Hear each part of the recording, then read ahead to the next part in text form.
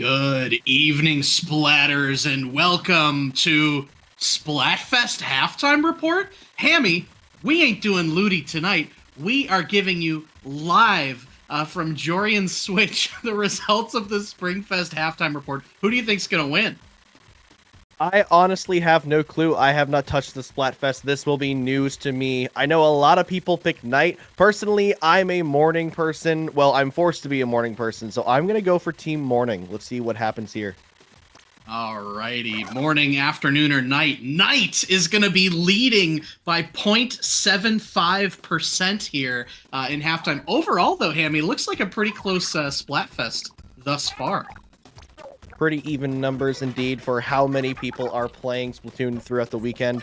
But we still have, I think, another hour left of the Splatfest, so we'll have to get those results later. But now that that's over with, welcome to LUTI tonight here on Splatoon Tourney. I am Hammy. I'm joined by my great friend Sofa King, and we have a very, very fun set coming up that we're both excited to commentate. The Grillers versus Retirement Home.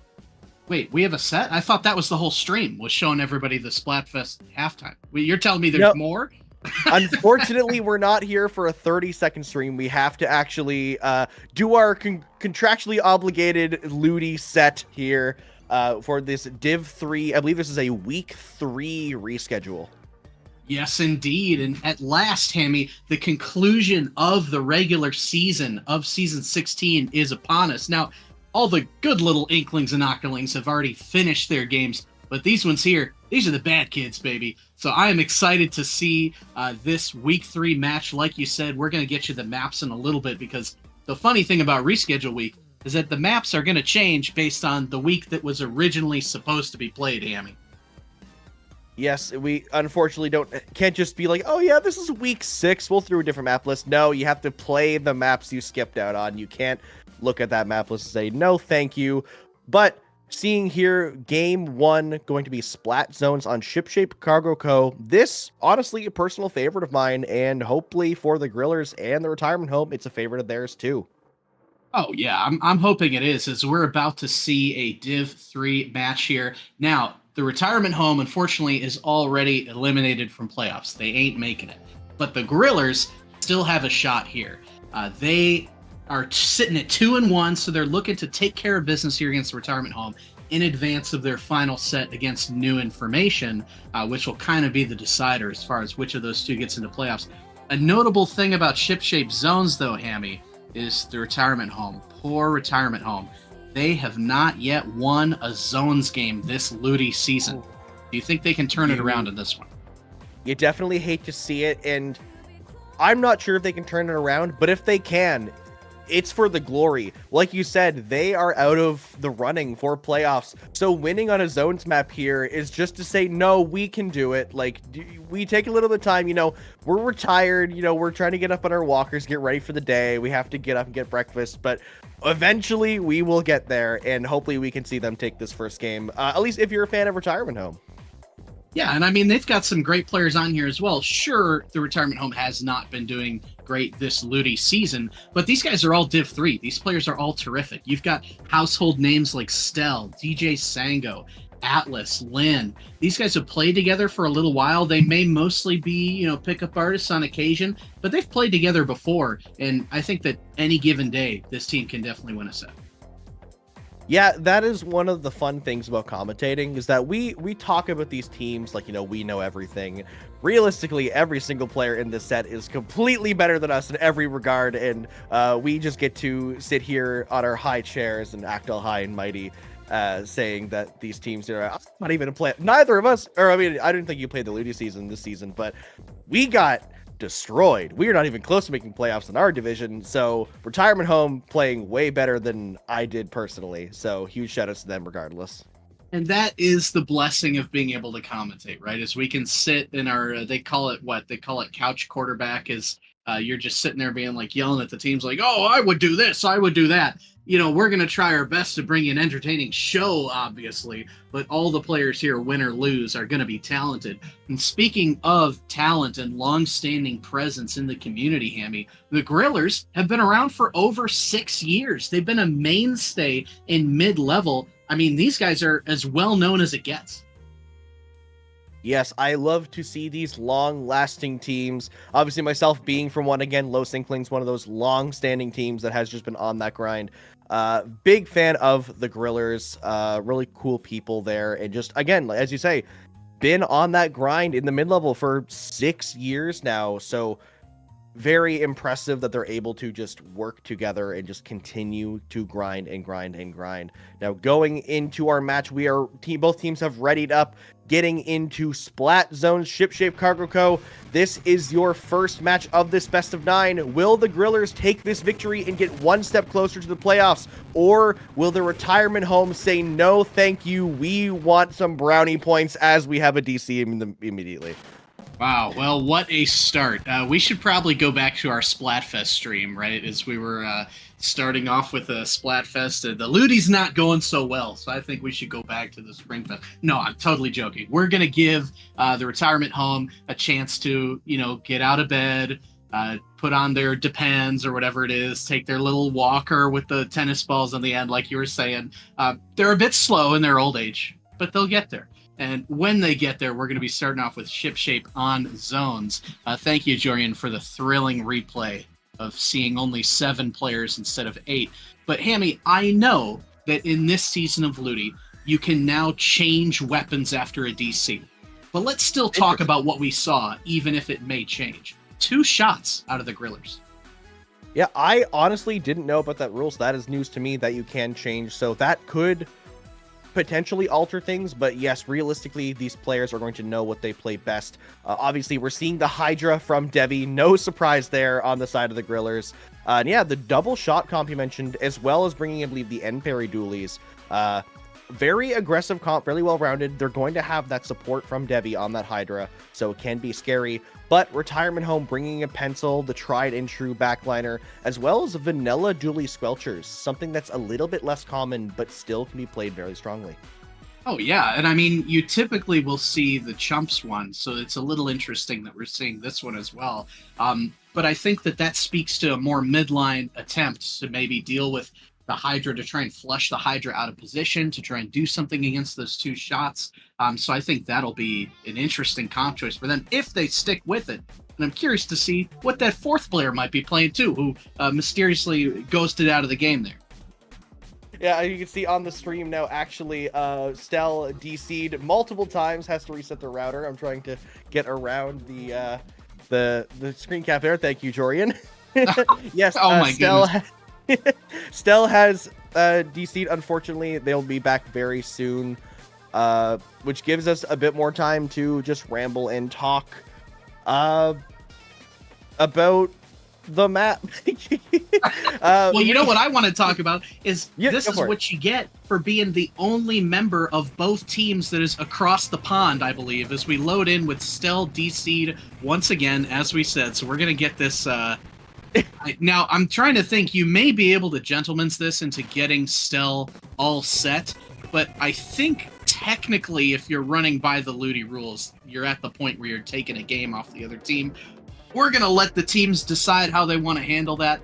But yeah, I think everybody here is in the West, and then we've got Stel over there in the UK desperately trying to be like, oh, come on, guys, let me in here. Yeah, that definitely may be the case. And as you said, it's going to really be the player's decision in the ruling. Again, with us doing this Splatoon 20 broadcast, we're not LUTI TOs. We don't have any say over it. It is up to these players. So Grillers have the option to gentleman's agreement, let Stel get back in. Maybe they're like, no, okay, we'll take the set just because we have some... we'll take the match, sorry, because we got to get this set over with, have some places to be. I know the Grillers are playing their next LUTI set, their other reschedule, right after this, on their own, not on LUTI tonight. So maybe they have somewhere to be, but just gonna have to wait and see what the players are thinking here. We've talked a little bit already about how the retirement home has been taking some L's this LUTI season, but we want to put that aside for a second and say, on paper, both of these teams are getting similar results outside of LUTI. To again reiterate that this is anybody's set. The Grillers are typically peaking in SOS at, the Great White level. They're making Great White. They're maybe not podiuming Great White, which is around where you expect TF3 to be. And for the members of the retirement home, like Stell, DJ Sango, all these folks, they're doing the same thing. They've peaked at 5th place in SOS. They peaked at 4th place in Neon Whale. Speaking of which, Lynn just the other day was playing in a separate pickup in Gamers for Giving, the charity tournament that IPL and DAPL was running, placed 9th in a stacked tournament, Hammy. So anything can happen, especially at this level of play. These players are so similar in skill. Yeah, definitely. And something to take note of as well is the Grillers, being an established team for so long, are going to be, running the same players they always have been. But retirement home being a pickup, there is those slight differences. Calling back to yesterday, for those of you who watching LUTI tonight, I was commentating the DivX set between Floaters Grapple Light Fest and Moonlight, and they both those teams. Well, Moonlight was in Gamers for Giving, and half of Floaters were in Gamers for Giving, and the half of the members on Floaters beat Moonlight twice in Gamers for Giving, won the tournament overall. But in that LUTI set later that day, Moonlight took it 5-2. So when you're on a pickup and those rosters change, it can drastically change the results. So it really is just going to come down to these 9 specific matches, or hopefully 9, maybe less, and just see how they play on this given day with this given roster, as I believe we are finally getting ready to begin this best of 9 set. Oh yeah, and hey, no strangers to Game 9 sets is the retirement home, as previously we had one broadcasted on LUTI tonight, but oh my gosh, Hammy, we're seeing 8 players in this lobby. I think we're actually going to start. Fashionably late as we like to be in Splatoon. The Grillers in the purple, retirement home in the green. We are running in here. Yes, we are seeing same comps as we saw previously. Able to see Stell's weapon now, the S-Blast coming in. Yeah, that's an interesting pick, and they are truly going like more of a midline comp for this. Do you think that is the move, or do you think the extra paint from the Grillers is going to help them here? I think the midline comp is going to be somewhat successful, but they have to be careful of the pressure from Debbie on that Hydra, going to be able to outrange essentially their entire comp.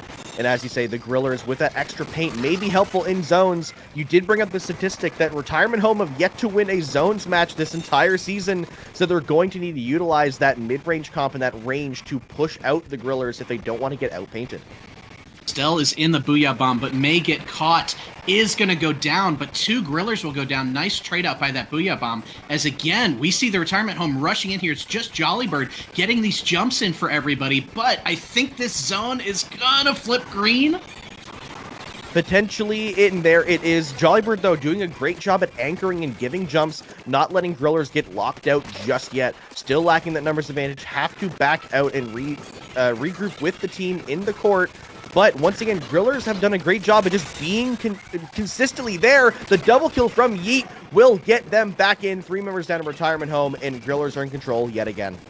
I love the special value that we're seeing from the Grillers. Every time they pop something, it makes a difference. So we're seeing Devi loading up on this left-hand side with Yeet as, oh my gosh, the Dooley Squelchers is going to make a move here along with the strikes. Those points are ticking down, so this next fight is going to be a big one. We see the shot go down off screen. 3 down again for the retirement home, helped by Yeet. Devi tossing that booyah to keep the pencil at bay. And oh my gosh, no, the pencil just went down, Hammy. That could be a knockout.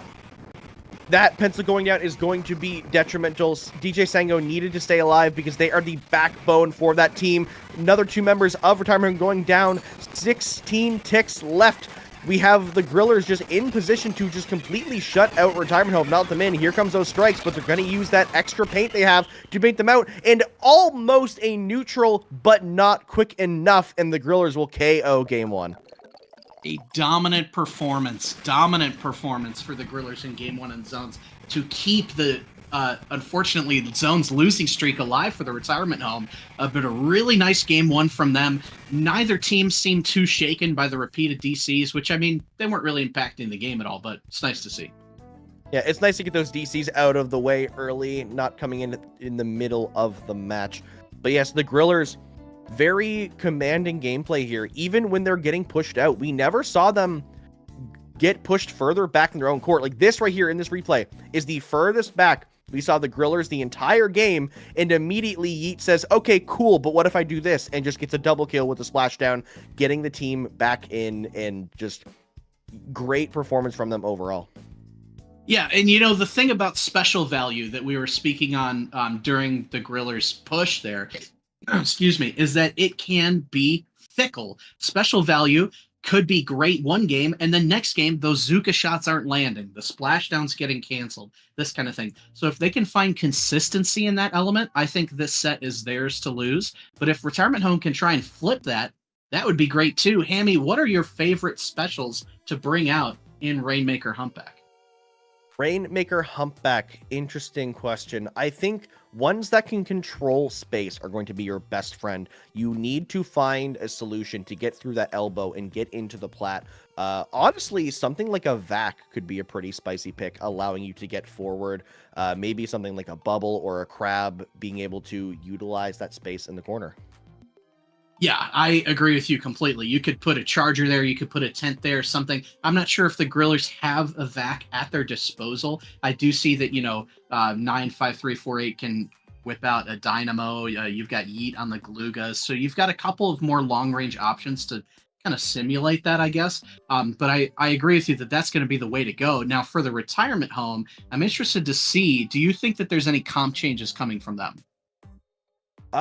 There very well could be. I mean, obviously, we talked about how their comp had less paint and it didn't work for them well in zones, but Rainmaker is a different story. I do see some of their weapons working decently well for the Rainmaker, though they lack that popping power that the Grillers has, mostly from Devi, but also running a comp with a lot of bombs, with a lot of just raw shooting power, able to pop that Rainmaker pretty quick. So maybe I'd like to see some either popping power or just like a cheesy special from Retirement Home to kind of get them back in the game.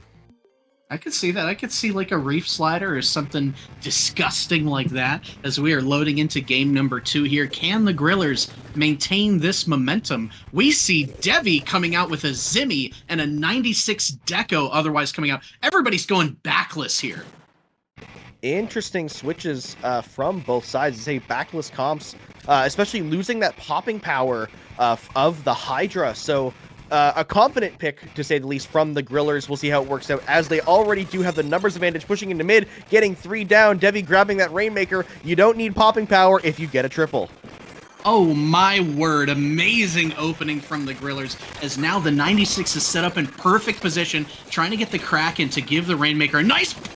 But the Rainmaker will be bombed, which will cut this push short.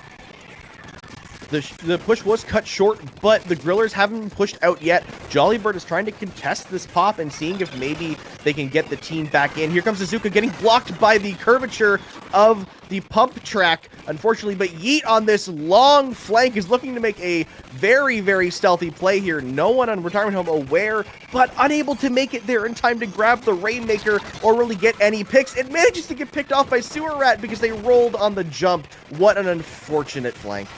That was unfortunate. With the blaster and the dually, you kind of got to be ready for some shenanigans if you're camping jumps, and unfortunately Yeet was not in that moment. So still anybody's game, as one member of the Retirement Home does go down. They are going to be looking to break this check somewhat soon here, Amy. What is the most effective way to do that? Your best way to get the checkpoint here is to get some specials, get some decisive picks, as they just have done there. They got 2 members down, make that a wipeout, and that is exactly what you have to do to get a checkpoint. I don't even have to answer the question because Retirement Home did it for me. Tuco says, tight, tight, tight, yeah, as they grab that checkpoint for the Retirement Home. And now it's Sewer Rat going on the flank, who had previously stopped Yeet's flank. Are they going to be able to see Sewer Rat and another jump coming in, taking away so many eyes from the Grillers as they do lose 1, 2 on the side, 3, it's only that one flanker, and Hammy, that just did not work. That is 2 for 2 for that long left flank, backfiring for each team now. So maybe these players might be a bit more hesitant to take that long flank going forward, or they say, no, it's going to work this time. Interesting. I'll be interested to see how that's going to play out. But we are now just about halfway through the match. Both checkpoints are gone. This is just like Splatoon 2 Rainmaker now. There's nothing holding you back from getting an amazing push once you get a good, clean wipe. About as close as it can be here with the Zuka ready. Zuka will go down as well as the Mini. It's only just the Kraken and the Rainmaker. The 96 trying to scamper around and play frontline and will take down Sewer Rat. Now trying to protect the Rain. Will get the blaster as well before trading out. Jollybird, though, kind of a panicked jump in, and big numbers again for the Retirement Home. Devi here on the right side, a little bit out of position for the Grillers, having to jump out and get ready for the defense before Retirement Home can make it in. They don't need much for a lead. They just have to get around the bend and take a couple steps into the doorway of the Grillers. There is that lead swap. Bubble going up, but 2 going down, and Grillers, the Zuka managing to pick off 2, but gets traded out. 1 player left on each side. DJ Sango trying to see if they can get their team back in with some jumps and not give the Grillers back any space.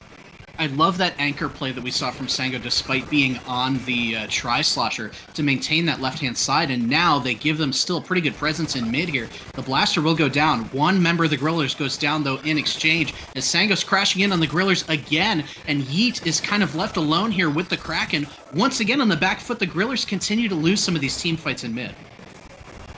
A bit of an early Kraken coming in from Macy on the side of the Grillers, not able to get in there and cause as much mayhem as they would have liked. But we have Yeet on this Rainmaker, able to just apply enough pressure with the Goldfish itself. 2 members left of the Grillers alive in that corner. A minute left. They're getting a little bit antsy, trying to find a way in without a numbers advantage. Getting pushed out of position by those strikes from Tuco will get that Rainmaker down and give Retirement Home some space to get back into mid. And there is a big wipeout from Retirement Home. It seems like way too often it is only the Rainmaker and the 96 left up for the Grillers, so they have to find a way to try and value flip some of this. And now this is what we're seeing. They're getting a bit less special value on their specials, which is really changing the tone of this game, as the 96 will go down up front. Yeet is trying to make a flank here. You got to draw eyes on the other side, though, as Jollybird is going to get picked mid-Zuka, and now it's just Devi who's trying to prevent a knockout, but the Blaster crashes in. Long wipe for the Retirement Home, and they're holding the Rain in prime position here. Devi tried to use the bubble to save Jollybird with that Zuka, unfortunately unable to. Now it's up to Macy to try to kill the Rainmaker. The Rainmaker does go down to another player of the Grillers. Overtime begins, but it's just Macy by themselves in a 1v3 scenario. They do get picked off. Yet another wipeout for Retirement Home. They grab that Rainmaker in celebratory fashion, now tying up this set 1-1.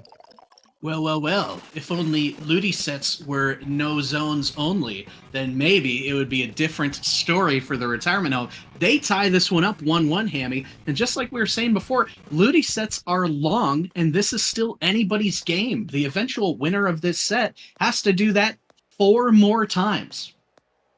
Yeah, it's going to be a long one for these players, and one of those interesting things with these long sets is every time you tie up a score, now it's as if you're playing a best of 7, but you're warmed up and you know more about your opponents, especially in Div 3. These players are strong enough at the game and understand enough to look at what their opponents are doing and react, adapt, and understand. So hopefully going forward in these next up to 7 games, we're going to see some changes, some adaptions to what went right and what went wrong in these last 2 games.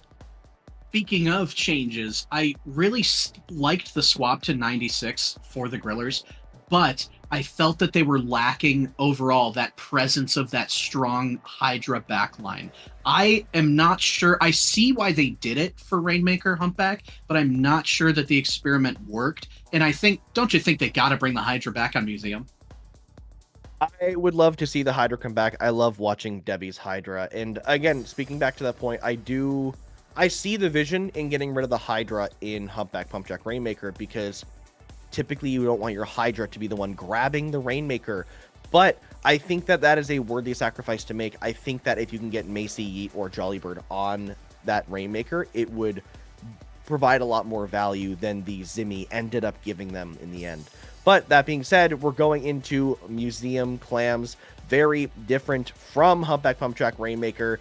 I think that having that range is going to do wonders, and I'm expecting the Hydra and the Pencil to be coming back on both sides. I agree with you. And if we're speaking on teams being better or worse at certain modes, Clams might be a strong one for the Retirement Home.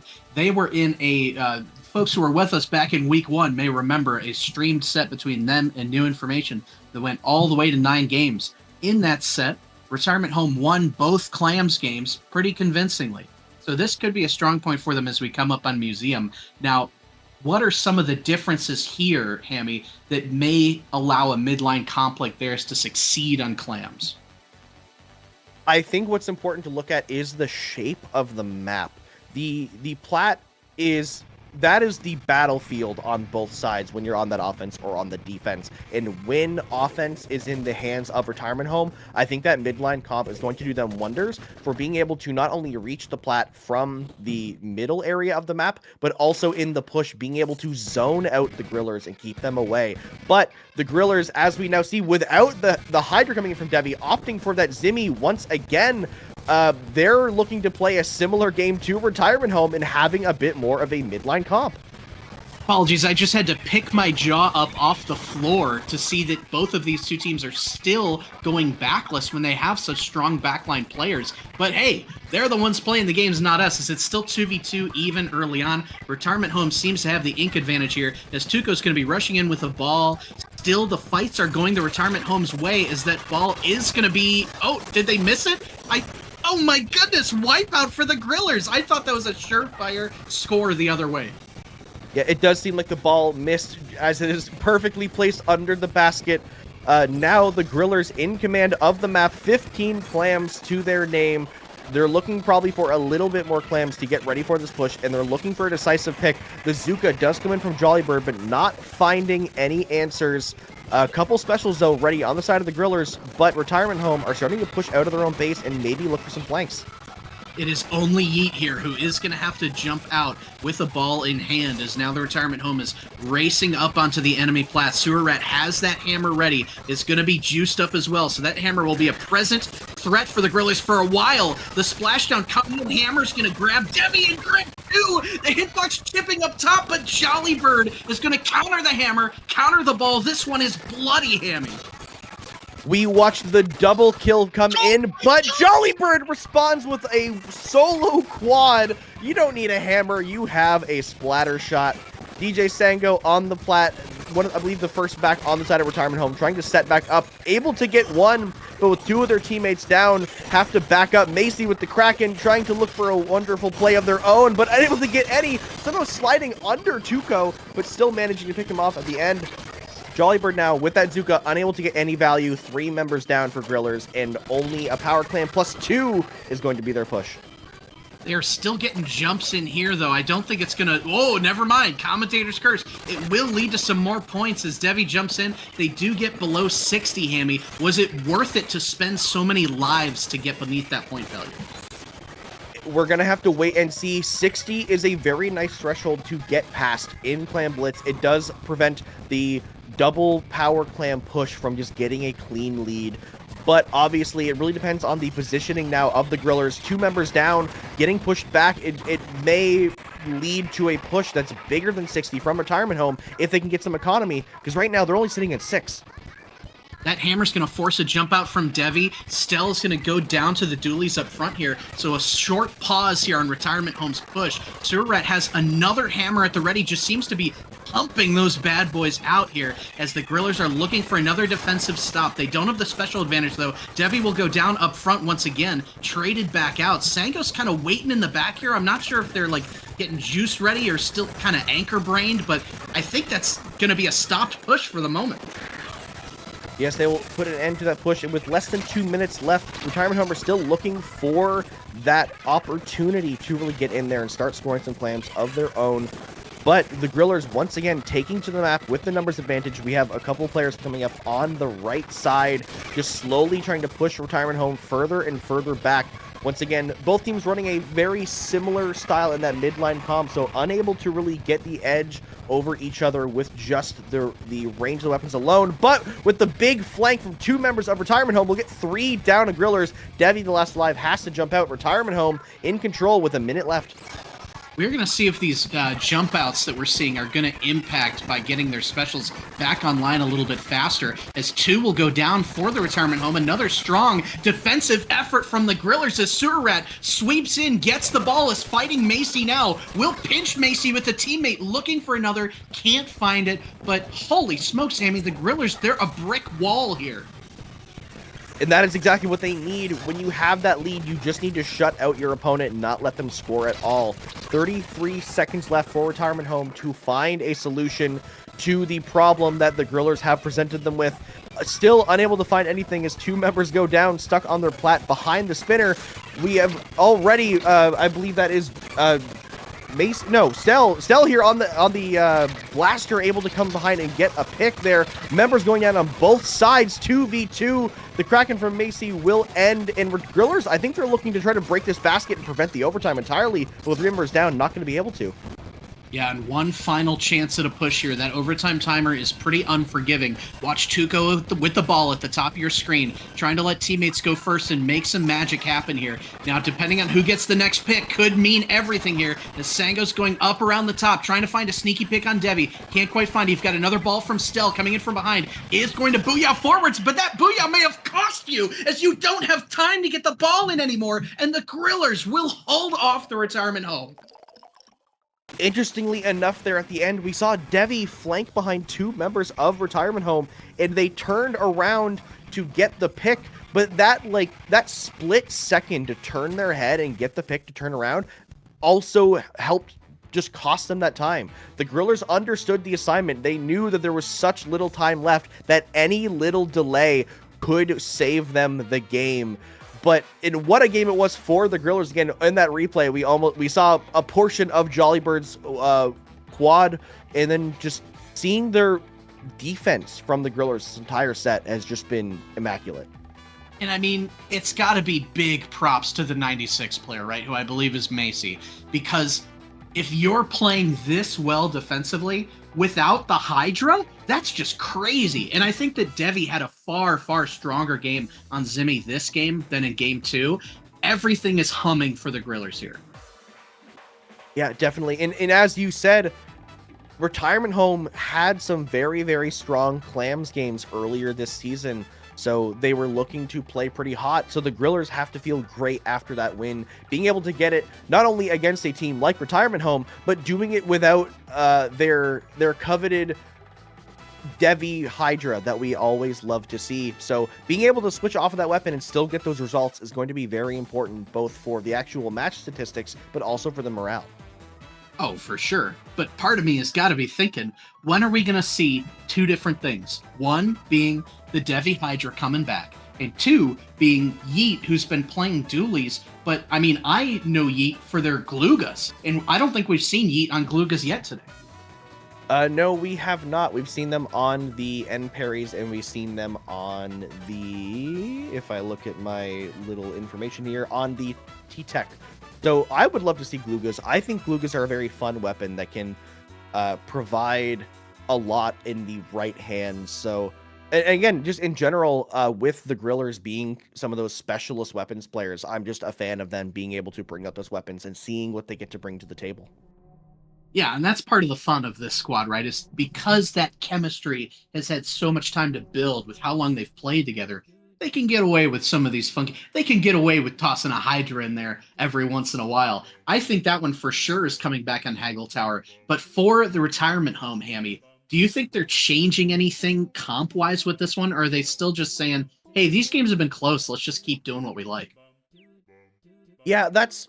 excuse me. That is one of those things. It's going to come down to the team. I think they have a lot of good utility for tower. You know, they have a bucket, they have a blaster, which are very strong main weapons in general. They have strikes, booyah, a lot of those things that you typically want in tower. And here we go. We see the bucket coming back, but opting to run no cooler. Both sides, there is no coolers across the board, which is something you love to see, but don't get to see very often. Praise be, the meta is alive and varied as we see Stell also swapping to the regular blaster here. The Glugas coming out for the Grillers, as well as Heavy Deco from Devi. Which set of changes do you like better?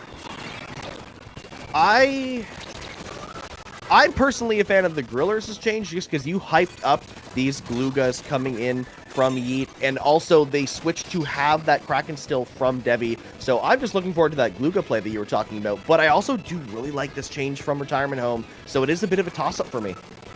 It is interesting to go off the Booyah for tower, but they compensated by keeping those strikes. So I think that that is a totally fine change from the retirement home as they are loading up to defend. The Grillers' hot start thus far. Sewer Rat, who's been an ever-present midline force here, is going to get a nice pick up in the middle, leading to 3 down for the Grillers. A great stop now for the retirement home.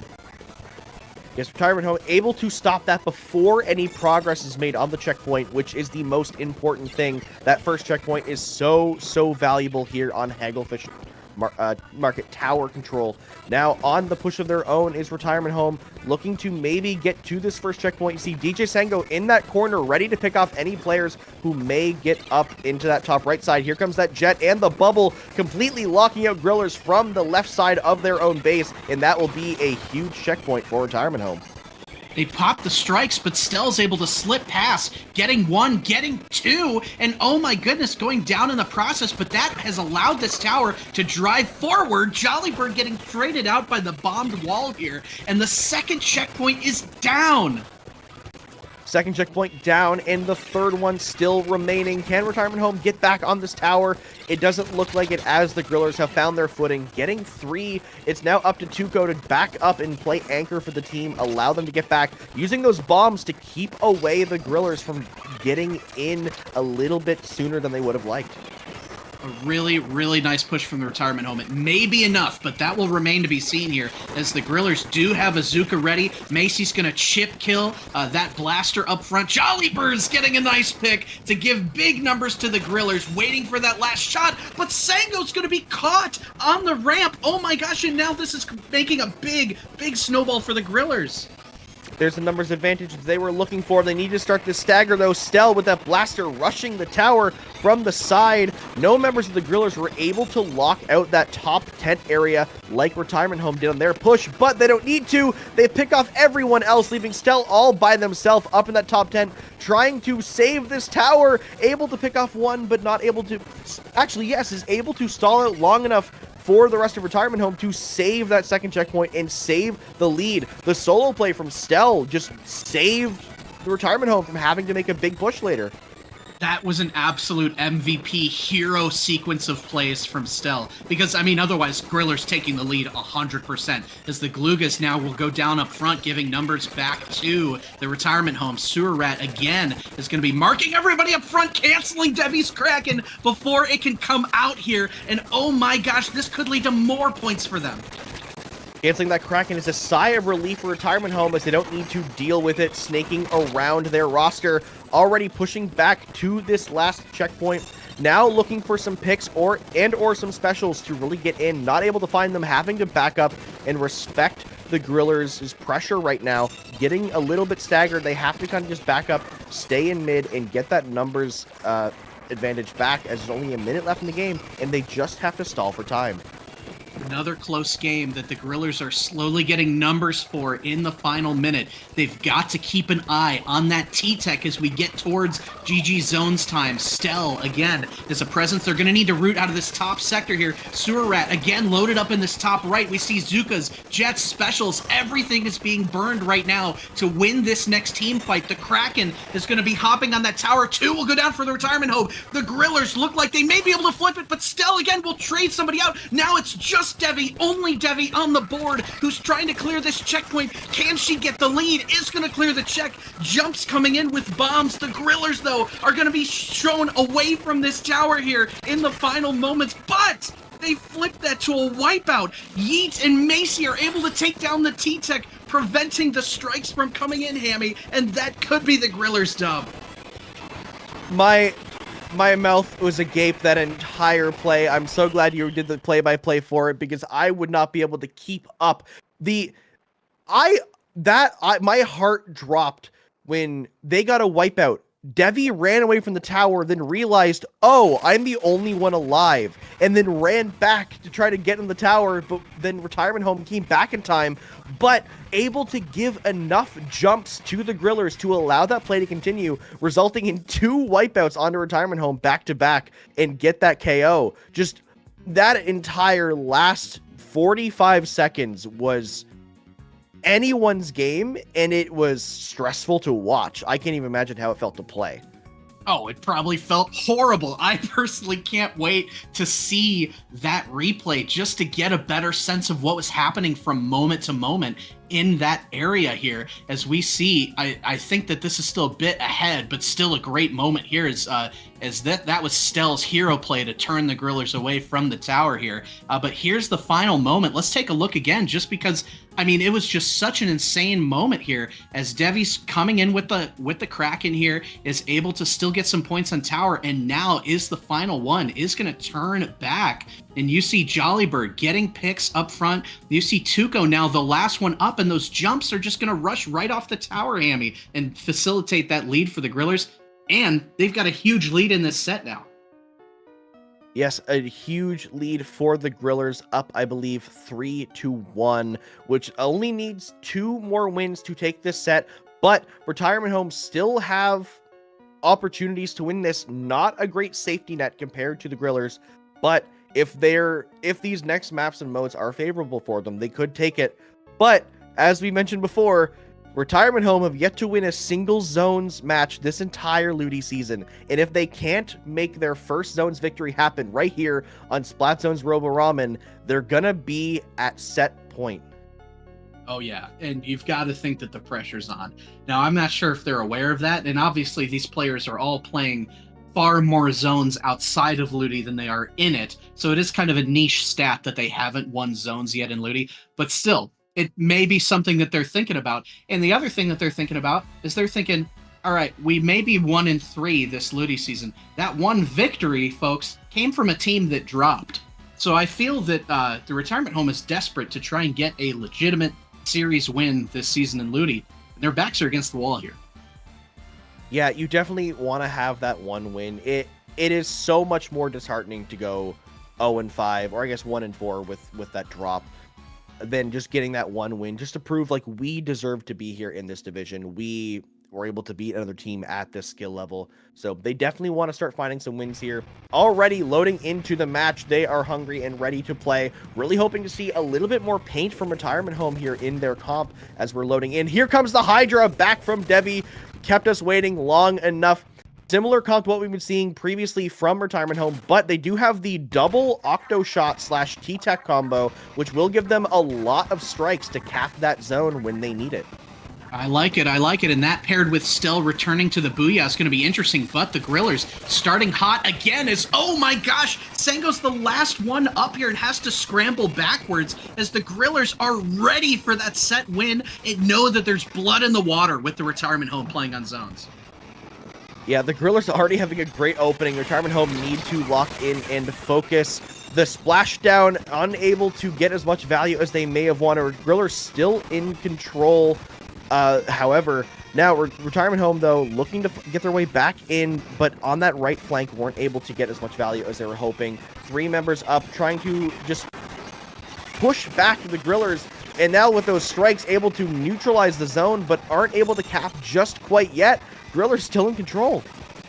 Yeah, this seems like a coordination misstep, right? When you've got 2 sets of strikes and a Booyah, you've got to be flipping the zone pretty much whenever you snap your fingers, right? But it was not able to happen there. They've got one more shot at it here as Sango and Tuco are coming in. Here's the strikes coming in again to try and flip that zone, and it looks like it may happen this time. This fight's gonna make the difference here. A trade out up front, and now it's just Stell who's fighting here. Sango gets the jump in. This is the last hope with Sewer Rat there as well. They can't manage it though. And Hammy, you've got to think that they're wondering what went wrong. That game was so fast. It seems like no matter how much Retirement Home paint, they can't outpaint the Grillers. We saw 2 players jump in to Stell at the 2 tick mark from losing, and with all 3 of them painting the zone, they weren't able to get that neutral and get that cap. I don't know what the Grillers have been drinking, but I want some because they are painting flawlessly. Yeah, I love it. And I think that the combination of the 3 heavily frontline weapons, right, the end parry dualies, the 2 shots, with the Hydra to back them up, just means that they can be so aggressive all the time. They're getting those jumps back in from the Hydra constantly. I mean, Robo Ramen, in my opinion, was built for backline and built for sustained zones play like this, and the Grillers played it to perfection. Yeah, definitely. Now, something I would like to point out about the Retirement Home's comp that game is we saw multiple weapons we've seen so far this set, but played by different players. Yeah. Sewer Rat was on the S-Blast instead of Stell. Stell was on the Tri-Slosher instead of DJ Sango. And Sango was on a shot. They all swapped their roles there in that match, which, I mean, works if the weapons are in your pool, but it seems like a curious pick to make, especially when you're already down 2 or 3 games at the time. Sure, and I mean, there's something to be said for maybe those players in particular like those weapons on Robo Zones, but trying to make that swap mid-set can be tough because, you know, playing S-Blast and Tri-Slosh are very different. You have to have different muscle memory, different sets of positions that you're rotating through as the game goes on, and that can be tough to remember when you're just switching to it for the first time that set. Yeah, and with that being said, it was something that they tried out. It didn't work in their favor. Now, Grillers up 4-1. They are on set point. They are about to take one step closer to making the playoffs this season. But first, they have to win one more game and not let Retirement Home win the next 4. So with that being said, yes, looking here at our Division 3 bracket, thank you, Jorian. The Grillers, if they win this set, they will have to fight against New Information to see who will be going to the playoffs with Dreamy Wave from their group. And you know what, Hammy? Part of me is sad that we are not broadcasting that one, unfortunately. So if you've got dual monitors at home, keep us on one of them, and then keep if Devi's streaming the other one at 9 p.m. Eastern about an hour from now, put that one on too, because that's going to be a doozy. As the Hydra does return for match point for the Grillers, and on the other end, some big shakeups from the Retirement folks. A lot of shakeups. We are seeing the Zap for the first time, as well as the Stamper and the Pro. They have opted to bring back those sodas, which I think will help out Retirement Home because they'll be able to fight a little bit more confidently and get back a little bit quicker in those scary situations where they go down. Speaking of going down, though, Retirement Home able to get a couple of picks onto the Grillers, grabbing the Rainmaker first and are looking to make a push here. Already getting that checkpoint, but getting blocked out by the strikes. Yeah, really nice strike play to delay that somewhat, because it did get those picks in, and now you see that Sango and the Jump are kind of stuck here. Sango will go down. The Jump, however, is still going to live, traded out, though, by the Booyah, so I think that those strikes led to this being a far shorter push.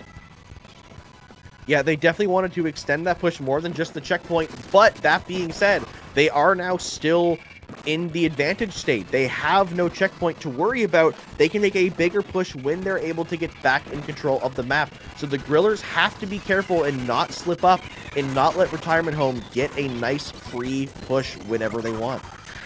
It's going to be tough to manage here, but luckily they've got that 3-game cushion, which is going to help them out a little bit. You see this map getting more and more blue here as a big fight in the corner will go the Grillers' way, as Tuco's going to be rolling out here trying to get another set of strikes to maybe do the same thing on the reverse side, but that'll be a checkpoint for the Grillers, and it's a 1-point game. Yes, the Grillers getting that checkpoint fairly cleanly. 3 minutes and 30 seconds left on the clock, so still plenty of time for either team to make a big play. But unfortunately, Sewer Rat dropping in with that Stamper, looking to maybe clip farm the Grillers, unable to get those picks, but did buy just enough time for the rest of the team to return and manage to pick off the Rainmaker player but on the Grillers. But with that pop, with that grab, they will get a lead, but nothing substantial. Massive defensive stop there from their Retirement Home to keep this game winnable from both sides here, as the Grillers are going to be crashing in, grabbing Sewer Rat on that Stamper, which is new from what we've seen. Do you think so far, Hammy, the changes are working, or is Retirement Home just playing better this game? It could be anything. Maybe the changes is what they needed to refresh that mental state and get and kind of unlock something that they were missing. I think that we have seen a little bit of value from these new weapons, from what we've seen. I feel like the sodas will do them wonders from that Zap from Stell. And now already the Grillers, though, pushing in, walking past the soda from Stell, and just trying to get a little bit more lead. 3 members down, but it's just the Crab, but that is perfectly enough to take down the Rainmaker. DJ Sango able to let the Retirement Home hold on for a little bit longer. Massive moment from the Crab as Retirement Home is hanging on by the skin of their teeth here. But oh my gosh, Jollybird is able to slip through and grind it down to 15. That could be the LUTI set winning swim right there, Hammy. Yes, able to just fly past the rest of the team, get those points, and now the Grillers refusing to leave the base retirement. Actually, another Rainmaker push happened, I think. I think the Rainmaker just went further because that was at 2, so not even sure what happened there, but the Grillers just relentless in the retirement home's half of the map and still not giving up. Devi last alive, but has that range to just consistently poke at the team regardless. We may be seeing here the benefits of being an established team over a pickup, where these moments of communication, or rather miscommunication, can lead to such huge swings in the match, as now the retirement home has a mountain to climb to get to 1 point remaining to take the lead back with only 1 minute to go. Yes, they need 1 point, which is essentially a KO in a minute, which is no easy task, especially when your opponent is a team as old as the Grillers. They know what they are doing. They are playing very comfortable weapons. The map is looking pretty blue right now, which is not great for the retirement home. They're going to need to find some positions, get some paint. Here comes the Crab, focusing Debbie, trying to remove that backline, able to cut them off, but getting shredded out, and the Rainmaker carrier will get picked off. On the Grillers, 2 members down. Retirement home, with that numbers advantage, could take some space in the map here with 30 seconds left. We are going to see a Surat's going to get it started with a nice pick and getting 2. Jollybird as well. It's just Devi now. Now they've got a long way to go, does the retirement home. They still have to take this right-hand side, as now you see all these members crashing up in here. 1 will go down the right away, 2 down, and oh my gosh, that may be the game right here if you play your cards right for the Grillers, who are going to be coming in. You see 1 member flanking. Yeet is going to make an attempt to get the rain, will be picked here. The strike's coming out, but Macy is going to come in and get the rain, and that'll be the set win for the Grillers. Huge flank from Yeet, got called out and spotted, but they weren't ready for the second flank from Macy, able to take out the Rainmaker plus the other player there. And yes, the Grillers, in a very convincing 5-1 set, will take this entire game over retirement home and again are 1 step closer to making the Div 3 LUTI Season 16 playoffs.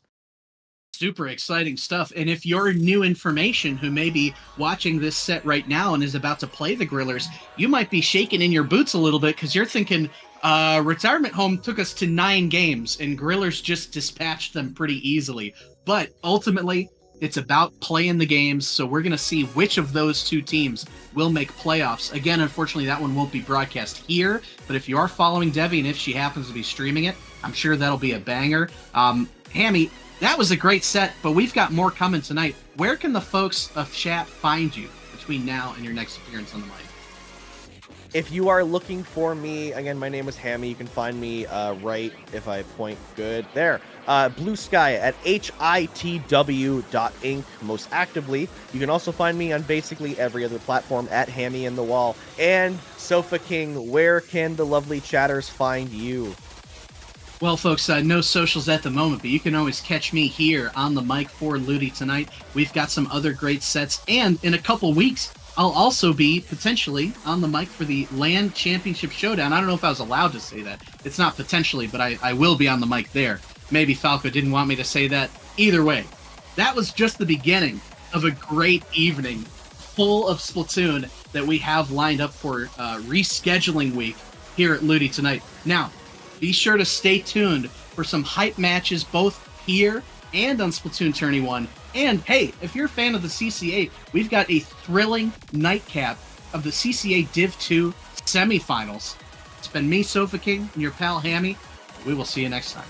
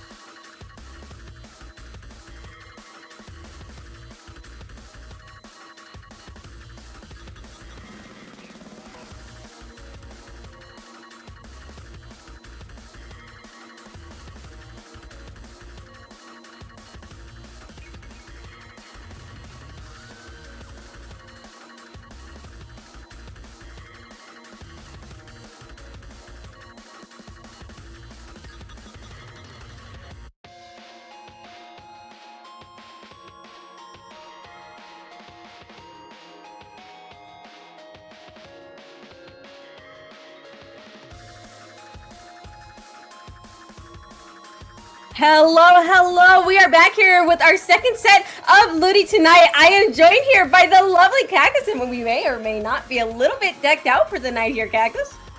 Absolutely, Fufu. You and I have coordinated an amazing outfit coordination for this amazing back-to-back header set that you and I will both be commentating. That's right, you guys get 2 full hours of Fufu and myself. And without further ado, we're starting off with a hot set. YouTube to MP4 versus Rice Cake. Oh, I'm looking... Yo, wait, that's Nell! That's Nell on YouTube to MP4! Oh, wait, that's our commentator, like, homie right there. I'm not biased at all. What is a little biased is probably going to be the set record, right? Rice Cake is 2 and 2, YouTube W4 1-3. So YouTube W4 being a little bit the underdogs here with their sets. So you know what? Maybe a little bias could go a long way for them as they're looking to make their record a 2-3 to finish off the LUTI season strong. Indeed. And we're going to be starting off on ship-shape zones. Oh boy, I'm already looking ahead. I do not see Humpback. It doesn't exist, by the way. No, it doesn't exist here, Cactus. No, it does not. Look at these cups. We're rolling right on it in. I'm already loving the uniqueness of the dualies. Oh, Squeezer! Popping on out from the side of Rice Cake. Okay. Interesting. There's a little bit of a change up besides that. You see your usual, your pencils, your edits, your swords, your wipers. A little bit of a dually and bucket as well. So I love the uniqueness here. Right away to the YouTube MP4 taking first control of that zone though, and having a little bit of a trade go off in the center. There's a little bit of scrap here in the center, indeed, as the zone remains neutralized, but YouTube MP4 is able to grab that zone once more here as we're slowly trying to make this space. That is a dangerous fight with the Stamper right there, but the zone, once again, continuing to be neutralized. It's from getting grabbed to neutralized. We're gonna see. I was about to say, this is the longest neutral hold of zone I've ever seen. Okay, we finally get the cap. YouTube MP4 has still control of that. 20 points down on the board. And they have a really strong lead they can keep leading up with. That's pretty much a delayed wipeout, but players from Rice Cake will jump on in, going back-to-back with trades. The Dualies will get get 1 player out to Squeezer. Will Zuka to get 2. Fortune not finding a 3rd, and Rice Cake will flip that zone back. Beautiful zone flip right there, leaving Bubbles as the only person in center. And we're jumping out from the pit here on the side of YouTube MP4 to get ourselves to get in the same spot. I love those strikes coming out. Crabs, I think it's going to be coming out from each side, but it's just right on those of Rice Cake. YouTube MP4 able to grab that zone once more before they're able to get lead. Yeah, absolutely. Great job by YouTube to MP4, being able to stall us out, grab that zone a little bit, work on some penalty points, but now it's Rice Cake going to grab it back in the numbers advantage as well. 1v1 here against the Slash, who will barely jump on out. Oh, they should have been down, but the Splash is a little too high. But with that, it's going to be Rice Cake in control here, building down those points. No specials up just yet, but they will have that cooler to push on forward. You do see some fancy footwork. A nice little bomb will take 1 down. Sherbet trying to get a pick on 1, will get another. And that is the lead swap as well. Yeah, and not to mention that it's 3 down on YouTube to MP4. It was 3 down there. Rice Cake is looking themselves in a really good position despite the Zipcaster feeling silly in the back. But these points are ticking down and ticking down fast here. 30 ticks left here for Rice Cake before a knockout. And YouTube to MP4 just trying to toss everything they can to get themselves back in the zone. 2 down on each side. Cactus! They're right there. They have to grab it. It's just trades on trades happening in front of zone, not on the zone. But YouTube with MP4 will strike back strong, get that zone cap, and quickly take over that top right bridge area, as well as the underneath to try to hold pressure. Down goes the Crab, trading with Nell, and they're going to keep more pressure added up. Hammer will come out on the side, get 1 down, going through mid with 2 players down on YouTube to MP4. This might be a zone flip. Yes, it is for Rice Cake, Fufu. Goodness, YouTube to MP4 able to keep themselves in the game for just a bit longer here. 2 minutes around left on the clock as they are fighting to take the zone back. Love this cooler coming out for the side of YouTube to MP4 here. Just everything is coming out. We're seeing strikes too here to try and just take this top left side off of the hands of Rice Cake. As Rice Cake slowly being pushed back here, forced to jump out. There are picks happening here in the favor of YouTube to MP4. Huge flusher pick by Bubble. Another great assist. Down goes that hammer. There's the crab being used lower on the right side, but the pen goes down. There goes your paint. Now a lot of aggression being forced on that bottom right section area. You're going to see the splash switch on over. You're going to see the two longest range weapons on that right side get pitched out. There comes a laser in the center. They're trying to apply more pressure. A lot of paint being thrown down. Here comes Zip to try to get any picks. Gets one, but the zone will flip right before lead. It's a 2v2 situation on the map, and Blaze does have crab ready, and they're going to set up pretty highly here, unless the duelists can flank around to try to get the pick, but here comes another, and they will get squashed. Oh my goodness, so many great fights happening in here. YouTube 94 able to cap the zone once more here, but it's going to stick back. Nope, never mind, it's Rice Case. What? Sometimes we cannot say things. Things will flip, but it's going to get really tense here during this, as we're approaching this last minute of the game. Both of these teams once you remove the penalty points out of here, it is a 4-point difference in lead. So this is going to get really intense really quickly here, Cactus. Oh, absolutely, Fufu. And you already see this intensity, building up here. The Zip will get one, looking for another. Goes down, though, as the players will play around that wall. Penalty points are counting down for Rice Cake. They are almost out of that, even though their staple will go down. They have a lot of pressure they're being able to apply. Bubbles is trying to get a pick on this side here. Gets picked off. Down goes the penalty points. Real points counting down. Only 10 more to go. They get squashed, by the pen. Thought that was a curling up for a second. Oh. And that is the zone cap. Rice Cake taking game number 1. Beautiful, beautiful right there at the ending. I didn't even realize that those penalty points were out of the way. Rice Cake just cruising down right there by the end of that, despite the efforts of YouTube to MP4 by the last bit of the game. That was a tight game. Was a tight game. Absolutely. I mean, you had a lot of great team fights coming out of both sides here. Just when one team might have had the number disadvantage, those last two remaining players were able to stay strong together and maybe coordinate a little bit of a stall when it came to using some specials. I mean, as you see here, YouTube before on that back foot, nice, great little splat bomb pick, looking to apply more pressure there. A nice little combo there from Rice Cake to get that zone back as Ku goes in with Sherbet and overall gets that zone cap. Just the whole first game, a lot of great coordination and team effort by both sides. Absolutely. I feel like this first game was just definitely the game where both of these teams are feeling each other out, seeing what they can do as the set progresses. Oh, and everything's going to go out the window because Humpback Pump Track Rainmaker's here. The horse is here. God. Pina, the horse is here. Yeah? Yeah? Who doesn't love the good old classic Rainmaker on Humpback, where it doesn't matter if you get down to 1 point, there's still the option to KO. I don't like this map. I don't like this map, Cactus. I want to leave. Get me out of here.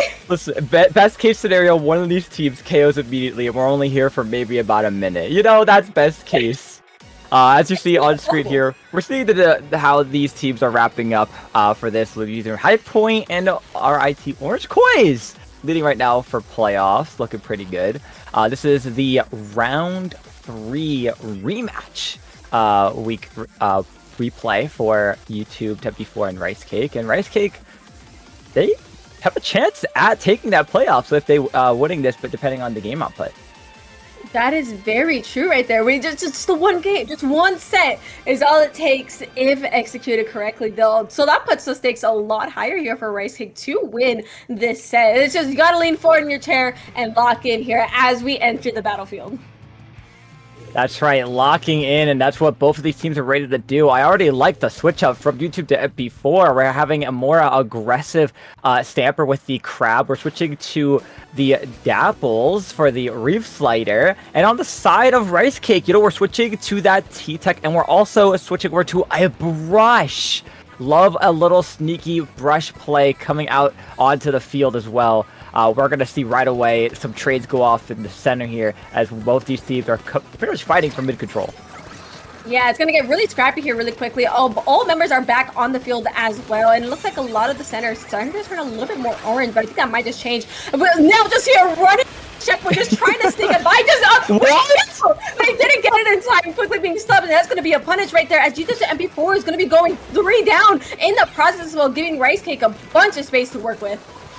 I was about to say, if that checkpoint got cleared, that would have been insane. We do see 2 players here from RightSeek trying to take control of the side, and that they will. 3 players down. It is only Nell left up, and that means this is going to be a free checkpoint for Rice Cake. A lot more pressure being applied with this whale spotting out the last couple players. Some will drop on down. Ku, you see on the side here, just kind of being a menace. They will slowly inch this Rainmaker forward here as they're going to start pushing forward. That Crab will try to apply pressure onto that Rain, but unfortunately they won't get them. But the Rain will fall down, and it's now a 3v2 on the map with a couple trees going off. The Rainmakers alone, though, they're just running it forward all the way down to 18.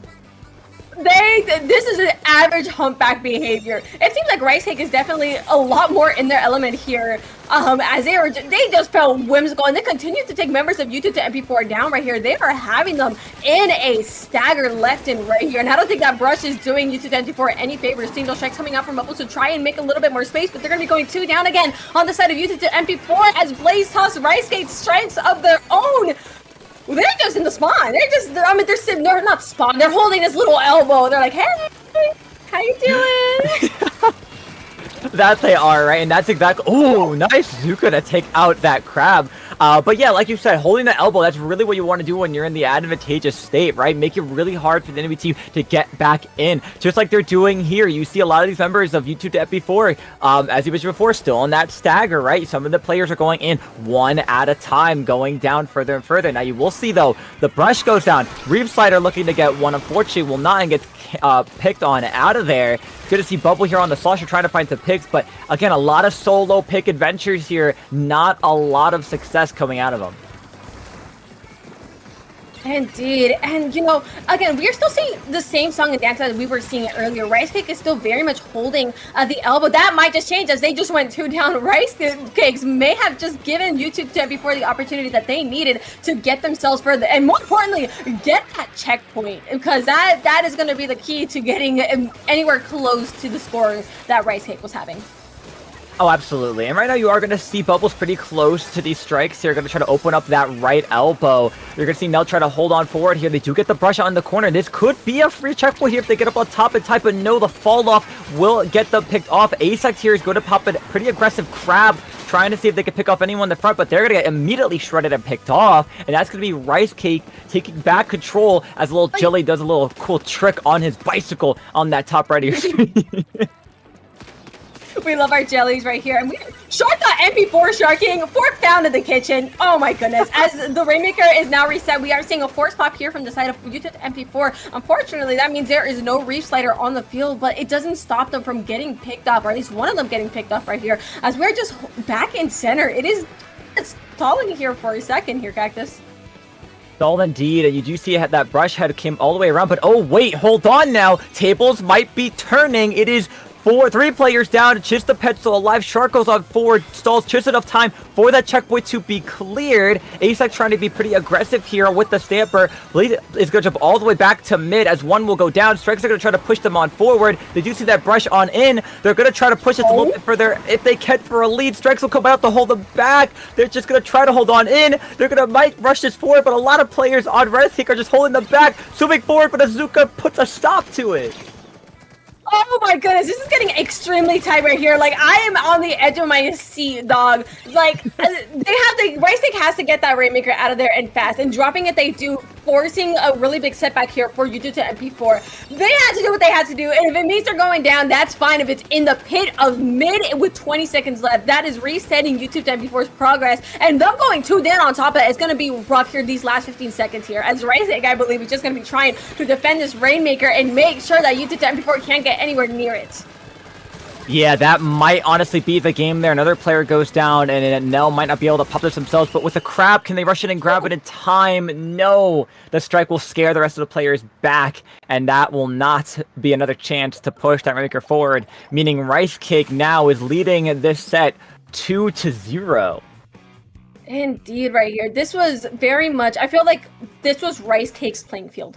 It feels like this was their map right here. Just by the way they were, working themselves around the map. They saw the opportunity at the beginning of the game and realized, right, this map is a little jank, to be honest. So we could just abuse that and really don't let YouTube 10 before get very far. It got very scrappy at the end. I feel like that's when it really got close. I know it was like really at the edge of my seat, but Rice Cake definitely had a lot of dominance throughout a lot of the game. Yeah, definitely. I mean, Red Kick did a really good job majority of that game just holding YouTube to MP4 back, but when YouTube to MP4 was able to kind of put that matching stagger onto Rice Cake, like you mentioned, is when it was just pretty much a brawl, and it was the players from YouTube to MP4 that were able to kind of get that push up all the way down to, I believe, 32, which is a good push, but just wasn't enough. I mean, it was very tricky to decide, when do you go in for that, right? Like, you have those strikes coming on out. You have the brush just kind of being sneaky in front of those strikes. I mean, overall, good effort from YouTube to MP4. Absolutely here, and we're going to be moving to a very different map. Museum del Pancino Clams, my beloved and the hated at the same time. You are either playing to slow down the game itself, or you are going to absolutely run forward and force the game to be fast. That is the two sides of Museum del Pancino. I don't know. I have a bias for this map, especially as a backline player, well, more specifically a charger player, because of its very open center. I feel like a lot of teams will get stuck or tend to get stuck in the center because of how broad it is. But if you can break past that, you're looking for a good chunk of points here. Yeah, absolutely. And, I was wondering what kind of comp these teams might switch back up to. I knew the brush was probably going to stay. Rice Cake might take full advantage of the brush's ability to just flank around, as you do see one of those players already off to the flank side. And that will be the brush, just kind of being a nuisance. And will trade with Nell. That means that's going to be no cooler early on for YouTube to MP4.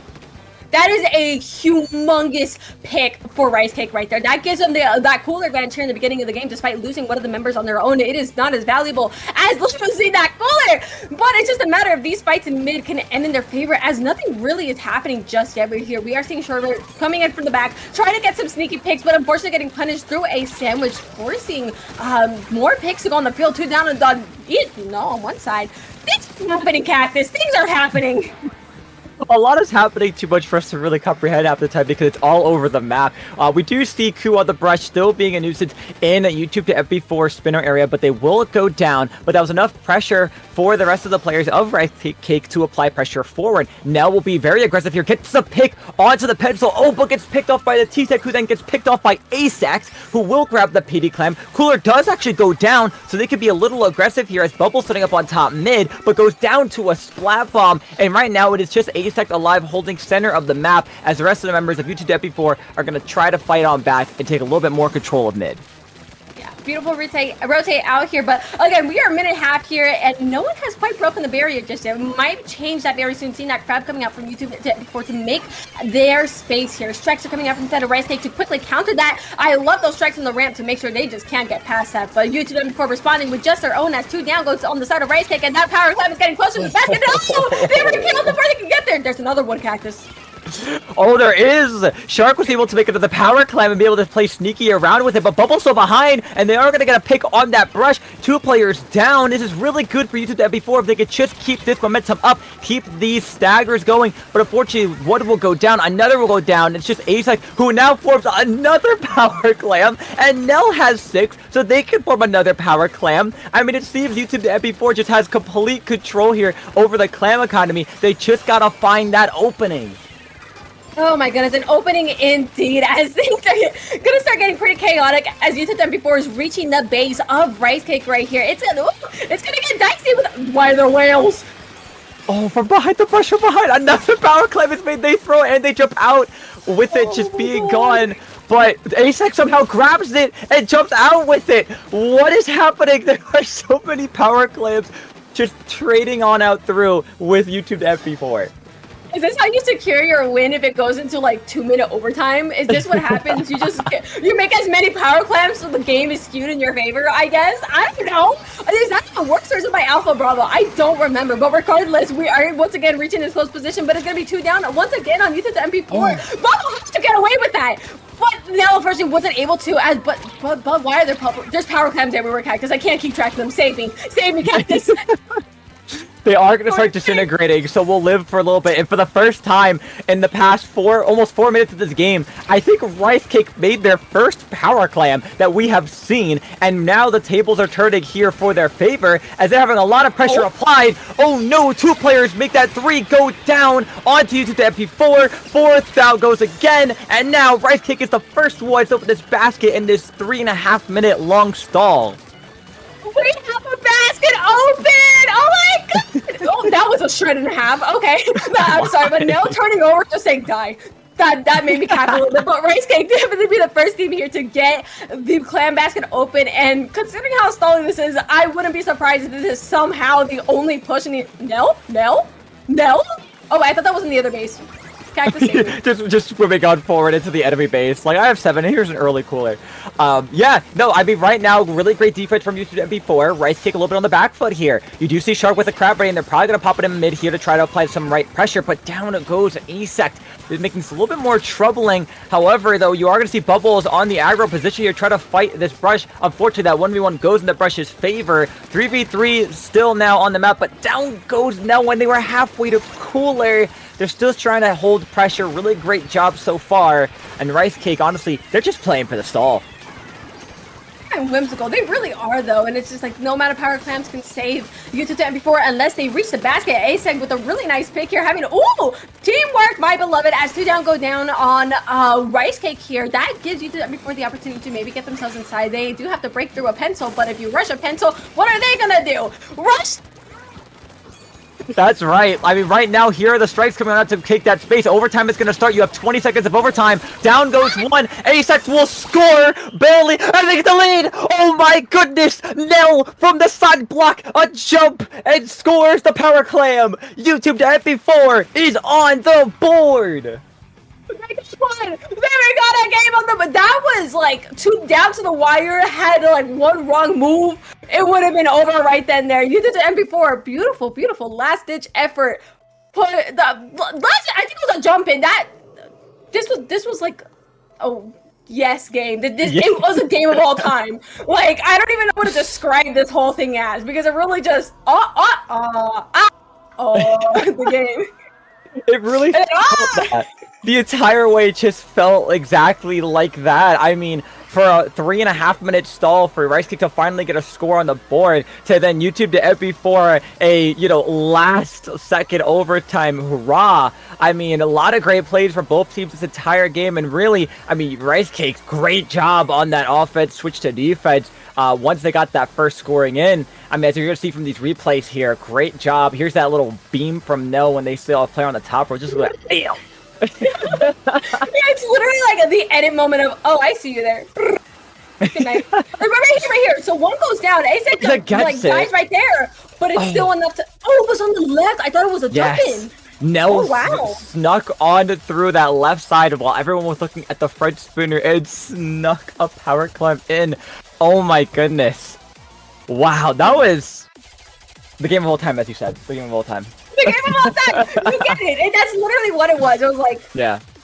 What is happening? The game. I don't know. I felt like that's just museum. Like, I called it earlier. I said this thing is either going to be stalled to all those what or, no, I didn't say that. I'm a liar.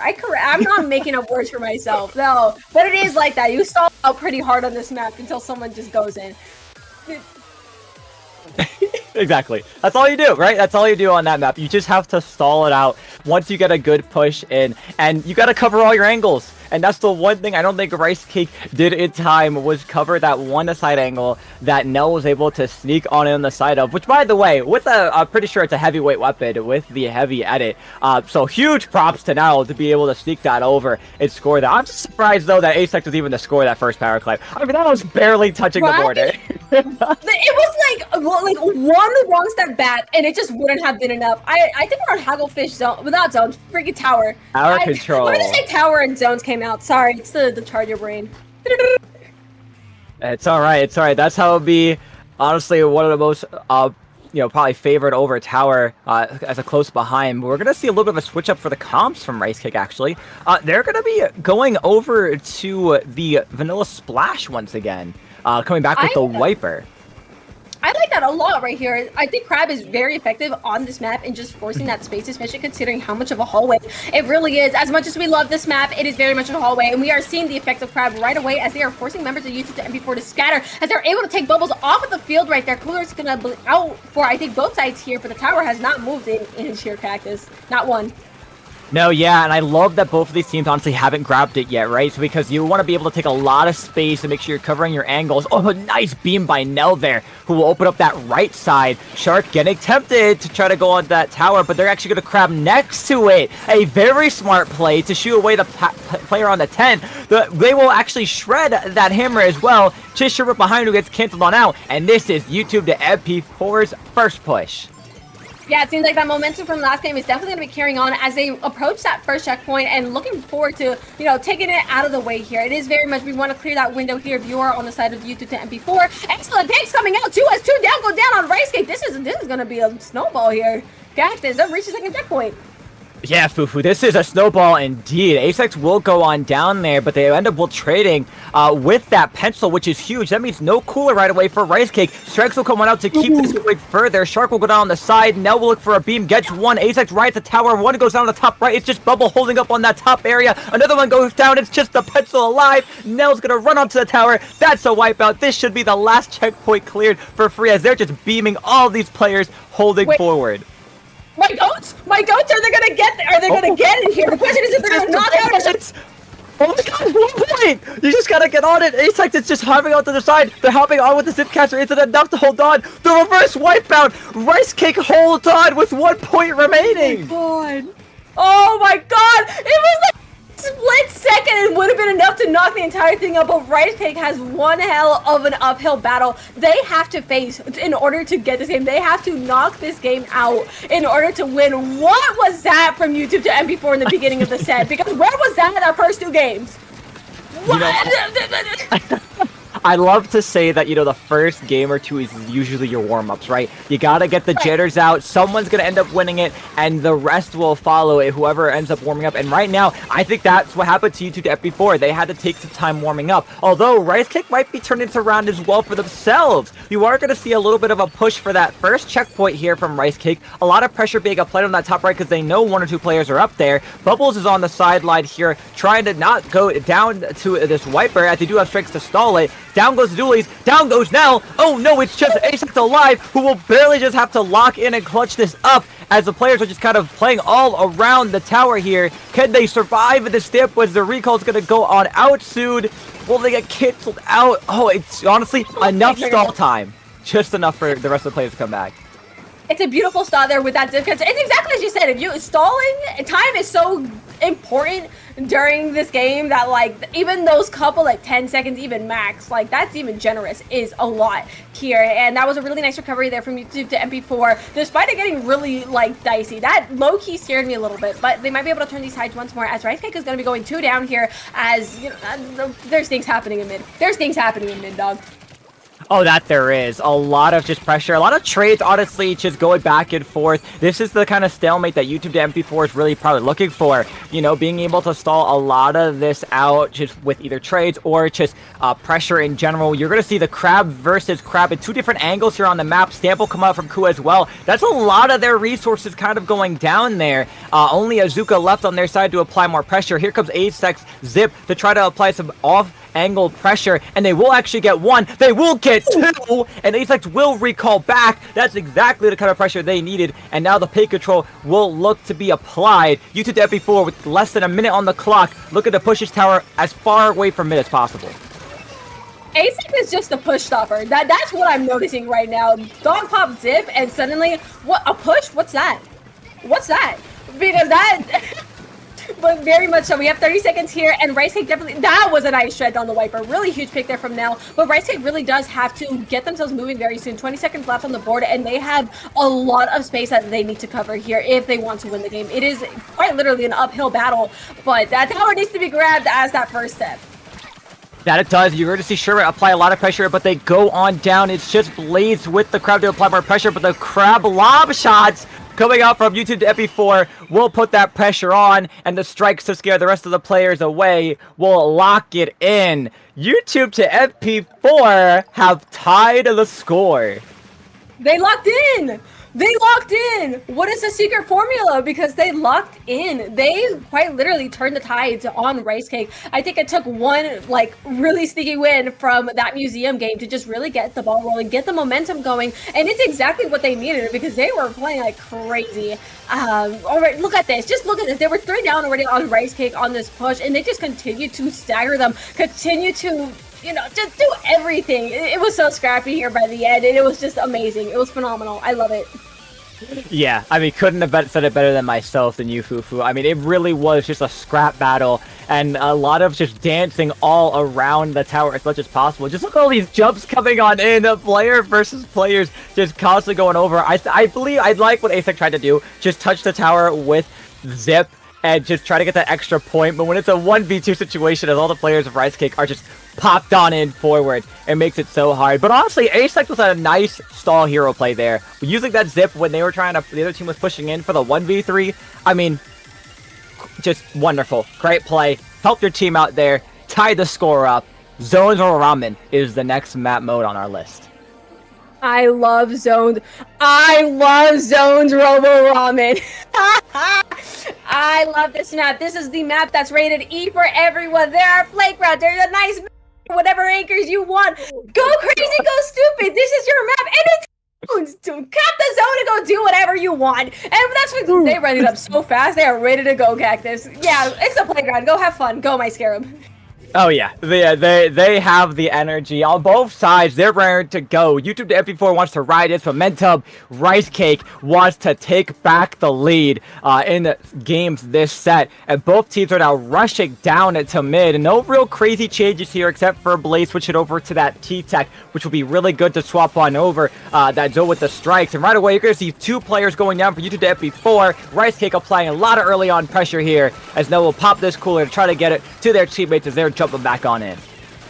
Indeed. Rice Cake again able to have that first cap right here, seeing those strikes coming out from their side as well, forcing the crab to reposition in a not so fun position as we see here, and just Sherbet able to take a really nice pick there on Mel, just taking the edit off of the field. It is just a lot of things here that are just in Rice Cake's favor. YouTube MP4's members are kind of scattered across the field, and with one of them going down, it's adding extra, salt to the wound here as we are past those 50 points here for Rice Cake.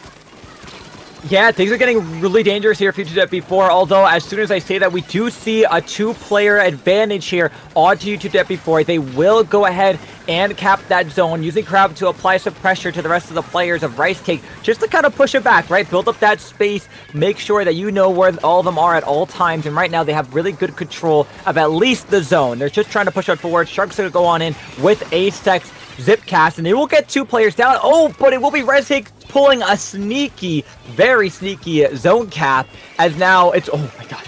Okay. Oh, that was rough. That was just rough. That was, oh no. I thought they were going off the map and then go down to a bomb. Unfortunate.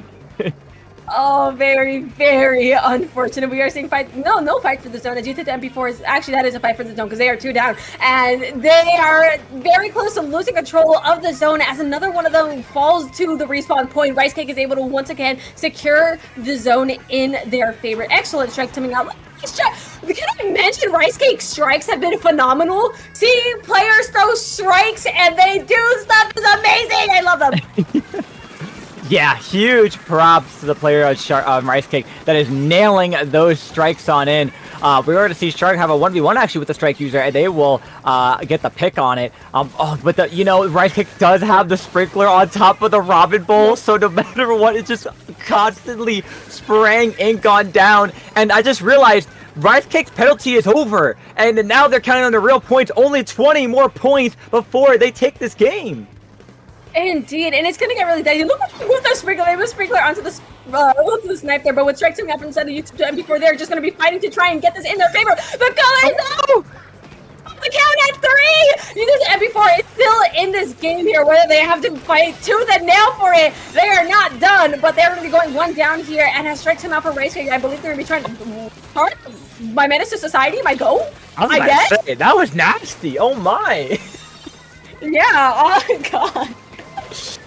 I mean, YouTube did before, they got control of that zone, and they're still holding it, right? And that's what they need to try to do for a little bit longer. Although with the pencil being up, they're going to throw a lot more paint down. And that's something Rice Cake's comp does a lot really well right now, right? Is they have a lot of paint. The wiper, a little bit of the spray and pray from the squeezer, depending on the mode you're using. T-Tech, pen, I mean, their whole comp is very paint heavy, so YouTube Force gotta kind of really rely on getting really key picks here, which right now I think exactly what they're trying to do. They don't have a lot of penalty going in on constantly. Azuka though will take another player out, but they're back fast. Cooler, who doesn't love Cooler? Cooler, my beloved. There are ankles being half broken right here. And Shark Oh my! Getting punished as well for that. That is going to be a back and forth. Those are actually penalty points out of the way for YouTube MP4. As long as they can hold this pace, they still have the chance of knocking this out. We are seeing some flanks from the side of Rice Cake to try and, split the view of YouTube MP4 as the zone is neutralized. With strikes coming out here is going to be really not so great here as Hammer comes out to add some extra paint to the field. Everything, and the zone is going to flip, adding penalty points back on the counter of YouTube to MP4. And with the wipeout to call for it in the favor of Rice Cake, it's going to get rough, Cactus. Oh, rough indeed. And look at the amount of control they were able to take by getting a wipeout onto YouTube to MP4. They have a lot of control. The duelists go down the top left. 20 points remaining of that penalty, and it might go over pretty quickly as those strikes are a desperation effort just to free up that elbow area. These players of YouTube MP4 gotta go in, and they gotta go in now, but Azuka will take one out. A dodge roll off the map will take out another, and Rice Cake is turning that table once again, saying, give me back my plate, it's my turn to eat. They take game number 5. Oh my goodness, I feel like zones is just Rice Cake's bread and butter. That is their mode right there, and they absolutely showed that through this game. Excellent stuff there. This was still a tighter set regardless. I do want to mention that because we saw amazing plays from both of these sides, but oh my goodness, Rice Cake being able to that right there. That was so scary, honestly. Yeah, I mean, yeah, like you said, this is such a great back and forth between these two teams. They are neck and neck, and honestly, I wouldn't be surprised if this is one of those sets that goes the distance. Both of these teams are having great 1v1 matches against each other. They're having great plays back and forth. Making some clutch moments appear on your screen for the viewing. And of course, this game itself, a lot of great pressure applied between both of these teams. Rice Cake was able to put that nail in the cover to secure the game. But you did it before. I'm not counting them out. There's no way, especially after they were able to bring a nice 2-game back. I wouldn't be surprised if we see a lot of teeter-tottering between the scoring of who takes what game from here on out. Absolutely, and it's only going to get tighter as, the scores get closer together. As we reach the ends of the set, both of these teams are just going to be fighting tooth and nail. And oh my goodness, this is the choke points of all points to, add things, because we are going to be on Sports Grid Rainmaker. Cactus, I have my beef with this map. The pencil is going to have an absolute trip on this map because it covers a lot. You can get them in center. But also the edit is going to be great on its shedding power. Of course, I'm thinking of the anchors as your beloved anchor player himself. So, I want to add any changes. Don't fix it if it ain't broke. Absolutely. Why change anything? And I'm actually curious as to see why Rice Cake is choosing to go with that T-Tech here over something like the Splash that could apply a lot of pressure with that crab. But you know what? Maybe they're looking to secure a lot of those angles and a lot of those routes with those strikes. So you know what? I'm a fan of it. Let's see it happen. Right away, both teams are going to end up trading one player on out. It's going to be a lot of scrappy plays happening here. I believe Koo just got a pick with the torpedo, which is very rare to see on the spec cam. Oh my goodness, it's gonna get really, really scrappy here as Spice going out left and right here. Looks like Rice Cake is gonna be the first one to lose that player advantage right there, as a lot of the field is turning yellow. Once again, we are reaching the dreaded choke point, and the Hammer to call for it as well, as just fighting to keep yourself alive, and it's not enough as the Hammer is able to take picks. Rice Cake able to successfully stop YouTube and before from getting that checkpoint, as they are here to turn the tides themselves. Yeah, absolutely. That was a great little push that YouTube MP4 had going, but Rice Cake had the answer with their specials, and now that they got that space, they're pretty much ordering up a nice little slice of control mid. But A-Sect on a double right now, and another will go down. It's just the pencil alive. Actually, that's a delayed wipeout. Hold on now. YouTube to MP4 has the opportunity to start going this forward, and I believe A-Sect got to pick out the pencil right before their recall went off through, so this might be a checkpoint type. Oh, they trade it. Okay. They That's a nice trade, but that's trade. enough stall. It's a good trade, but unfortunately, it's just like that was a stall out that might have just cost them a bit of. No, they're fine. They're fine. They got.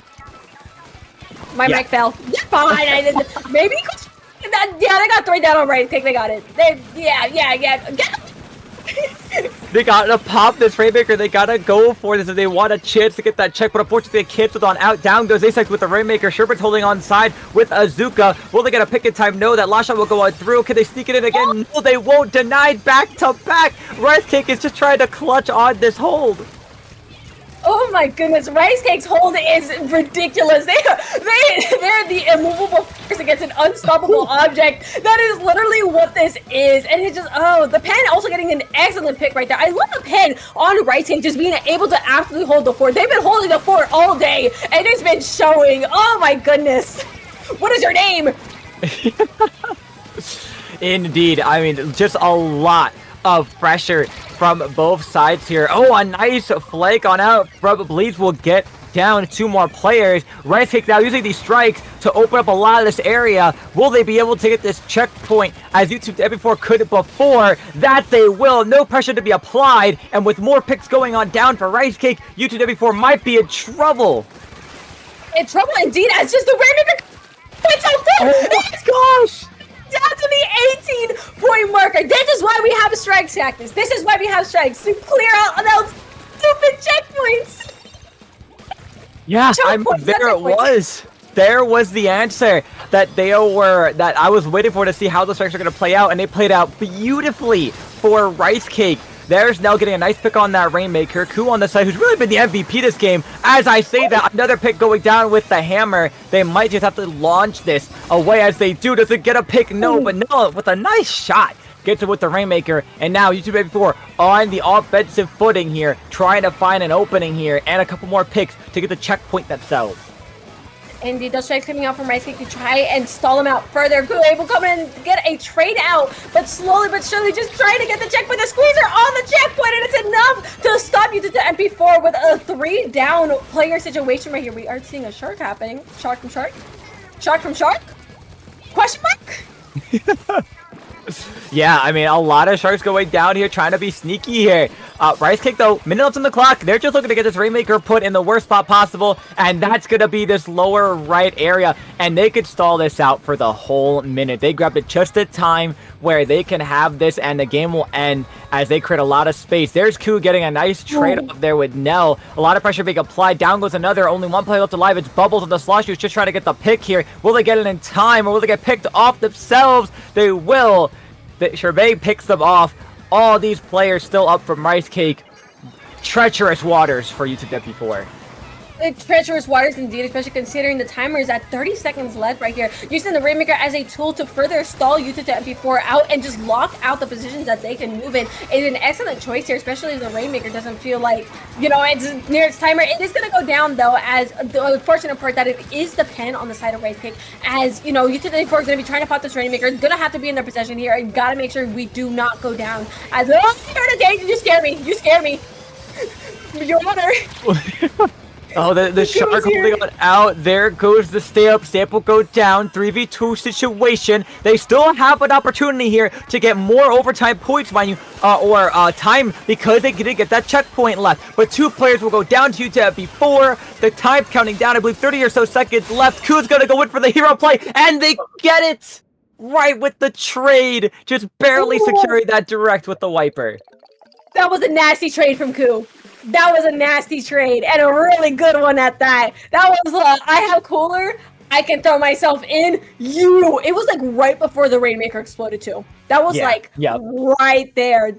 What an excellent clutch up there. Rice Cake. My also goats. Yes. Yeah, I mean, honestly, I gotta hand my personal MVP award to Q there on the wiper this whole game. I mean, their hammer plays were incredible. They had a lot of great picks. They had a lot of great stall tactics. They had a lot of great opportunities just pulling attention. I mean, overall, Rice Cake was able to have a lot more opportunities being played off there, and they were able to get all the way down to 18, as you saw with that replay just before, pushing that far with the Rainmaker. Usually before, though, just at certain points they had their footing, but then they would lose a member to one of the front lines, whether that would be Ku or Blaze or Sherbet. Like, just somebody would end up going down, especially with this last overtime push. I mean, things just got dangerous for before, and that wasn't their game. But hey, we've seen these waters before. A couple games ago, you know, Rice Cake takes 2. Opportunity here for UTF-4. It seems they are really strong when it comes to Clan Blitz and tower control. Indeed, indeed. So we're going to see how this possible. This is a match point here for Rice Cake. So it very much is. The stakes are high, especially if you are on the side of YouTube to MP4. And Rice Cake, who really wants to make it to playoffs, this is going to be a very important game on a very, very interesting map right here. As you can see on the scoreboard, if you look down at the bottom where Rice Cake is, that is the 1 win difference to possibly making playoffs. Yeah, absolutely. This game here is going to really set that determination for them. And, you know, if I'm Rice Cake, you're looking to nail it in here. But YouTube before, they have an opportunity to pretty much pull a reverse, a quote-unquote, a reverse sweep here, right? Obviously, they won in 2 games, so it's not a complete reverse sweep, but they have an opportunity to win the next 3 in a row if they play their cards correctly. And we've seen them do it before. When we're going to Clan Blitz, they have an opportunity to really hold on to that, those clams together. We saw their clam economy. There's no doubt about it. They have the stonks when it comes to Clan Blitz. I mean, all it took that last game was just a crazy clutch play, but they have the potential. They have the potential, indeed. I think someone in chat earlier was like quantity over quality over quantity, and that was the situation with our case for the majority of the last Clan Blitz game that we had. But again, it could go either way. This is a very, very different map than what Museum has to offer. It very much is, you need your center point, get your center point, and maybe you can toss some clans in there while you're at it. And this is Megalovania playing. That's how it feels, right? This is your final boss. This is Rice Cake's set match to win. This is the start, potentially, of YouTube MP4's climb to the game 9. Here we go. Both teams ran on out. No change from either comps. They're both feeling confident in what they have going on, and both teams are racing down to mid. Who's going to be able to get that first pick? And honestly, if it goes like any other game, we're going to see a good amount of trades in their openings. Indeed, but it looks like Rice Cake is going to be the first one to take a member out. That's going to be out a member on the field, as it's just going to get very silly. Woo! What an opening here from YouTube MP4, able to already successfully take 2 members off the board from the side of Rice Cake again. That is also a lot of plan economy in their favor to make a power clam, as they're just throwing everything forward here. They are going to be going trades off. We just need a clam. Fellas, there it is, as Nell gets the first clam in their possession and going to be putting it in, but they're going to be suffering 2 members down. That is cooler, so they are going to be back very quick to defend the center as well. Yeah, you know, like I said, YouTube before, great clam economy as always, and they actually got a really good push in the beginning there. So right now we are going to see a lot of trades going in back and forth once again. Both these teams are trying to be pretty aggressive to each other. Rice Cake, though, unable to really secure that. Oh, but the Pencil gets a nice double there, I believe, and they're going to slow down YouTube to MP4's opportunity to take back mid. We are seeing Blaze here with that power climb in their favor. It's going to be 1 down on each side of these teams. Crab doing a great job at just holding Rice Cake back. Again, making some extra space for their team to go in and make some room. We are just playing this neutral game very much so here. Rice Cake looking for that opportunity to really just get themselves in there.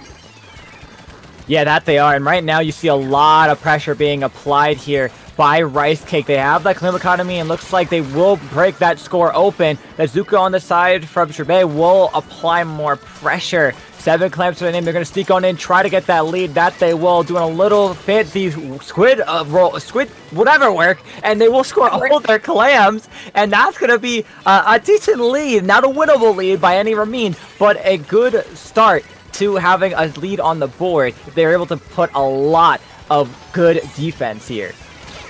Indeed, right here. I feel like the weights have just lifted from both of these teams, and they are just not afraid to go off. Oh my god, Ku coming in with 3 splats in a row.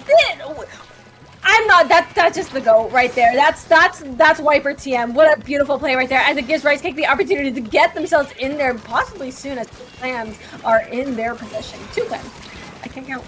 Yeah, a lot of power clams and a lot of clams in general. They have enough potentially if they wanted to form a third. And here the floodgates will open. One goes in, followed by clams. In goes another, followed by another clam. They are just a power clam and change away from securing it. And it is just Sherbet alive. They will apply more pressure with that squeezer. Are they going to keep the basket open? No, they will not. Some nice stall defense will work for YouTube to FP4, but in no ways possible do they have the space to keep going in, as specials are still bleeding on out from Rice Cake. Indeed, indeed. And they're going to be 2 down and 3 down on the side of Rice Cake right here. Just giving that small bit of player advantage here to the side of YouTube to MP4 as the rest of the members will have jump points to get back here, giving themselves that quick shortcut right before Rice Cake's base here. It's going to get a little bit dicey as we see those 2 power clams up on the sides of YouTube MP4 and especially those strikes coming in, nearly picking off Sherbet, but they are alive here, just barely just trying to find some folks where they can. Oh my goodness. That's a player who understands Squeezer fairly well, and they are doing a great job when it comes to applying that pressure. Now, we do see Shark pulling out that crowd to try to apply pressure, but the strikes will kind of stall it out so that pressure won't go crazy there. We do see a lot of pressure being applied here. Now, hold on. They do have some player advantage here. They will get down Ku. If they are able to open this up with these strikes, which they will attempt to, they will score 1 power clam, and they just got to apply a lot more pressure to the remaining players alive. It's a 3v2 situation. Cooler will be popped. Nell's going to go ahead and score this power clam, and they'll get a couple more points leading on in. If they could somehow jump their pity in, that would be an insane leap. I don't know if they're going to be able to have the players or the time to do it. No, the basket's going to close, but if they can hold this pressure, they might be able to score again. But, oh, they have to form a pity because they use it to score. Oh, it's going to get really rough. You have 30 seconds here on the side of YouTube then before to get that power climb in your favor. If not, that is game over right then there. We are seeing Rice Cake with a power climb in their possession right here. Again, the score is going to be incredibly tight, but once again, we need to see that power climb from YouTube to MP4 spawn very soon right here. Unless Rice Cake is hogging all the clams, they have 10 seconds to make it happen, or else that's going to be game over. It's going to get really tight. We have more clams spawning on the field. Maybe question mark. We need those clams, guys! No! No, can't get it in time! They couldn't grab the last one. I don't think they realized it right away. They didn't have a mercy clam. So unfortunately, by the time they realized it, it was too late. That means Rice Cake secures the game they needed. And they will win this LUTI set 5-2.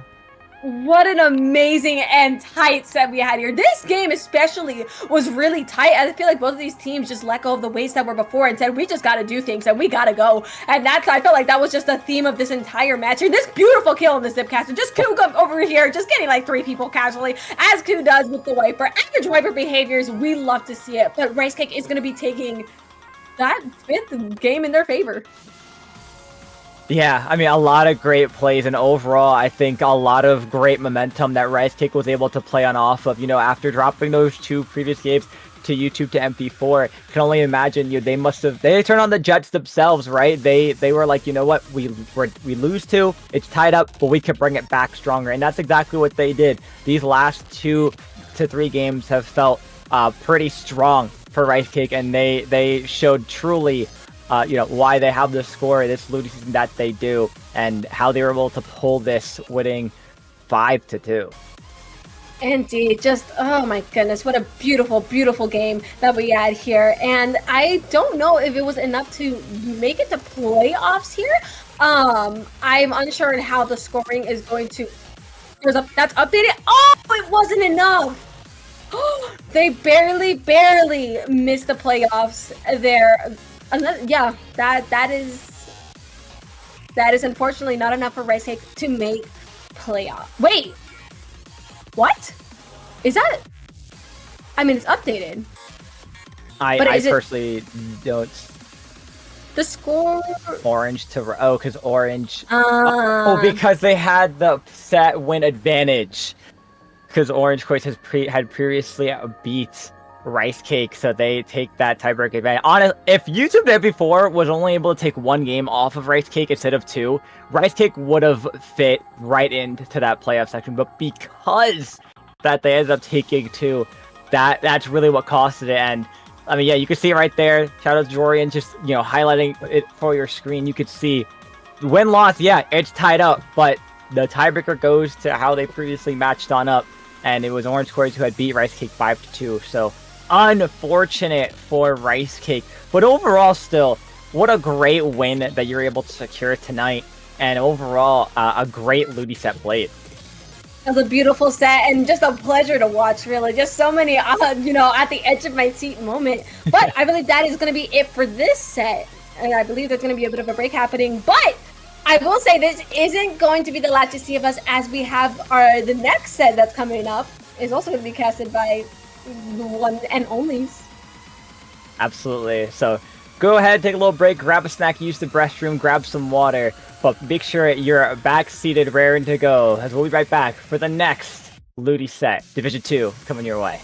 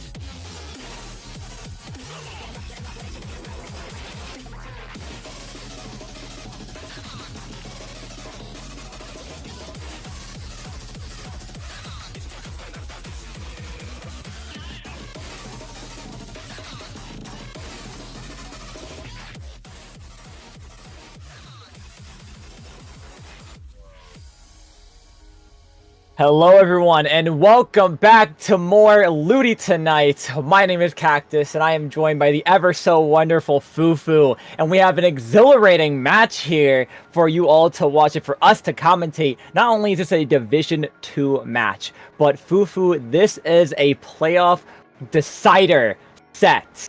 The winner of this decides if Casino Soul will make playoffs.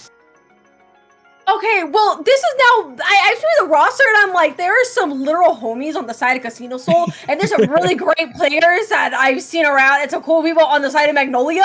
What am I supposed to do? You can't just give me this set and be like, yeah, good luck, like, yeah, good luck picking a side. Like, yeah. No, yeah, I'm right there with you. I mean, I've seen most of those players from Casino Soul at the local in New York City, Big Dapple. So I've gotten the opportunity to talk with and know some of those players. And just on the side of, Magnolia, you know, those are just some strong players. So this is going to be, quite the set. I mean, this is, hold on, I believe they were mixed up on the graphic, but here, yeah, sorry, Casino Soul is 4-0, Magnolia is 3-1. So, yeah, Magnolia, they need to win this set if they want to outplay Luxie for a chance in the playoffs. Goodness, it really is just whatever, the scores are scores. We're going to be looking at our maps.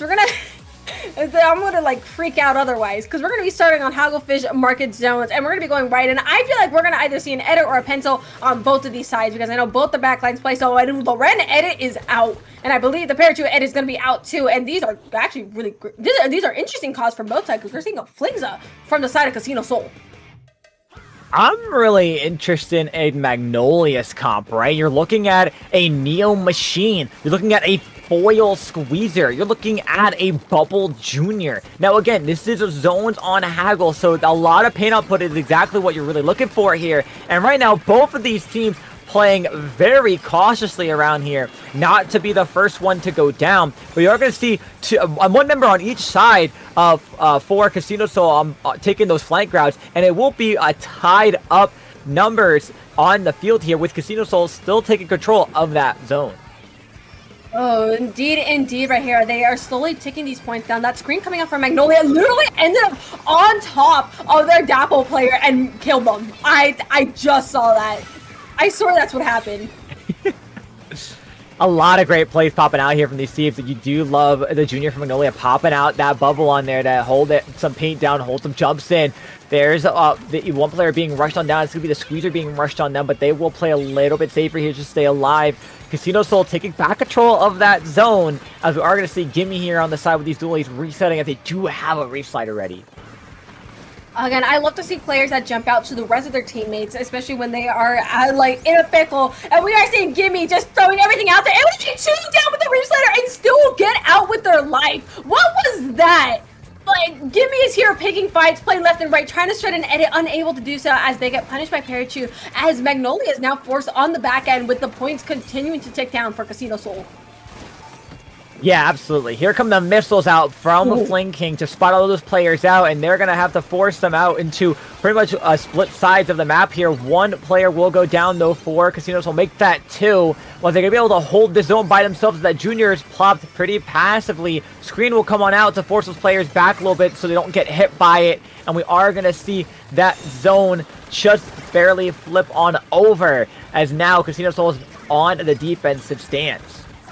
Indeed, the tides have turned. Cool's going to be out here for the side of Casino Soul, getting them prepared to get themselves going. They're all, I think like half of them were looking at Gimme in the back, if I'm not mistaken. Missiles coming out here, forcing the zone to swap. And here comes the reslider as well, but of course they're getting punished on that front. But that is going to be 2 down on each side here. But with the zone and basically a lot of the surf here in Casino Soul's side, I think that's going to switch over with that bubble coming in here, Cactus.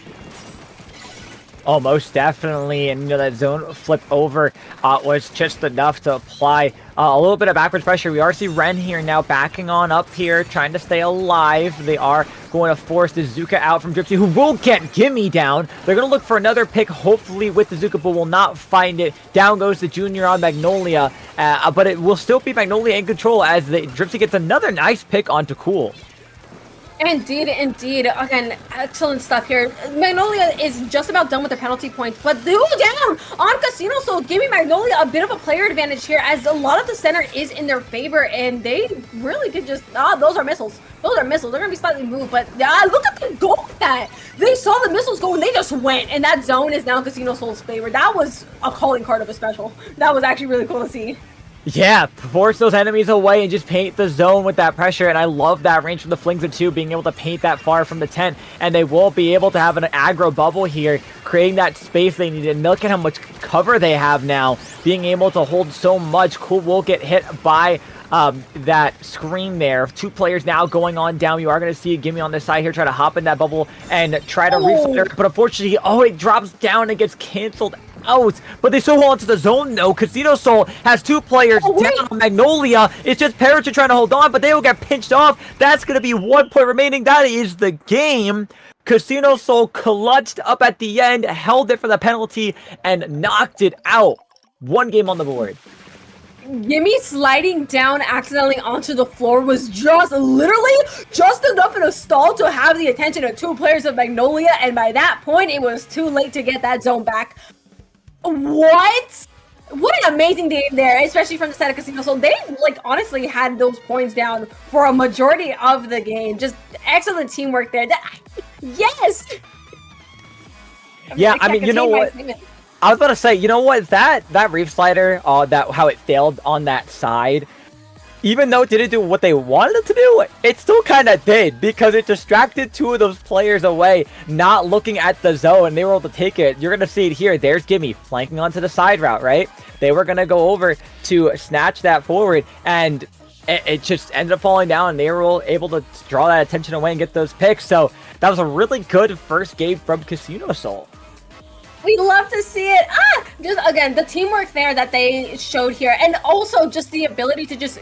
There was a point during the game where we saw 10 missiles go out, and you just see all 4 members moving. They said they're starting to move, so we got to move too. And they just took advantage of the fact that those are on the field as their 5th, 6th, and 7th player, and did not hesitate to go in. I love to see teams that just are not afraid to take space out of micro opportunity. But we're going to see how that carries over, or things are going to be switching up as we move in to our second game of a tower. What is it? Tower something. Mako Mart. So Mako Mart. that's Oh, Mako Mart Tower. That's gonna be really interesting to see. I wonder if we're gonna see any really significant comp changes. But I liked what both teams had brought to the table. We are gonna see the same comp out of Casino Souls and Magnolia opting to stay the same as well. So you know what? I can't blame them. Both for really strong comps, and they're confident that they could get what they need to done with what they're running. So let's see how it's going to play on out. Both teams rushing on mid. Who's going to be able to take most of that control, or is it going to be a very scrappy opening? We are seeing Cooler starting to hit the field though, so I feel like things are going to start to get moving here very, very shortly. Pentium is coming up inside of Casino Soul. Once again, their calling card coming in, but unfortunately it's going to lead to one of their members going down instead. Trey's hopping out left and right, one down on each side, and just Magnolia is once again able to just, never mind. Oh, here comes Cole to take an excellent good scrappy. There's spies coming out left and right from each side as picks are going out, as no team is able to get a distinct lead over the other, or maybe Casino Soul might just be able to put damage to on their side. There's a lot happening on the field.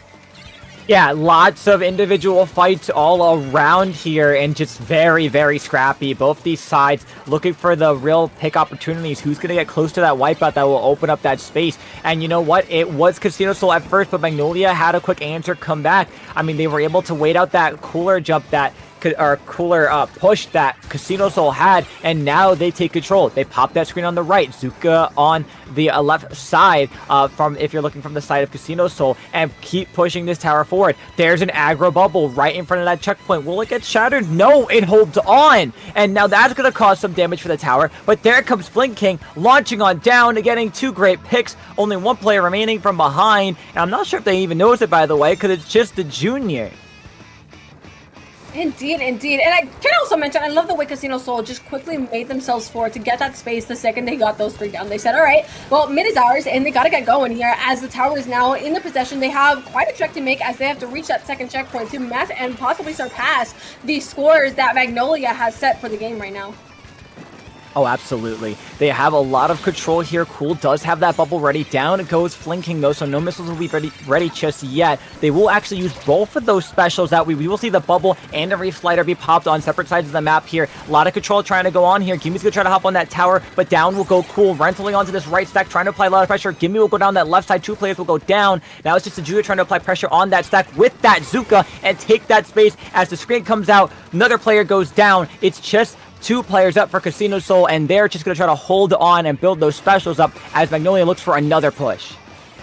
Yeah, and we have 2 minutes and a half left here of the game. It really doesn't feel like we've been here for 2 minutes, honestly. I would have thought the game was just about ending right here, but Magnolia is looking themselves at a pretty good course of possible action. Never mind, as one of the members jumps out, another goes down. That's 2 down on the side of Magnolia. Just as I say that, the Casino Soul once again getting themselves on the initiative and pushing themselves forward here. The tower is now able to be in their possession once more, and with the cooler to help them. Oh, that was rough. A rough splat bomb pick takes down Ren. Now they will pop bubble to allow the Ren to jump back in, which is really good here, but the counter screen to take a lot of control there. Gypsy with a nice direct onto Cool, gets a nice little tap on someone else, and as we see 2 of those players on that right side. Gimme now big a smart play to jump on back, and they are dually, so they will dodge out of the way to try to stay alive. Cool playing a little bit more defensively here, trying to take control of that left stack as 2 players are looking to rush it. We do see Dripsy trying to shoot a shot over there, try to apply some more pressure. Players are missiled, and this is where Cool's going to try to go in and get 1. They will. Can they follow with another? Have to play a little bit more careful because the machine does have a pretty big hitbox for that chip damage. Cooler will be on tower. There's another player going down. That's going to be the edit on Magnolia. This might be the push play for Casino Soul. Yep, they just got to get that tower in their hands. So there we go. We're on that tower once more, allowing the edit to take that into the possession. A bubble is now going to be ready on that tower as well. We are seeing Gimme and Cool slowly start to move themselves right. No, Gimme moving back out of position in order to get themselves to the top left here. And their dynamic duo taking 3 down on Magnolia, just leaving the squeezer to try and take a pick here on their own as Casino Soul is rapidly someone's on the tower, trying to get, themselves to that lead point. Yeah, and right there, if they could just get through half of that checkpoint, but they were not able to, players are just going to be jumping on forward here, rushing that tower. A lot of picks going on that right stack. Link King is hit by that screen, but they're going to try to go forward anyway and get a pick, but it's not going to be successful. It's just Cool remaining alive in a 1v3 situation. We will see Red being very aggro here and trying to take that space immediately to help their team to try to apply more pressure. Gimme will use that Reef Slider, no pick off right away. They're trying to get Parachu on the side, and they will successfully get it. One player jumps out, two players backing on the right side. This is now probably Casino Soul's last final attempt at a push with 20 seconds left on the clock. Yeah, we are seeing those specials coming online, especially that bubble here from the side of Cool, as Gimme is trying to play a little bit sneaky here, being marked on the edge though, so forcing it options a little bit too narrow, as, you know, Casino Soul is going to be going one down here, no, it's just going to be one down there, as two down do go down on the side of Magnolia. Actually, I'm seeing that Reef Slider online for Gimme, but it's going to get really tough here as we are approaching the end of the game. Reef Slider goes down, 3 down on Magnolia, and it's just fighting for the checkpoint right here. So swapped in the favor of Casino Soul. Oh my goodness, talk about playing carefully and efficiently. Casino Soul in an overtime play clutches those picks and clutches that tower and takes the lead, securing game number 2. Oh my goodness, down to the wire. Down to the wire. I'm at the edge of my seat, Cactus. I feel like I had to like recover emotionally from this match alone just because of how tight it was. It's like Magnolia had a really good hold of the match for a really like significant majority. We did see a one push like towards the middle of the game from Casino Soul that was just really good. It nearly got them to the position they wanted to, but it was just at the end, right there where they needed it most, that lead just slipped right into their hands.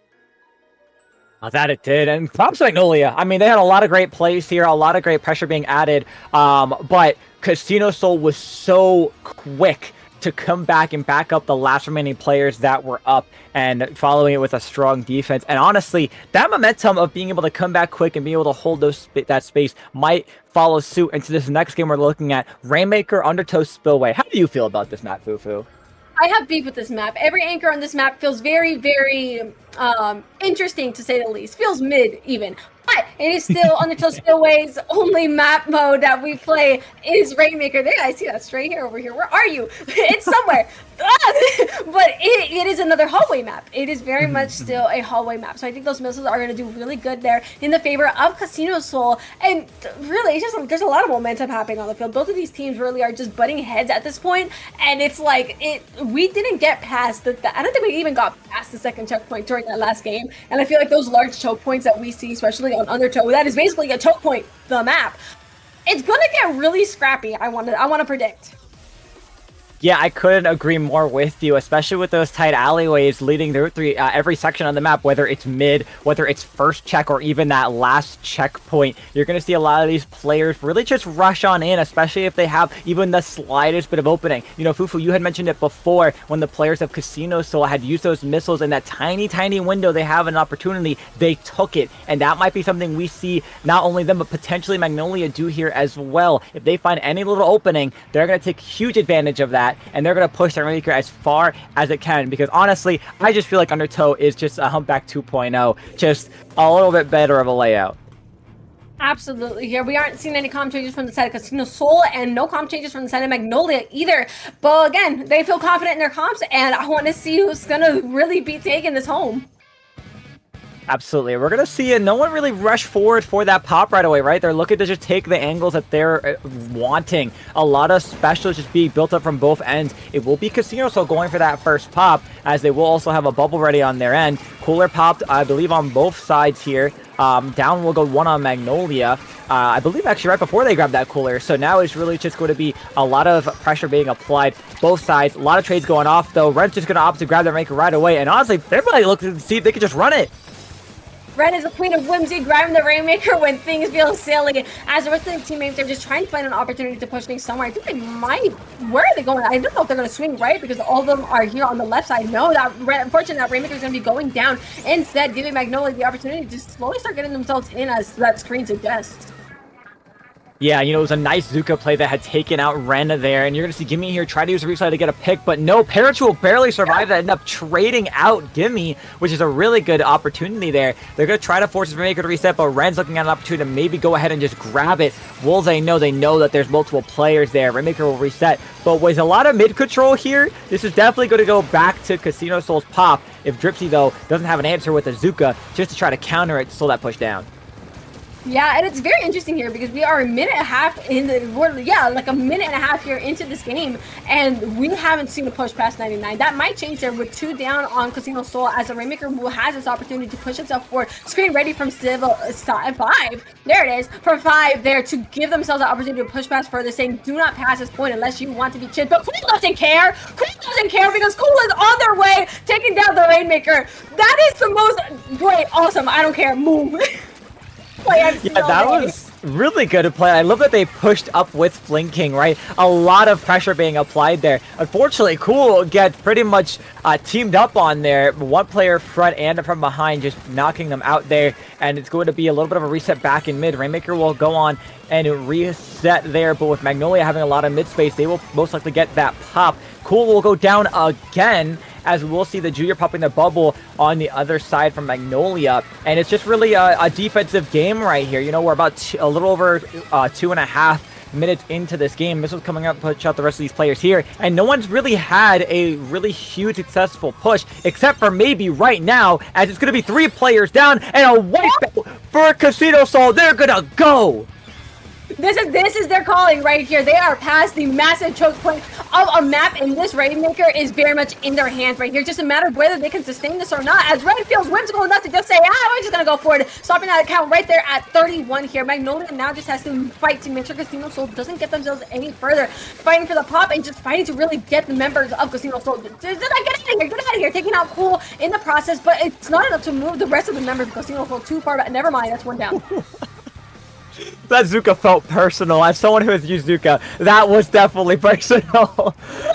Yeah, Magnolia now in the push opportunity, right? They're able to get cooldown, which really has been a little bit of their aggro for Casino Soul. And once they get them down, we're going to see opportunities for Magnolia to push on forward. It's a 2v2 on the map right now. Make that a 2v1. Ren's going to drop down on that right side, have to reset back up. Cool's going to position on that far right by that checkpoint. And that's where Magnolia is going to try to push on forward. I don't believe any players looking for any flank opportunities here, so they're looking to full force a lot on forward, as we do see the juniors just kind of sneaking underneath the plat. Cool with a great aggro bubble, though, stalling this push a little bit longer.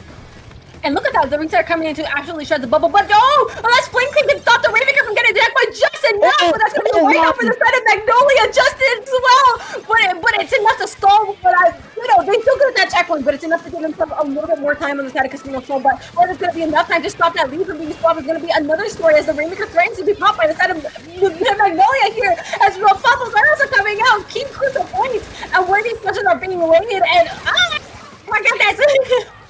Oh my goodness, that, huge play by Cool and a huge defense by Casino Soul. That was dangerous waters for them, as Magnolia had a wipeout, but Magnolia wasn't fast enough to act on the pop and to act with that bubble play that they had to push the Rainmaker to elite. They easily probably could have gotten that all the way down, especially because where the bubble was, but it wasn't enough. Casino Soul with a great defense, and now it is a fight for mid. Magnolia has to pick up this Rainmaker within the next 10 seconds, and that they will. That will be their cooler user picking up that Rainmaker, so there will be no cooler active. Cool gets 2. Cool looking to make a hero play, try to get a 3rd, but it will not be enough. Missiles coming out and shoo Parachu away. They have about 40 seconds left of overtime here. As they get another pick, they have to rely solely on getting these picks, and that they are. The cancel goes crazy. 3v2. Fufu, can they keep this going?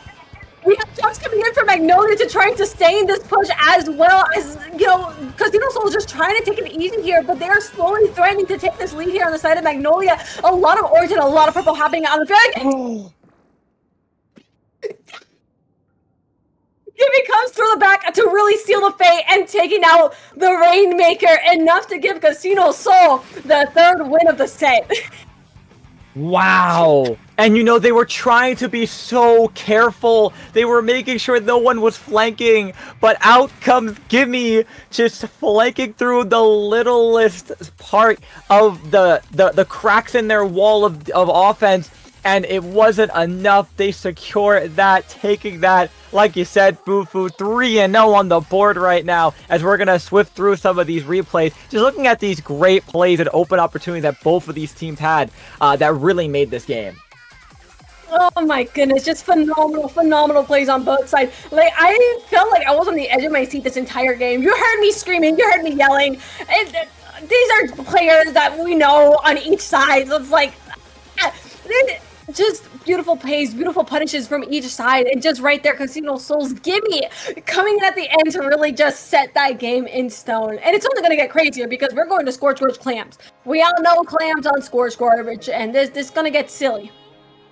Oh, very silly indeed. I mean, so far both teams haven't really changed anything about their comps, right? They've been very confident in with the weapons that they have, very confident in the playstyles they're running. But right now, these past 3 games has really seemed like Casino Soul has just taken over once they find that opening in the match, whether that's in the beginning or the center or really all the way up to that overtime ending. I mean, Magnolia's just got to really find that footing, especially this game. Maybe just take a one huge push lead if they can and just play defensive the entire time, because right now Casino Soul is finding every little sneaky way they can to take these games. Casino Soul is literally the equivalent of either push into me, I dare you, or I'm gonna walk this way real quick because I think it's silly. It is really doing them a lot of favors because not only are they playing enough to, like, when people walk into them, they're able to punish them. They're also playing to find those very tiny opportunities and force their way through it. And they have the weapons to do so. You have a decaf, you have a dapple, and those are great weapons that just be like, oh, here, but there's an inch, I'm gonna take a mile. And we're absolutely seeing that with the way Casino Soul is executing. Yeah, Casino Soul is really finding those little inches and just it's running, right? They're running with it like a mouse who finds a little bit of cheese and just taking it all the way home with them because they find every nook and cranny they could sneak through. Magnolia, they gotta find the sealant. They gotta find the way to put up those little cracks and seal them up away to keep those huge walls of defense and walls of offense secured. And, I mean, again, they're not doing bad either. They're doing really, really well this set. They just gotta find those little bits to keep securing it. And that's really what it is, that once you start getting to these higher levels of play, it's really those small things that make the large difference, because you could be so close, but you really just got to find that extra inch to give yourself and your team to really like secure the win. Because we are, as you said earlier, they are close, and I want to see if Magnolia really can find something here as we approach our 4th game of Clan Blitz on Scorchforge. All right, let's see. Does anyone dare change their comp? Definitely not from Casino Soul and Magnolia. Ooh, they are. They bring out the Vanilla Splash from Brave. Okay. All right, this is a great map for Crab. Has the opportunity to play a lot of pressure and especially give you that extra bit of range you're looking for, especially with the edit. And right away, Cool goes down to a Splat Bomb on the right side. That's already going to be a really nice pick there for the side of Magnolia, but it's, you know, it's the start of the game. Better to go down. Well, no, that's going to be still. These teams are going to be taking a mile off of an inch here. Gimme coming in here, able to take a pick off. Unfortunately, making Bubble get wasted as Magnolia is 2 down right here. And Forrest on the back end here as Gimme just running through things. Gimme is doing Gimme things. Unfortunately, both the bomb taking both Gimme and Cool off of the field, though. 3 down, leaving Ren to fend for themselves here.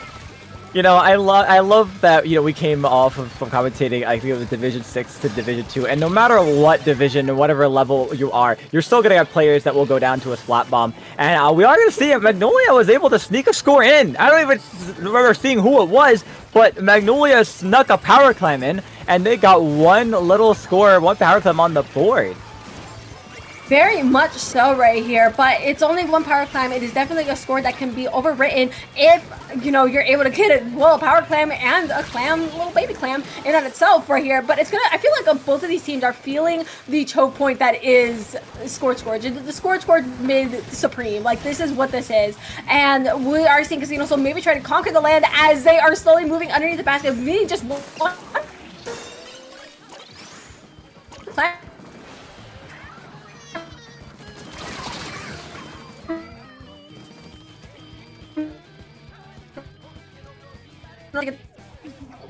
There we go. Possible system. The wipeout. I don't. I feel Absolutely. indeed. And just already here. They are slow here. There's a lot. There's a lot of. But Magnolia of.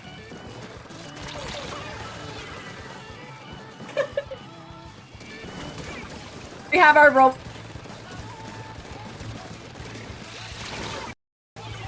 In our midst. Fly Listen, as Magnolia, yet that lead, we're feeling silly. Oh. Silly indeed. I mean, We are seeing Casino Soul in the offensive pattern here, but Magnolia had a great job putting that push forward, and a lot of great plays from both of these sides, right? I mean, right now with 2 minutes left on the clock, Magnolia had a good push. Casino Soul looking now to maybe further lead if they can, but right now they're just gonna try to hold on forward as the Clem economy is in Magnolia's favor. Indeed, indeed. Again, it's going to get really tight here. This is around a 10-point difference here from each of these sides, as we are seeing. A minute 40 left here on the clock as well to call. I feel like this entire game has just been really, really scrappy. Like, both of these teams just trying to, once you get past the center, suddenly it feels like your vision is all clear, but it really is just getting past that center point in the first place, and then just the danger zone of these elbows here.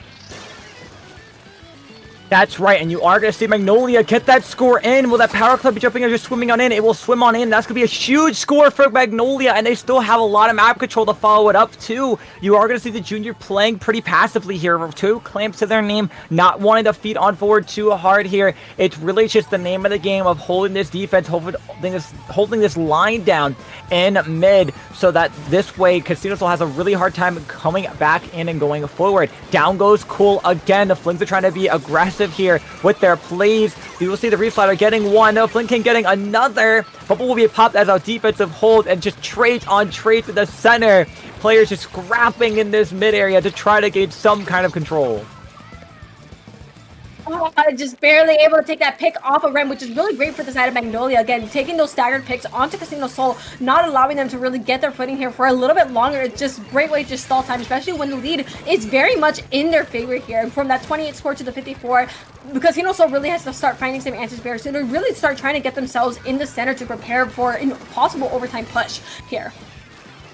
Absolutely, we're running down for time, and just look at this clam economy between both of these teams. 20-14. I mean, this could be a really any team's play here, and here we go to overtime. The battle start. That's 20 seconds for overtime they're gonna have. The coolers already popped, and they gotta look for these opportunities to go in though. But with Gimme going down, missiles being ready to launch, this is the play they're gonna look to try to go on forward with. They get Parachute down, they get 2 down. It's just 2 players left. The short rangers are the only ones remaining. 1 will jump out to reset. Bubble will be popped. 3 go down. Flink kick scores, and these clams are gonna start feeding on forward. They have enough for the lead. That they do. Casino Soul overtime clutch once again. 4-0 in this set. Ren getting those 2 picks was humongous. That was literally clutch of all time. That, and then the missiles on top of that from Flinking to help their team push forward was just a perfect start of what they needed to take back the game. Magnolia had a really, really nice score there by that end, but just Casino Soul with their overtime, it's just been like a collection of overtime. They came to send it home. They're now at match point. Yeah, I mean, wow. Just when I thought, Magnolia had that under lock, I mean, talk about clutch plays from all the members of Casino Soul there. Ren with an incredible double at the end to line it up. But before I jump to that, I mean, just look at this great first initial lead that Casino Soul grabbed. Then Magnolia had countered and had a lot of great plays. Magnolia then had led another push, which then allowed them to get a lead even further. And just when you thought that would have been enough, I mean, Casino Soul with a last second, effort here. Missiles get launched. Ren clutches with a double. Cool goes in and gets 1 more. And that clam economy that they had, which is what all teams should aspire to do, is have it ready to go. Because just like that, huge push, huge advantage, huge clams. 1 more for Casino Soul to take it home. Oh, the match point. This is where it all gets. This is where it all gets tenured. It's very much been. It hasn't been smooth cruising for Casino Soul. Let's be real, because Magnolia still has been giving them a run for the money, but it doesn't change the fact that Casino Soul is very much, you know, they still have the 4 game lead here. Magnolia got very close, and whether they're going to be able to put this back here, it's going to be a whole other thing. Yeah, they even got really close with Locksley and Wave Break here, so it's no surprise that, you know, these sets have been incredibly close. And Casino Soul at the top of their playoff, they are not really concerned. If they're able to set this in stone, I believe that might be the first seed if they win this set. I mean, I won't lie. If you look there too, Casino Soul has only dropped 1 single game. They have a 20-1 record, only dropping a game early on in their and during the season to Duck. They lost 1 game. So Magnolia has the opportunity to pull off the reverse sweep of a lifetime, but Casino Soul has the chance to end it all here on Zones Barnacle and Dime. Zones Bar, we're back in the building. We're back in Barnacle. This map is going to be very silly. I feel like this is going to get scrappy. If this goes the way I think it is, it's going to be very scrappy. Every team just trying to get their cooler out on the field. Casinos will be the first team to get that zone in their favor right here. But of course, as openings go, it's going to be threatened to be taken over here by Magnolia as they just get their cooler and crab out on the field. I believe it's going to be a forced takeover of the zone. Indeed, as just specials and everything. It's all going down. It's going down. Oh yeah, Magnolia seems to have just woken up with a vengeance right now. They get that lead switched on over for them, and a lot of picks immediately going down for them. And they're, you know, not lining up a little bit too much, right? You got Parachu there being very aggressive, but there's Flinking getting missiles on all those players, and not really moving forward with it like we usually see. Gimmy's going to go forward a little bit here. Cool's looking for an off angle. Ren will paint them behind just in case they need an opportunity to fall on back. That Reef Slider combo will go ahead and get the zone. Ren being very aggressive here with the edit, and that will get another player down. Flinking will get another as a trade, and now Casino Soul has quickly flipped this on over, as now they're trying to hold an aggressive stance, but the Crab making it very hard. Yeah, I'm surprised that Crab didn't take right now with just how low they had them there. Cool here on the side being very, very silly. Unfortunately, going down to basically 3 members of Magnolia, but Magnolia themselves are going to be 2 down as well here. It's going to be a fight for the zone, but with the Slavon taking the edit out of the field right here, Magnolia is looking themselves in a pretty solid position here if they can continue to take these 2 players out. Yep, that space is now theirs in center. I love this Shark by Cool, trying to wait for an opportunity. Oh, but the mark! Oh, what a clutch mark throw! Spotting out Cool's Shark, and unfortunately they gotta back up. Flinking will try to go ahead and launch these missiles, but with Cool going down, and then you're gonna see that nice pick off on the edge there on Brave. The Zuka's gonna try to get another, and it gets ran down! Oh my goodness, they're trying to find one more with the Zuka, but it's not enough. Now, mind you, Magnolia is counting down real points here. It is dangerously close to a knockout with only 20 more points to go, but these players are all trying to feed forward. Cool gets 1, but they rush into the bubble, and they don't care. It's a 2v3 situation with the Reef Slider ready to go. Can they hold in time, or will the Reef go on in? It gets canceled. They have to just paint. Magnolia just paint. It's gonna get flipped over potentially if Casino Soul can hold. It's a fight for the zone, and it's not enough. Magnolia is on the board! The board cactus, they have maybe a little flower in the center too. That's super cute. But Magnolia they had their first game on the board. The game 5 is now in their favor. What a beautiful, beautiful game from Magnolia. Beyond the punishment, it's just like, oh, you're going in. Okay, we can just have 2 of you shoot you down. Awesome, amazing, and they just ran with that for a good chunk of the game, just giving themselves just every. What an excellent comeback there from Magnolia, is what I'm trying to say.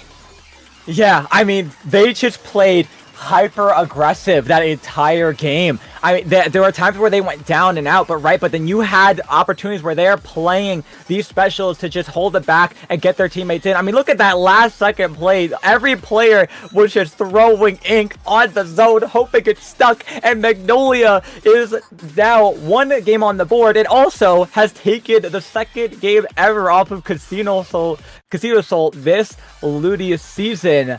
Oh my goodness, it's not over. Casino Soul is not in 5. We are going to game 6. As again, it could be the momentum swap that Magnolia needs to get more games on the board here. And this is going to be such a snowballing map because we're going to be on ship-shaped tower of all things. The second you get to that second checkpoint, it's all going to start going down. Again, tower, that little piece of geometry makes the center feel like so much more of a choke than it needs to be. So if teams can surpass that obstacle, they're going to be looking for one heck of snowball. That they are. And I mean, honestly, you know what? Brave sticking with that splash. They like it better. It must fit better with their comp. And I have to agree, the special with Crab applies so much great pressure, and they got to keep this momentum up. And notice how less aggressive Casino Soul is kind of playing right now. And look at the switch up for Magnolia. Instant bubble on tower, instantly pushing that forward. And now they're playing a little bit safe here just because these missiles are on out.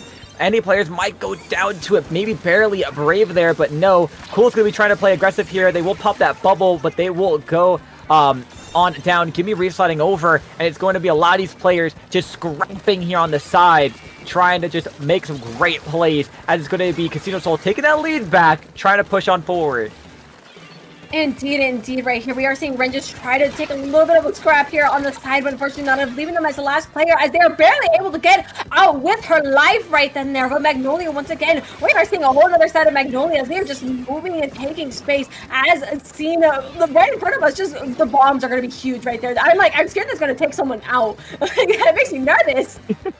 Absolutely, they really are playing smart with that. And right now, this is going to be the first checkpoint cleared for Magnolia, and they're not done. They have Zuka online here to keep things going forward. They get down to Give Me. They get down Cool. Azuka from the side gets down 2 more. That's a delayed wipeout. This is still going. We see T-Master up there on the top right getting another player down. This checkpoint's going to fall like it's nothing, and they're going to push us forward. The bubble on the top right is going to keep on a lot of pressure. Cooler to keep Parachu alive. This might be the game here if they can just get Give Me off the tower and keep it going. That they're going to try, that they will do. Barely holding on. The jump's coming on in, and they hold.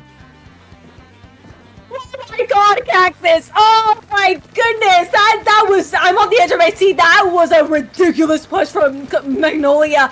And just Casino Soul barely being able to keep themselves in the game here. 3 minutes here to try and surpass the 2-point score that Magnolia has set. Cool here with the bubble, able to take an excellent pick off the board. That's going to be 2 down. That's going to be 2 down on each side, actually. Cool coming in to try and take Dripsy out of the field. Able to just do excellently, not without getting picked off themselves, as Casino Soul is looking to try and give Magnolia the same set of medicine that they gave them earlier. Cactus!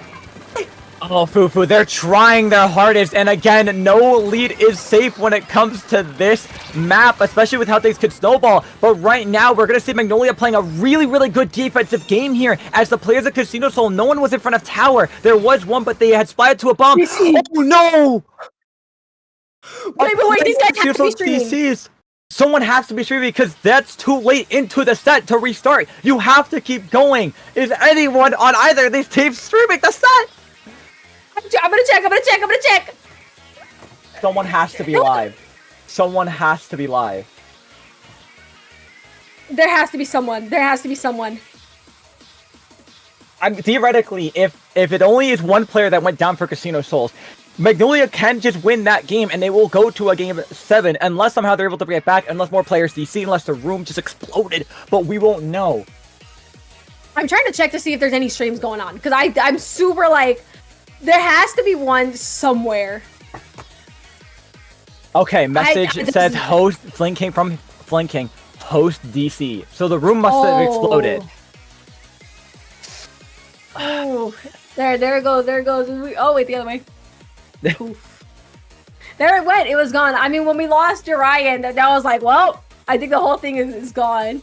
When our goat is gone, or bird in the sky. They said the birds weren't real, and they might have been right there because Uriah got knocked out of the sky. The question is, is this bound for, I don't know exactly where the rulings lie, whether this is replayable, or if that was, no, because it was a 2 score. I don't think that counted for replay. I mean, unless they gentlemen's, it's totally possible they gentlemen's to the replay. And also, I'm not sure, I personally don't know who is hosting. I didn't get a chance to peek at it. So it depends, it's entirely up to the teams. Honestly, at the end of the day, it's entirely up on the teams. What do they want to do? Are they going to give it to, I guess, whoever did DC? Are they just gonna gentleman's it out and just run it back, which would be incredible if they do. Looks like it was Flinking who was the host, so they are the ones with the hosty. So we'll see. We'll see what they want to do. If I'm not mistaken, it could very well be like, because I've seen a lot of rule sets where it's like if the host DCs, the game goes to the other team. But so theoretically, if that's the case, Magnolia takes that then. Theoretically, if that's how we play it, but we'll see. It's up to them. We're gonna find out very quickly. Once we hear back from these teams, we're gonna be finding that out very soon. It's literally up in the air. It's just like, where are we going? Where are we going? For now, we can take a peek here at what's happening on Splatoon Tourney 1 here, our little sister channel here, as there is a current set going on. It looks like they're just in the beginning of the game as well. Yeah, I mean, score Division 4. This is the Week 4 replay. It is tied 2-2. Ziphius versus Kaleidoscope. Right now are doing some really great work here. Sorry, these were actually replays. But yeah, on Splatoon Tourney 1, a great Division 4 set being played underway there, and doing a phenomenal with both of these teams just giving it their all. Indeed. And we love to see that. That's what LUTI tonight is all about. Just seeing teams absolutely go in and just throw everything to the wall. Whatever happens. And, well, of course, we want to win. We want to win indeed. And I'm actually curious as we are waiting here, because we are to get word of that. The teams are trying to see about the rule booking, right? What is the rule set to be played here? What are they going to do if it did not decide to be a gentleman? Oh, that's a crazy save on tower. Holy, Ziphius with the clutch. Hello? Oh, absolutely. That was crazy. I swear we were just on zones. No, yeah, you said these were replays, if I'm not mistaken. But oh goodness, that was a clutch. That was a clutch, all right. There's a lot of great matches that happen on the channel. Like, again, Splatoon Tourney is just like the place where if you want some cool stuff to see, like no matter what division, there's always going to be some shenanigans happening. And with playoffs approaching, it's only going to get better, if you ask me. No, absolutely. Getting more information, looks like they are getting a ruling from FTO, as it could be interpreted two ways. I decided to also pull up the LUTI rule booking myself, because I did have it pulled up. I downloaded it when I was playing this LUTI season. For the host DC, if the lobby host experiences a disconnect which kicks all the players from the game, a replay will be granted with no consequences. Right under that, though, is a bullet point. If the host of the lobby disconnects after the opponent team's objective is less than 70 points remaining, meaning scored more than 30 points, they are not allowed to replay, and a game is forfeited and a new host is to be selected. It's really hard to tell. I think it's like down to a coin flip, because like it is a host DC, so it does also go against Casino Soul in general. And Magnolia, of course, had the because it can't be. Magnolia got it down to 2. It was Casino Soul who was hosting, and unfortunately DC'd. So theoretically, the game would go to Magnolia. We're going to see what's happening here. Yeah, we'll get official statements from TO as they are going to go ahead and ask in help desk. For now, we're going to just look at some of these great replays. And just what an exhilarating set and such an unfortunate timing situation for all this to happen. Because, wow, I mean, I really just want to think about, like, let's say they do replay this game, right? Let's say that Magnolia doesn't take the game. What time was that? 218. 218. Who's that, DC? Yeah, right. So that's more than the halfway mark of 230. Yeah. And then, so they got it pushed down so far. Yeah. If they do replay, I'm just curious, can Magnolia pull it off again? That's the biggest thing, because yeah. Because if I was Magnolia, a lot of things are very much leaning. Of course, this is speculation. Take whatever we are saying as commentators with a huge grain of salt. But like, it's very much leaning towards Magnolia's side. And if I was Magnolia, I would toss the gentleman's out, especially in such a dangerous position in your set, and just take that win. Whether it feels, rules are rules, and as like maybe it's a little bit on the controversial end, but it's still very fair to do so if it comes down to that. No, absolutely. And you know what? If I'm Casino Soul, you're already leading 4-1 in this set. I wouldn't even be worried giving them another game. because you've already shown how strong you can be this set and how dominant you've been able to play, especially when it's come to high stake stress situations like overtime. I mean, we saw it in tower control. We saw it in clan blitz. It didn't matter. They were able to pull through and clutch up those wins and bring them this far forward. Yes, Magnolia maybe that last game on the zones game had a very drastic, huge open play and a great game played overall with a lot of special cancels and holding on with a lot of painter on the zone. And even this last game, tower control pushed down to 2 with a great burst start that was a little teeter-tottery in the beginning. I mean, honestly, Casino Soul, me personally, if I was in this situation, I'd give them the game and just prove that the next game, which would be a Rainmaker game, you could just win it back all in and just end it where it is. It's a very interesting situation to be in. It is very interesting because, again, we've established that where the rules are starting to kind of lean into, but it's until we get official rules, we really just don't know unless the teams just decide, well, whatever happens, happens. It's hard to tell. It really is. And we're just here, we're playing a waiting game until we get a clear decision here from TOs and really the teammates. So we're playing a large waiting game. Yeah, absolutely. That's pretty much what it is, right? As we do have, where's, right? Hold on, there he is. Yeah. So share this cat if you've already lost your mind. Where is my hand? Oh, he's a lot larger now. Yeah. It's a big cat. I think I've lost my mind. Yeah, same. Honestly, this set, even the set prior, has just been so exhilarating and such full of action-packed gameplay. Not even just here as well, but like also as with this live look-in from Splatoon 21. I mean, look at this, right? Poof! These teams are now tied up. That was a great Reef-Slider play. This, I'm forgetting the name of this weapon. Dreadringer! Doing fantastic work and just being the opener here. Listen, you get re-slided by it so many times, you get zone cheese too many times, you just wish to forget the weapon. Am I right? Am I right? Yeah. No, I think that's very real. I think that is real based in another... Again, Cactus, you're always based in real, man. Sorry, so there's someone that gets it, it's you. Exactly, right? From a shooter to a backline, right? We both get it. Yeah. Like, we're literally the same person in another font. What do you mean our weapons are different? No, they're not. No, they both do things. They get splats, they paint the ground, right? Yeah. Listen, we would just make it better. We just play together again, and then boom, we're set. Like, shake my hand or whatever. Yeah. Shake my hand or whatever. I love it. Oh my goodness. This is whimsy. Wait, I wonder. Oh wait, we're gonna have Splatfest results in like 3 minutes too. If we don't get this all in 3 minutes, hey, you know what? Yeah, let's just look at the Splatfest results. Let's see who took the crown. Yeah, listen. So far, Knight has been in control of everything. Will they fully secure it all the way?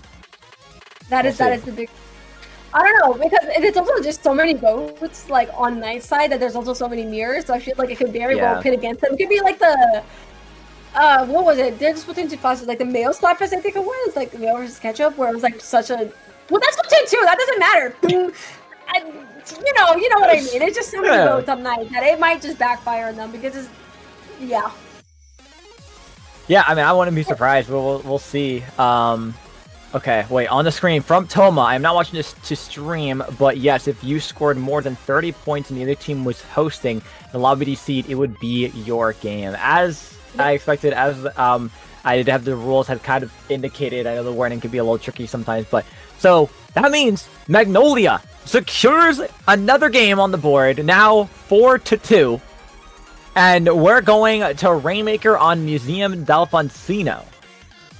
Oh, yes. This is definitely going to be the game of speed, I think, between these two teams. We've already seen the speed that these two teams really like to play at, and this is going to be really no different here, as Museum D'Alfonsino, with its hugely open center, is going to want you to get to their plats. It's either you slow down the game enough to make it your own, or you force the game to be fast in order to make it your own. So you got to make it your own one way or another. Do it yourself, kid. Have fun. Yeah, you know what? So far, we've seen from these past 2 games from Magnolia is they've been really good at getting those burst starts, and they might, fall back a little bit, but then they just kick it into hyper gear, and they get a huge lead or a huge hold on to that. So this is their opportunity to do that same thing once again. Get Casino Soul maybe stumped a little bit here. Take another game here, keep doing what you do, and ride that momentum, especially now, you know what? Even if that DZ didn't happen, they already had such a really good opening. As long as they didn't throw the defense, they were going to win that game. So, a huge opportunity here. Magnolia, can you do it? Can you win 3 games in a row and keep us going? Yeah. Both of these teams have now had had a little bit of that momentum drop down as well. So it really is. It feels like we're starting to get a little bit of a fresher page of what's happening. I feel like the nerves are going to be a lot higher here between these two teams as well. So to see how this is going to turn out is going to be exciting. Oh, exciting indeed. And right away, you already see one player flanking on Casino Soul, trying to find an opening, but it was Gimme, but they have to jump on out as it wasn't a... Oh, one trying to jump on. Remember here, pop doesn't matter too much on this map. It only paints that spinner, and it doesn't paint much of that low ground. But it's going to be Casino Soul getting that pop, logic forward with the cooler and the missiles, and that's going to provide a huge opening up for them. Indeed, as I believe something just happened. I think we lost our streamer. I think we actually just lost our streamer. Everything crashed. Everything crashed. We lost our streamer. Hello, hi.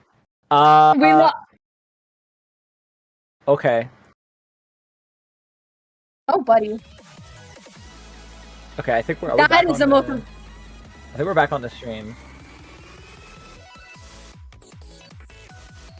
Yeah, we lost our live feed to the game unless they restart. But which they are making they're not doing so. I doubt any of them are watching. Like they send you chat, so. Yeah, it's gonna be kind of rough. Here. You know what? Splatfest results. Splatfest results, everybody. Let's at least watch that, right? Let's at least. Did bro skip the Splatfest results? Ryan.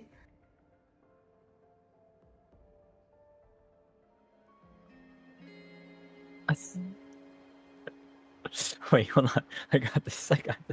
Hold on, I got this. Oh, wait, we should. Are you doing this? Are you doing one of these? Yeah, I literally will. Hold on, chat. I got you. Hold on. Do your thing. Hold on. We're gonna lock this in. Wait. I think there's an account switch. We might be able to see the. I'm kind of sad. I feel like those teams were like duking it out. It's either we're gonna see more of them if Magnolia takes it. We're gonna hear. Yeah, we're gonna hear this either went to, either they won or, I don't know. We're about to hear what happened. Someone won somewhere. Splatfest watch party. All right. All right, chat. Who won? Who won the Splatfest? All right, here we go. Love their little intro. The suspense is killing me. Yes. Okay, Guys, you're lucky I'm not making you voice act. Hey, you want me to? I'll big man if I have to. I'll shiver if I gotta. Oh, okay. So the first one is we know how. We knew that. Yep. Okay, votes, right? Okay. Yep. So far, one for night. Yeah. Okay. Hey, huge. Okay, yeah, huge. Big win, big points. So close to the funny number. So close. So close. R.I.P. Morning. Y'all got like nobody. Yep. All right, now for what really matters. Okay, because this is gonna be the deciding factor of whether or not know. Yeah, if Knight secured the bag, all for clout. All for clout.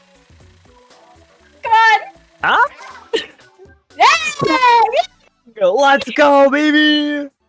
Yeah! Night sweep. Just like 2 firsts. It's like 2 firsts and 1 second. Because morning, morning people or whatever. Whatever. They had like nobody. That was like a 9%, 0.9% difference in that, by the way. Holy, look at them points build up for Knight. We love to see it. 20 points. Oh my goodness. And Fry once again takes them the last place finish. No, we love her anyways. We're gonna give her a little. Oh, absolutely. Mm-mm-mm. Come on, go, big man. Let's go. Huge dub. That's our goal. Oh gosh. I feel like I'm still like on the edge of my seat. I still feel super nervous about the set that's happening. I Like know, we got our Slapfest results, but and no one's streaming it, so there's no idea knowing. God, I'm nervous. Oh my gosh. So I have lost my nervous. mind. I have officially lost my mind. I'm not okay. I'm not okay, Cactus. I've already lost my mind. I'm over here checking stuff, and it's just like you always. Oh, I'm always like. And then it's just like camped and like, yes. Yeah. This is the first time you caught me like while I'm like doing like something on the side for like a minute. I just started and I get caught and I'm like, no! Got him. This is like always gotta be, what is it? Camera, always gotta be camera ready. Oh my goodness. I just want to know who's winning this set. Considering we don't have an answer. I know who won. Foo. Do you want to know? Tell us who won that game. Right now, Casino Soul has won the game. That set is theirs. I have gotten word from Ren that last game was Casino Soul's. Well, dang. What a beautiful game. It was so close. It was down to the wire. Yeah. It was down. It was such like Cactus. I was at the edge of my seat just trying to yell through that entire game. Oh my goodness. It was 1 point till a KO. It was so fast. It only lasted half the time. But yeah. So Casino Soul has now officially won 5 of their 5 sets, meaning they are 5-0, the leading seed for their group in playoffs, going into playoffs. Unfortunately, Magnolia could not take the win, securing it, and Loxier will be beating them on out with the win record, meaning they are the second playoff team, and fortunately Magnolia will finish 3-2 for a third place group finish. Very much so. Look forward to seeing these teams here, Casino Soul and Loxay, at playoffs, because these two teams are going to be moving on into the bracket here as we approach the very end of the LUTI season. So as we get out of the group stage of our LUTI season, playoffs are going to be raising the stakes all that much higher. As you know, we're going to have brackets. It's going to be fun. I'm excited for these days to come down, Cactus. Oh, absolutely. I mean, this is where teams go neck and neck for real this time, right? This is where you're going to have the best of each grouping go head-to-head against each other and have a lot of exhilarating matches, potentially 5-0s, but potentially tons of game 9s. And I know that I'm just as excited to see it as you are. But for now, that's going to do it for you and I here, Fufu. So where can the great people find you? You guys can find me at SplatFufu on Twitter, Blue Sky, and Twitch, which I will hopefully start actually streaming soon. So do keep an eye out for, of course, the backline shenanigans and commentary shenanigans. You need me, you find me. I got you. But Cactus, where can the amazing people find you tonight? The amazing people could find me pretty much on all socials at Glitched Cactus, Twitch at Glitched Cactus1, where I'm streaming every single day of this year. We are currently 103 days in and secured about 200 something to go. Or you could find me on Dapple Productions with my podcast, The Cactus Patch, and maybe probably sailing away. As you see, I have been sailing away while I'm commentating. But that will do it from Fufu and I here on LUTI tonight, but don't go anywhere. We have more action-packed Splatoon action on the way, a CCA match. Very exciting, very exhilarating. So don't go anywhere. More Splatoon coming your way.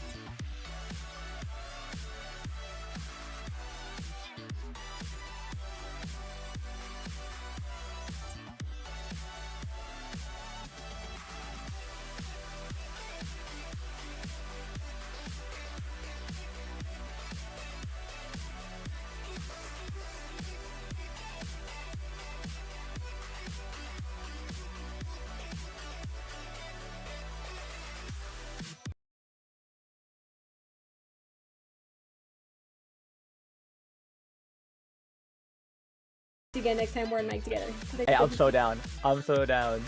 Yes. Okay, well, yeah, that's right. You gotta let y'all commentate. Okay, good luck, y'all. Enjoys. Wait, is that what I'm here for? Commentary? Yup. Funny. Oh, dude, these colors are awesome, actually.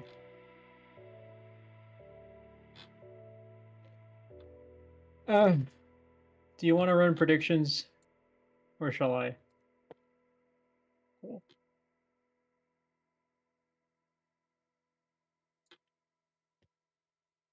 Can you strike through?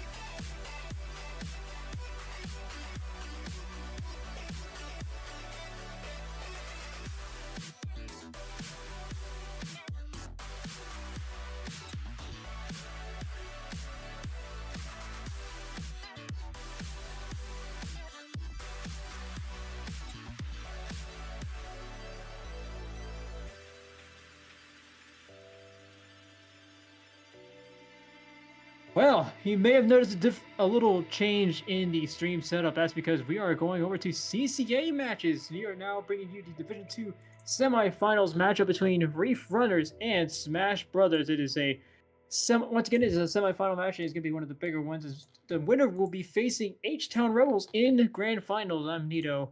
Alongside me is Sibarino, who is also joining me at a cool 9:23 in the evening, or 10:23. Who really knows? There's a lot of time zones. There's time zones. Yeah, happy to be here with you, Nito, and just happy to be here getting to commentate a Division 2 semifinals match here. The Reef Runners versus the Smash Brothers. I am very excited. Yeah, no, it is a lot to be excited for, especially considering the history that both of these teams have, which we'll go over later. Right now, we're going to get into the matchup. It is starting off on Undertow Spillway on power control. Saved it. Yeah. All right. It looks like I see the Reef Runners are running a Bamboozler, an uncommon weapon you don't normally see in competitive Splatoon, but honestly, I dig it. I love it whenever I see like a weapon that isn't common in the competitive scene just being brought out and show what it's made out of. And as for Smash Brothers, they're running a efficiency Gauss here, as well as Linza and Titan. A pretty good healthy balance that comp. Right, 52 Yao is a classic of Acer, one of the players us CCA staff have kept an eye on for the rest of this season, as we see some action going on from some Reef Runners taking their turn at the tower. It's going to be Roller there from the side of Reef Runners trying to get some full points on the board, but ultimately Smash Brothers shuts that down. Neither team has yet to pass the 90 remaining mark here, Sid. It's going to be fairly close. I mean, everybody's here in the middle. There's a lot of fighting going on. It's like nobody has had more than 10 seconds to touch this tower. Yeah, as of right now, things are just very neutral between the two teams. We see the members of the Reef Runners having their specials all ready to go. We see the Roller trying to push up, and unfortunately is taken down by, I believe it's the two Editor or the Roller, I'm not too sure. But some of the members from the Smash Brothers are going down, and as of right now, the Reef Runners are now up in getting the lead. I guess not. Apparently, we're just going back to neutral here. That's been the story this whole game. Noticing these two teams going back and forth, and it's only until now that we see one of these teams break the first checkpoint. That going to be courtesy of Smash Brothers, who lose 3 players in the process. As I say that, Reef Runners now have a prime opportunity here to get some more points on the board. We take this lead. Nearly 3 minutes to go, and the Reef Runners have yet to find this advantage here. They do get 2 players down. They do lose their head in the process. These are not going to have as easy access to that cooler, but that Bamboo loses the fight against Neku on Smash Brothers, and we're still in the neutral position here. Yeah, and as we see right here, folks, it looks like the members of Reef Runners are now able to break the first checkpoint, getting the lead here, and now it is their turn to pick up the momentum. Incredible play here from the Roller, just able to get some valuable picks here on the jump, even on the Flingza. Dude, this Roller is absolutely on a rampage. Yeah, no kidding. Look at how much damage these Rollers do for the side of Reef Runners against the side. It has done so well in the regular season, especially in the playoffs too. But Reef Runners showing that they're the gutsy team, coming off that 5-4 win against, and 5-4 win in the quarterfinals. Sorry, my words are still trying to hold themselves together. They won against California Runners and showing just exactly how they do it. They've gone through the second checkpoint. 1 more to go. Yeah, and as we see here, this is the end of the push for the Reef Runners, and now it is time for the Smash Brothers to go in and try to retake mid if possible, and try to push back the tower and try to get back bring that neutral here. But it looks like we see a couple of the members just out here, just sharking and oh wow, oh my goodness, what an incredible wipeout coming from the Reef Runners. My goodness, the Reef Runners are running through the Smash Brothers like there's no tomorrow here, and we're heading towards this last checkpoint. We've seen this go back and forth over and over again, but it still seems like Reef Runners have a clear hold on this. But still, Tower is still in opposing territory, and we've seen 2 players go down from Reef Runners. Nothing has changed in terms of the dynamics of this match, and with a minute to go, is there any sign that any of this can change? I mean, there's a lot we have to get to see. I mean, the only thing I could say is that the Smash Brothers do need to get some picks, which they are able to get a lot of value here. And now this is the start where they're going to turn the tides around and hopefully get a lead switch here. But they have a long way to go. No kidding. With a 30 seconds to go, not a lot of time to make that move. But they're up to 56 remaining. They haven't quite cleared the second checkpoint. They have a few more picks on the board. They have this advantage here. The question is, how much will they be able to use it to? Not much is going to be the answer from Kaja there on the side of Reef Runners with the Forge Pro. A few more picks on the board for Reef Runners. Or Smash Brothers still struggling to get past the second checkpoint. They still haven't gotten, only getting 2 points in the process within these last few seconds of the match. 50 remaining and nothing there for Smash Brothers. As Reef Runners looks to seal this by staying on the tower. That first game will be going to Reef Runners. My goodness. Honestly, like, from what I've been seeing, just a lot of fighting for neutral throughout this entire game here, Nito. Like, I definitely have a feeling that we may be seeing a lot of that in future games.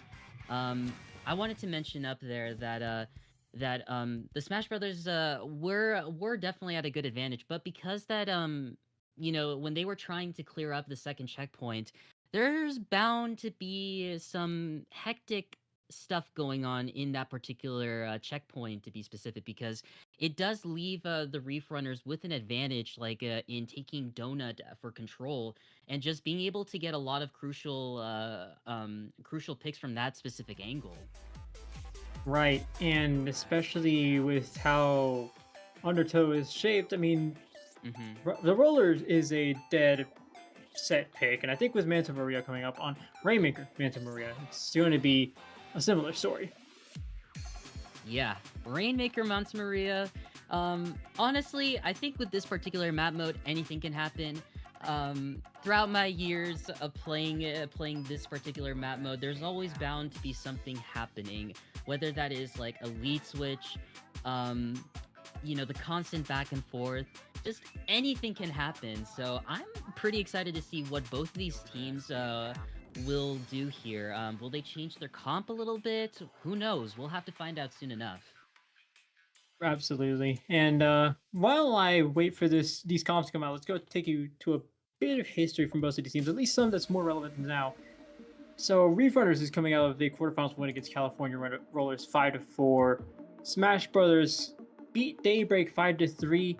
It is worth noting that Smash Brothers was the least scrappy out of both of these teams. They did have the most cleaner wins, one of them only losing 1 set to Tozen. They did lose so in 4. So Reef Runners is coming in very scrappy. I mean, heck, look at the leaderboard. Div 2 has been all scrappy. That is the textbook definition of scrappy, with only 1 set going to 8 games instead of 9. From what we saw from round 2, H-Town and Onsu Scarlet was the same story. H-Town Rebels won 5-4, and they're going to make their way to the grand finals. If that last match was any indication, perhaps this ends the same way. Yeah, and as we go ahead, we are getting game number 2 started here, folks. Manta Maria Rainmaker. From what I'm noticing, seems like both these teams are still running the same comp from the last game, and yeah. So let's see what they're gonna do out of this. Right, it's like you said, same comps, no major changes from either team. But I do see that we kept the Splat Roller, which is interesting. Usually we do see a Kraken come out for both teams, but I do want to see what Reef Runners have for the side of Smash Bros. As again, same story here. Neither team picking up the Rainmaker just yet. We're only 30 seconds in, so maybe no major surprise. But Smash Bros. And Reef Runners, known for taking lots of fights in the middle here, might see a repeat of this very soon here as the cooler starts to come out, the special starts to come out as well. Yeah, I do see the bubbler coming out of the roller over from on the Reef Runner side, and same for the Tacticooler. But the Smash Brothers are in an early advantage here, trying to push the Rainmaker. And oh, what's this? Is that the roller flanking from behind? That it is a roller attempting to make a stop for Smash Brothers, but they do end up making it past the pedestal. They got one player down, and they're still trying to take a crack at it. They're surrounded though. Yeah, and as of right now, here it looks like this is the end of the push for the Smash Brothers. It looks like now Reef Runners are trying to retake control of their bunker, and they're sniped two crucial areas in Monte Maria, and seems like they already got the control here. But with all these specials coming out from the Smash Brothers, they're definitely struggling to push in. And that they are Smash Brothers noticeably having more difficulty than they did in that previous push, but we're still looking for the breakthrough from both of these teams. We do see a few specials coming out from the start of Reef Runners. This usually indicates that they've got something in the works here, but it's yet again the same story here. Both teams trading picks in the middle here. 3 minutes to go, 3 minutes to go. Only one team has had a crack at it, and they've managed to make the pedestal. Reef Runners is still waiting for their opportunity, but they're not going to get it if they got two players down, or one player down like that, but they do equalize. I also just realized here, Nito, that the Smash Brothers actually did switch their weapon a little bit. They traded their the backliner here switched from the heavy edit to the pencil. So I definitely wasn't paying attention to that here. But with all that being said, here the the Smash Brothers are already starting a potential push, and they already are passing the first checkpoint. And they honestly, I thought that they were gonna make it to the ground there because that is that is going to be so huge for the Smash Brothers, getting themselves a huge lead. Right, yeah, that, like you mentioned, that was a huge push. It's usually very difficult for teams to get out of this position once they're put in it by the opposing team. 20 remaining is no joke here on Manta Maria, as we're starting to see from Reef Runners. A similar story, except this time Smash Bros. Is completely surrounding this Rainmaker. They do go 2 players down, but so far they still have Ace here in the bunker. They still have these weapons that they've been relying on so much, but they've got 3 players down as well. Neku, the only person in mid, getting some jumps for the rest of the Smash Brothers. Reef Runners still looking for a way out. Yeah, and as of right now here, not the Smash Brothers, the Reef Runners are now getting control of their bunker here. But unfortunately, the heavy edit does go down. Really unfortunate for them. But they're still keeping this pressure going. And as we see here, we do see a couple of members go down from both ends. And as of right now, it looks like the Reef Runners are now able to grab the Rainmaker and maybe potentially start a push. I don't know. We're gonna have to find out soon enough. And they're going to have to find out soon enough, too. They have 1 minute to go and a lot of distance to cover in that last minute. And they're sure not going to do it like that, but if they get 1 player down, 2 now down for Reef Runner. Smash Brothers holding down the line at their pedestal. But do they see the roller coming through, trying to take the flank? Is there enough for this flank here? There sure is. They've got at least 1 player down, but 1 on both sides, so it's still equal here. Still equal here as we see another 2 go down, 1 on each side. And it's still fairly equal here. We're waiting for some respawns, but even then, Smash Brothers holding down the fort as well as ever, holding on to this lead.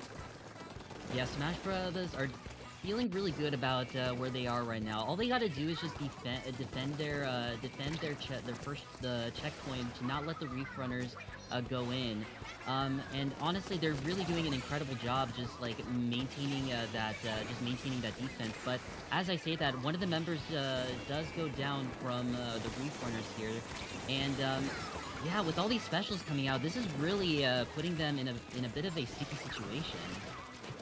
A sticky situation indeed, but nobody's grabbed a Rainmaker. It's going to be the key note to make there as Smash Brothers equalizes the set 1-1. And Sid, I do need to point this out. That looked a lot more decisive in the favor of Smash Brothers than that first set. Actually, really for any team. Yeah, 100%. I have a feeling that I think like regarding the mode, this will definitely I think regarding the mode, especially from what we just saw so far, it looks like the Smash Brothers love playing in modes where where they play at their own place. Meanwhile, the Reef Runners like to play out of the objectives pace, and yeah. So honestly, that's what we see so far, but we're not gonna jump to conclusions just yet here as we head to game number 3. I believe, is it Clam Blitz on Umami Ruins, or is it Splat Zones? It's gonna be- Yeah, it's Splat Zones. There we go. Love it. We've got Splat Zones and Umami Ruins on deck. And while we wait for that match to come up, I do want to at least elaborate on these teams' records here. Fast Smash Bros. Coming in 4-1. They were tied against Tosin, the one team they lost to. Reef Runners from Cal Poly, but Smash Bros. From Binghamton University. But it's Reef Runners 5-0 on the season. Went perfect throughout the football season, and their quarterfinal win was against a team they beat in a sweep. It was California Rollers, and they won 5-4. So they're certainly scrappy. There's no doubt about it. And what we're seeing right now is no different. Yeah, honestly, I agree with you there. Yeah, like honestly, I think we may be seeing a lot of these like scrappy fights happening throughout this entire set here, folks. And I'm sure you as well are looking forward to that, as well as you, Nito. So I'm honestly very excited to see like what's gonna happen here. It looks like we do see one of the Reef Runners switching out players during this game switch here.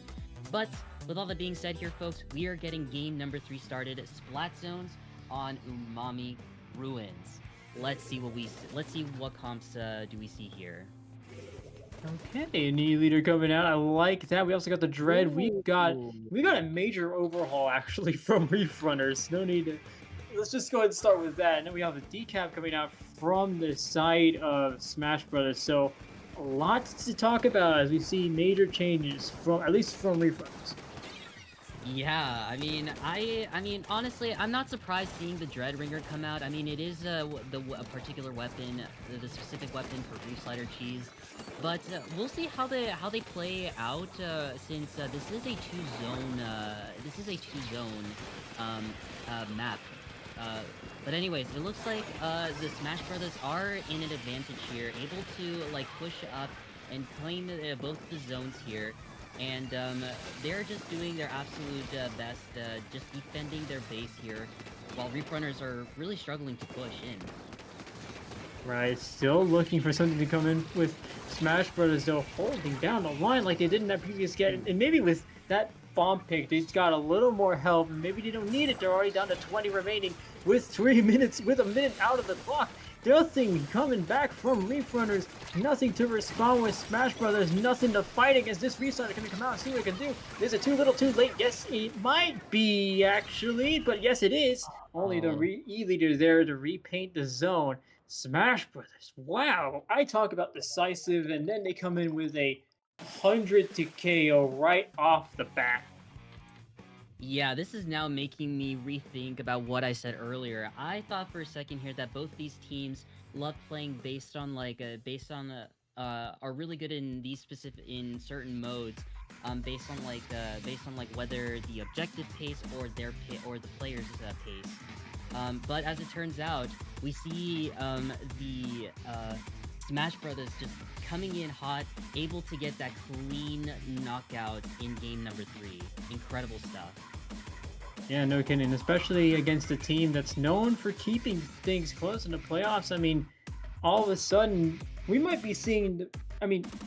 No, I know better. I'm a commentator, and I do not give out commentators curses like that. But what I was going to say is, I know this set has been close at the beginning, and it was close for those first 2 games, but all of a sudden, you come out with a win like that, you're up 2-1, so it's still early-ish into the set, but I mean, so if you're Smash Bros, you gotta be feeling really good about what you just pulled off.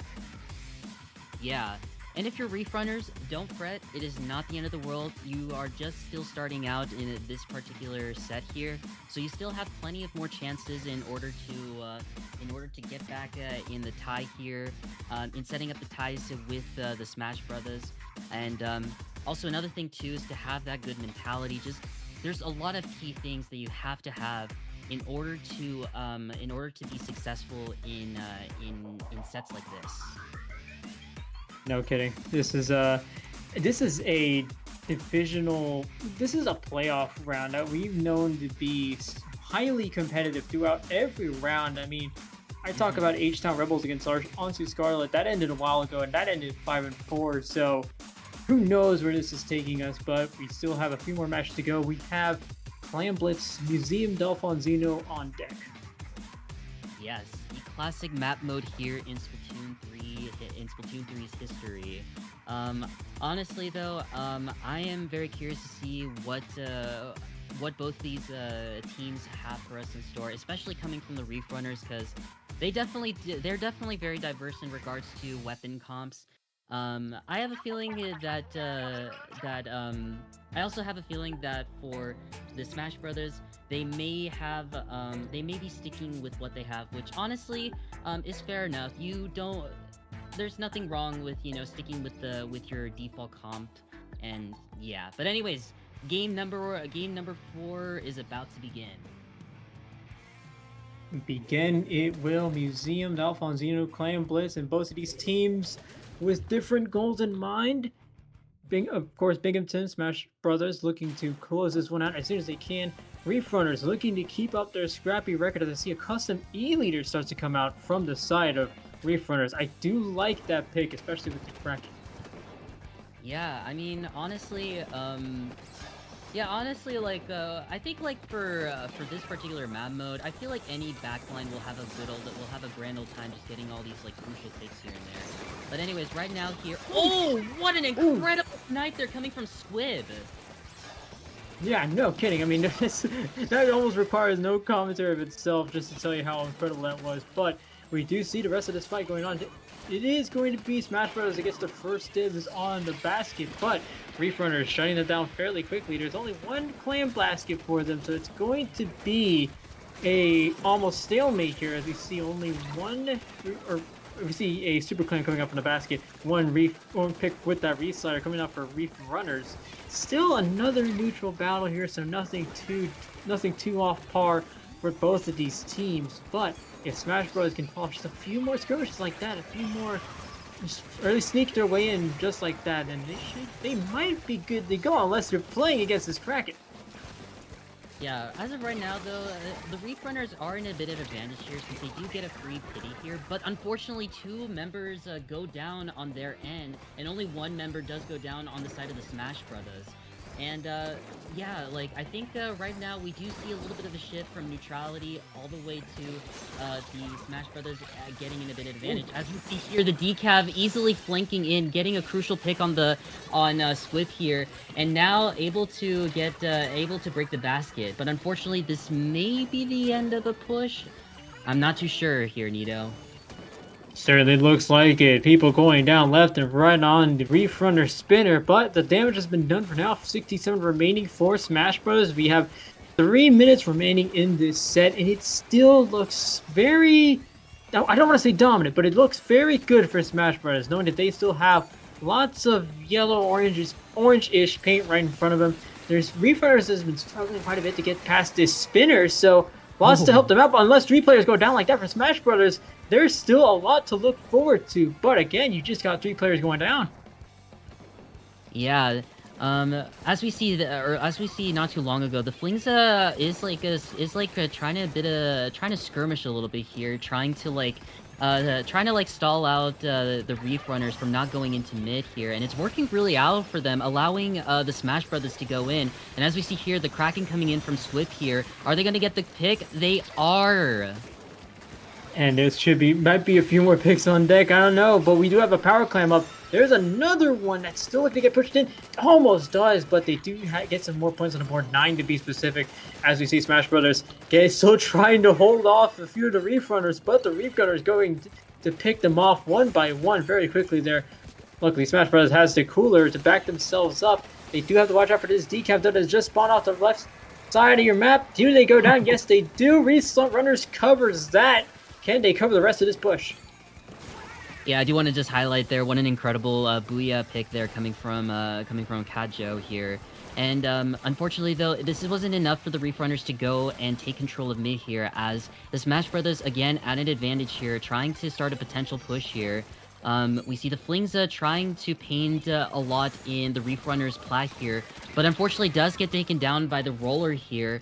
And, yeah, honestly, like, Reef Runners, they're definitely struggling a little bit here. I think, like, what they have to do is to paint up for specials and use all their resources to, like, try to take control of not only mid, but maybe start a potential push as well.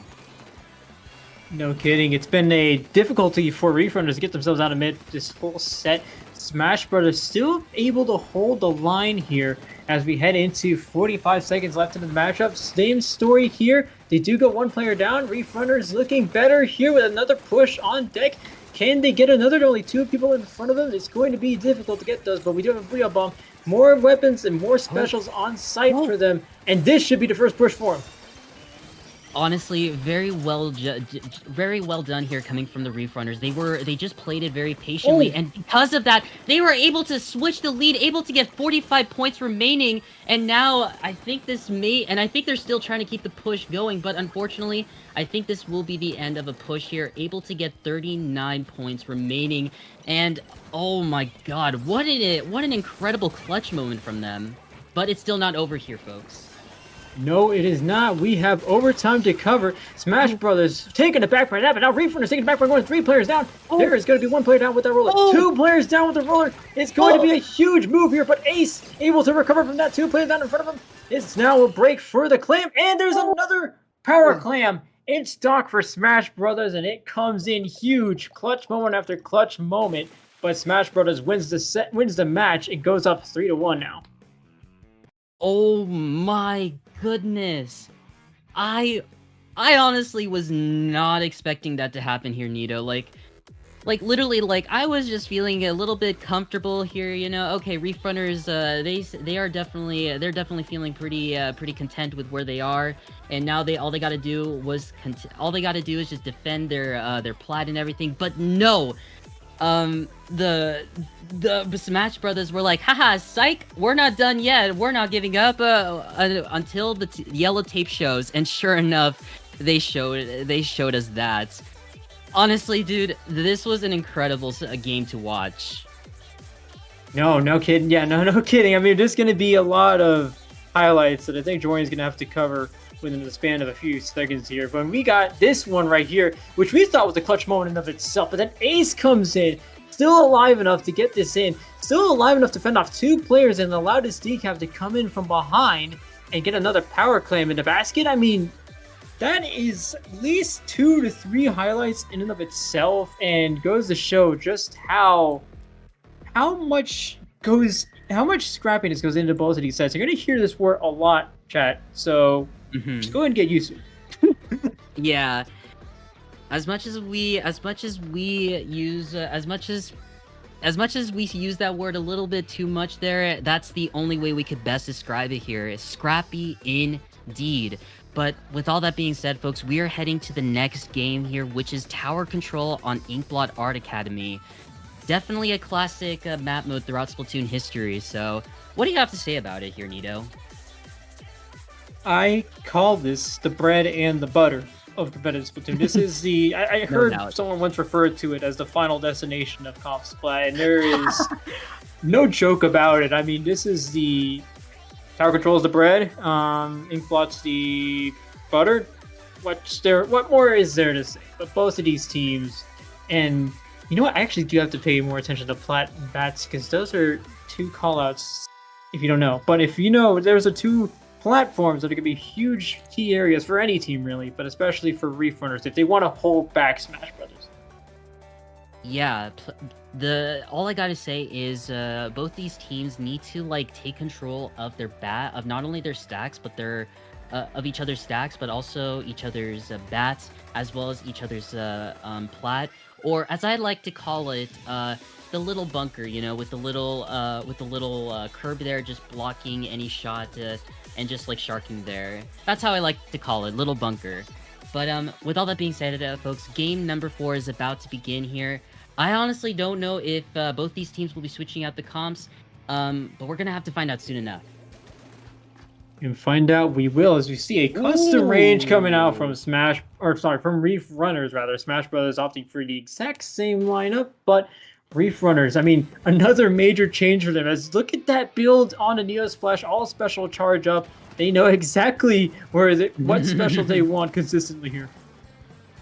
I think from what I could see here, it looks like Reef Runners are running a bit of a chip damage comp here. You know, with the bamboo and the Sea Blast, you know, just able to provide a lot of chip damage on it, and it's really working out for them, as we can see here, able to get 2 picks. 2 picks, 3, 1 more now with that custom range coming in for Reef Runners. Smash Brothers didn't know what was coming for them, and now they have a Kraken. Now they have a few more specials on deck. There's the Kraken coming out for Reef Runners. Smash Brothers has nothing to do here against it. It's only Ace being in trouble here, and they do go down eventually. This could be the first checkpoint going to them automatically. Smash Brothers now they're the team struggling a little here. They're going a few players down one by one, keeping themselves staggered. Reef Runners now taking a huge control of this matchup. Yeah, it's like what I said earlier here, Nito. It's the chip damage comp. Like, they are able to just provide a lot of chip damage, assisting each other as the game goes along. And they're already able to break the second checkpoint here. And now, they just only have one more checkpoint remaining here. And they're still keeping this push alive! Oh my goodness, the Kraken just drops onto the one player to Smash Bros. And now does a delayed wipe. Just get a few more players ahead of this tower. You might be good to go. As we have Gajo here popping these strikes. It might be GG strikes a little too early there, but it's going to get themselves closer to the KO. Can they get it? There's a tenant. High fighting off players on the tower. Does have to back up eventually. Ooh. 2 remaining is the score for Reef Runners as they get a phenomenal push here to start the game.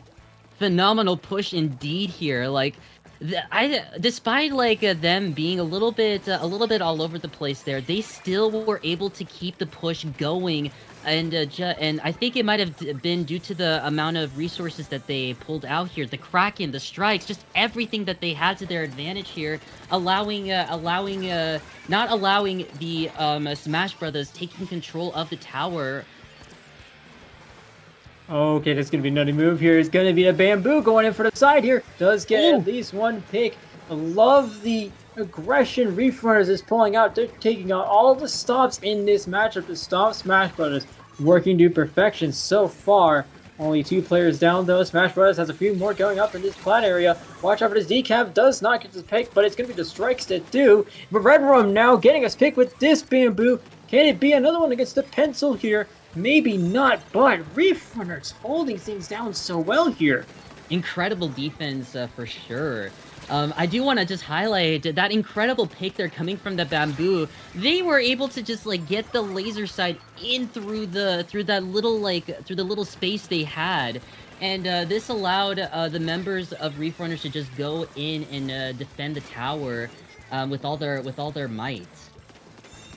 Division 2 showing us that this match is going to be no different. Both of these teams going back and forth and back and forth. Smash Brothers now in control of the tower. They do have 1 player down. Ace is going to try to make a move on a headache, but a headache takes it down very quickly there. Smash Brothers still pushing the tower. Got it past checkpoint 1. It's going to be up to the decap to see what they can do from the side here. Does get 1 player down, 2 players down. There's the decap goes down as well. Trades from either side. And they're still not done. Another player on the tower, but there's not that much left for Smash Brothers to defend it. And see if you're those players push back, maybe? Who knows? Push back is not a word that they often use, as we see here as they go back on the tower.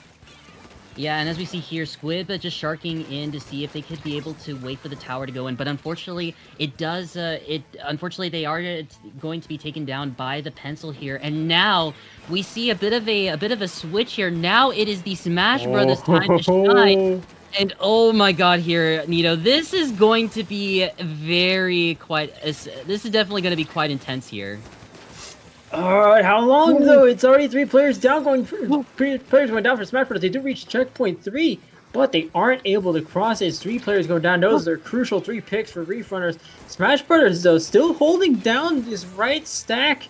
Throwing 2 players down, that is huge. 30 seconds to go. And they're still getting more picks on the board. Reef Runners not letting this go by any means. Not gonna lie here, Nito. I am definitely getting secondhand anxiety, and I'm not even playing in this game, dude. Like, I am just really feeling what the Reef Runners are feeling. They're definitely feeling a little bit pressured here, as they were almost getting switched, getting their lead switched in the favor of Smash Brothers here. But anyways, it looks like they did release their specials out, and now they're still going. Oh! Just Oh, as you man. said that too, that is well, it's not really a curse. Let's be honest, it all happened so fast that couldn't be able to tell what happened. But Reef Runners winning that set, getting themselves up 2-3. Smash Brothers still holds the lead in this set, but by no means is it dominant for either side here. Yeah, I mean, this is semifinals. This could be anyone's game here. Honestly, when it comes to semis, there's always bound to be like really good fights here. Like, as you might have noticed throughout these last couple of matches that we reviewed, that we were going over throughout in the CCA and all that other stuff, you know, like, we are just seeing a lot of these intense semifinal games here, and honestly, I am just so excited to see like what these teams have going on. They are definitely not giving up just yet until it is over. So honestly, I'm just in it. Yeah, I mean, no kidding. Who isn't? And if you're in chat, you're in it with us. So welcome to the In It group as we head into Game 6. It's Rainmaker on Scorch Gorge, another map mode combination you're going to see a lot in competitive Splatoon, but by no means is it the same as Inkblot. If past experience tells me anything, it's that Scorch Gorge is a game that could very well be won if one team gets past 30 remaining. Yeah, honestly, I consider this to be one of the most notorious Rainmaker maps here, because you know, I feel like no lead is safe even when you're on when you already break the first checkpoint, or even when you're on court, your lead is still not safe here. Like, anything can happen in Rainmaker Scorch.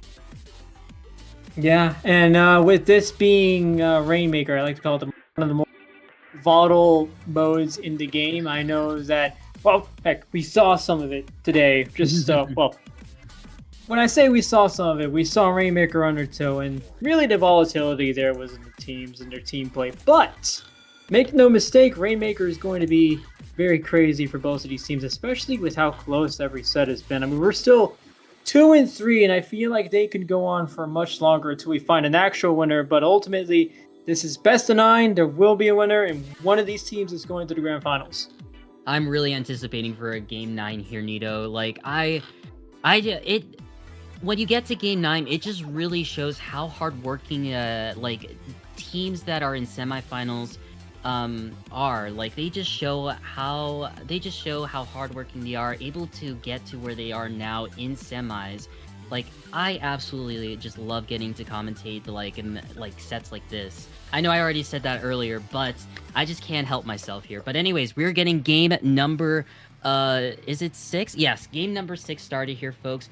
Rainmaker on Scorch Gorge. And we see the picks coming out from both teams. We've swapped out the Neo Splash. I got to change it for a regular Splash-O-Matic. We have the Crab now for backup here.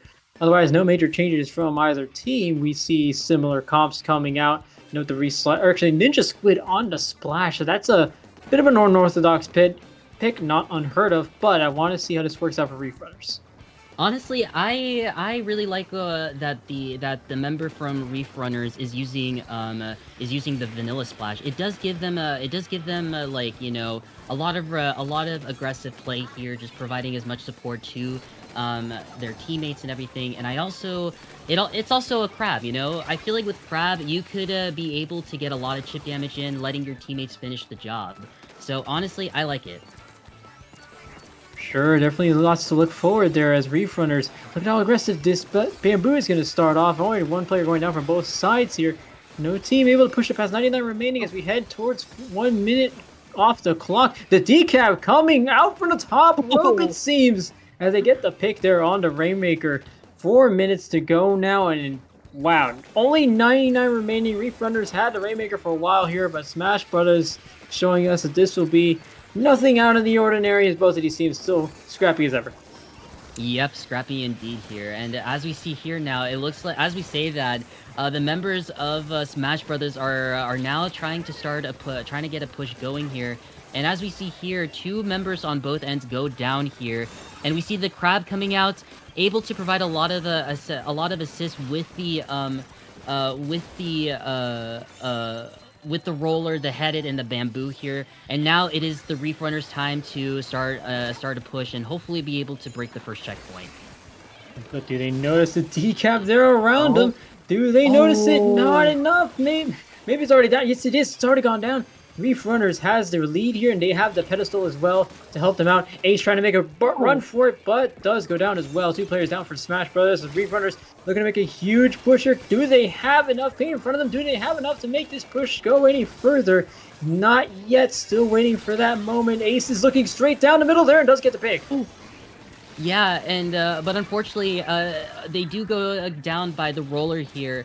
And as we see here, like, the Reef Runners are just not giving up in letting go of the Smash Brothers is a ramp here. But unfortunately, due to the amount of like pain output, it does put them in a bit of a it does put them to fall back a little bit. And now the Smash Brothers are now taking control of mid here, and I don't know. We'll have to see if they're gonna keep. Oh, I think they are gonna keep this push going. And the push continues for Smash Brothers. Nobody able to take out the Rainmaker, but only 1 player left to defend that Rainmaker, and they're off to the side there. Smash Brothers able to at least keep a few numbers up, but Reef Runners still holding down that Rainmaker and holding it down strong, as we have this Crab defending the Rainmaker there. There's nobody there to defend the pedestal, though Smash Brothers does go through, but they do have 2 players go down. Still a huge pedestal grab for Smash Brothers. And as you said that, another member does go down on the side of Smash Brothers here. Another one going down. I think we're noticing a bit of a panicky moment here coming from them here. They really just gotta keep a good mentality and just really be careful. Otherwise, it will be their downfall, resulting in them not getting a good push. Yeah, no kidding. With how close these teams have been, you have to be aware of how close this game can be. A lead can be swamped at any moment, so you have to keep your cool here, and I'm sure most of these teams are looking to keep themselves as cool as possible, but Smash Brothers so far doing the best job of it. They do have 1 player go down, or 1 pick for Reef Runners. Both of these teams now trading picks. Similar stories before, still seeing a lot of players in mid, but it's going to be Smash Brothers to try to send a few people towards that left pedestal. They do have 1 player go down. Can they watch the headed though? Do they have anybody on the headed? Not yet, but they do have them pushing back as far as they can push back. 1 player going down. That's the decap for Smash Brothers. 30 seconds to go. They need to make a dive for it. They do. That's the lead. Ooh. Oh my god, what an incredible elite switch there coming from the Smash Brothers. Like, I think, like, after what happened with the members going down as they were super jumping, I think they were like, okay, we really got to play this very carefully. But it's not that huge of a lead yet. The Reef Runners can still turn this around, but with the decap just sharking out of nowhere, they were able to get the Rainmaker, and now this is really the Reef Runners' one and only chance in getting a potential push. 1 chance to go. It's going to go into overtime. They need to hold on to this Rainmaker for dear life. Did they see the 1 player onto the right of their side here? There's actually the Rainmaker is far back enough to maybe they can defend it, but it's the decap for the top rope yet again as Smash Brothers goes up 4-2, and they are already at match point. Oh my goodness. Wow, this decaf really was just on a roll here. Like, they were in really incredible spots in Scorch Gorge, just really able to get a lot of crucial picks, especially on the Rainmaker, not allowing overtime on the Reef Runners. Wow. Okay, and this is a testament to Division 2 that we will at least have all games in the playoffs not be decided before Game 7. I mean, look at how decisive this push was for Reef Runners. I mean, this looked fairly decent and well set up for them, but then all of a sudden, Smash Brothers, in a similar story to what we saw in Clam's Museum, sneaks this one seemingly out of nowhere, and all of a sudden, we're in match point. You want to know something here, Nito? This is actually reminding me of the CCA League Season 1, where the Carneying Soda Fries and the Neo Comet Blasters were facing each other, and the Neo Comet Blaster is just always coming in clutch at the end. Honestly, I feel like history is repeating itself, but with different teams now. And history is repeating itself for me, because you mentioned Neo Comet Blasters. That's a name I haven't in a while. But, shoutouts to UT Dallas. Anyway, here we go. Ship Shape Cargo Co. Game 7, Smash Brothers on match point, but by no means is this a guaranteed win for Smash Brothers. I mean, the one thing about Reef Runners is that it's so... everything connects so well for them that it's just one player from Smash Brothers. Every time that slips by, it happened in Clam's Museum, it happened just now in Scorch Rainmaker, and it's something that you have to be picking up soon. You have to be picking up now more than ever. Yeah, and I do want to highlight as well here regarding Ship Shape. I know I already talked about this, but this is one of those zone maps where it can be pretty lockout heavy.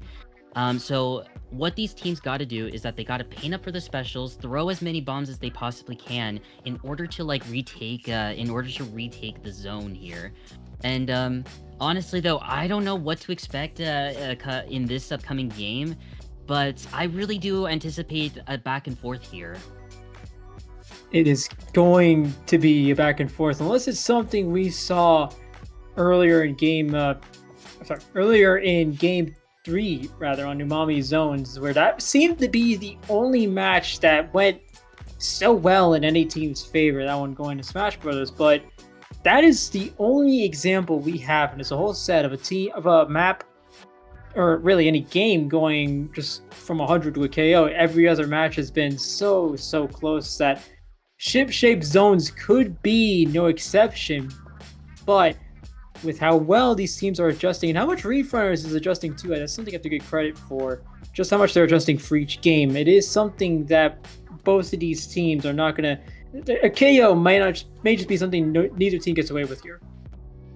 Yeah, 100% here. And I know that I'm gonna get a little bit off tier topic, but I just wanna give a big shout out to the CCA for rating the Splatoon tourney. The only legends themselves who are in charge of this league. And welcome on in, Raiders. We really do appreciate you for coming on in. You are just tuning in. The Reef Runners versus the Smash Brothers. So far, Smash Brothers are in a lead here, 4-2, and this is going to be a match point for them. We're gonna have to find out soon enough. Will the Reef Runners will come back in clutch here, able to get game number 7 in their favor? I don't know. We're gonna have to find out soon enough. It is worth noting, this is Smash Bros. First season in the CCA League, of course, Reef Runners having some history behind them, but for Smash Bros. To make it this far, to make it this decisively in the playoffs, it's very huge for them, and a win trip to the Grand Finals would be nothing short of phenomenal for this team, or really for either team, as we see the match point game for Smash Bros. Heading your way. It's Spot Zones on Shipshape Cargo Co. One team looking to seal the deal here, another team looking to keep finding another day. Ooh. Let's see what goes on here. I am noticing here, Nito, that the Reef Runners are now having double support shooter comp here. Honestly, I could see it, especially with the roll. It does provide a lot of pain here for the roller to just move around freely. And as we see here, the roller is able to sneak past the 52 gal. It's wow, this is already another Ooh. Oh, I was about to say a skirmish in the zone, but I guess not. Reef Runners, go ahead and prove me wrong before I even finish my sentence, as we have a 80-point lead for Smash Bros. About to be evaporated here by what Reef Runner was able to pull off in such little time here. Yeah, off to an incredible start here for the Reef Runners, but oh my god, they're still at it, just getting picks left and right here. But as we see here, it looks like the Decav is trying to go in, able to drop a bubbler in, and it looks like they're trying to, unfortunately, they do go down here. And so far, the Reef Runners are still still making the zone timer ticking down. Oh, the decaf from Smash Brothers always being the nuisance for Reef Runners, but Smash Brothers seem to be liking it so far here. They've got the zone back.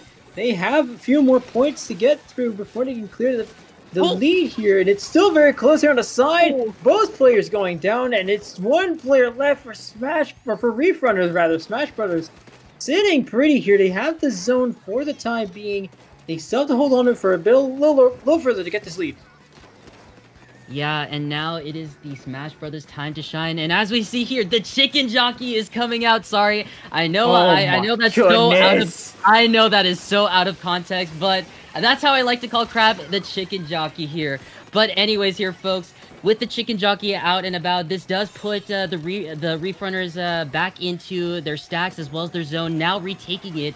And now we see here that they're trying to get the lead switch back in their favor.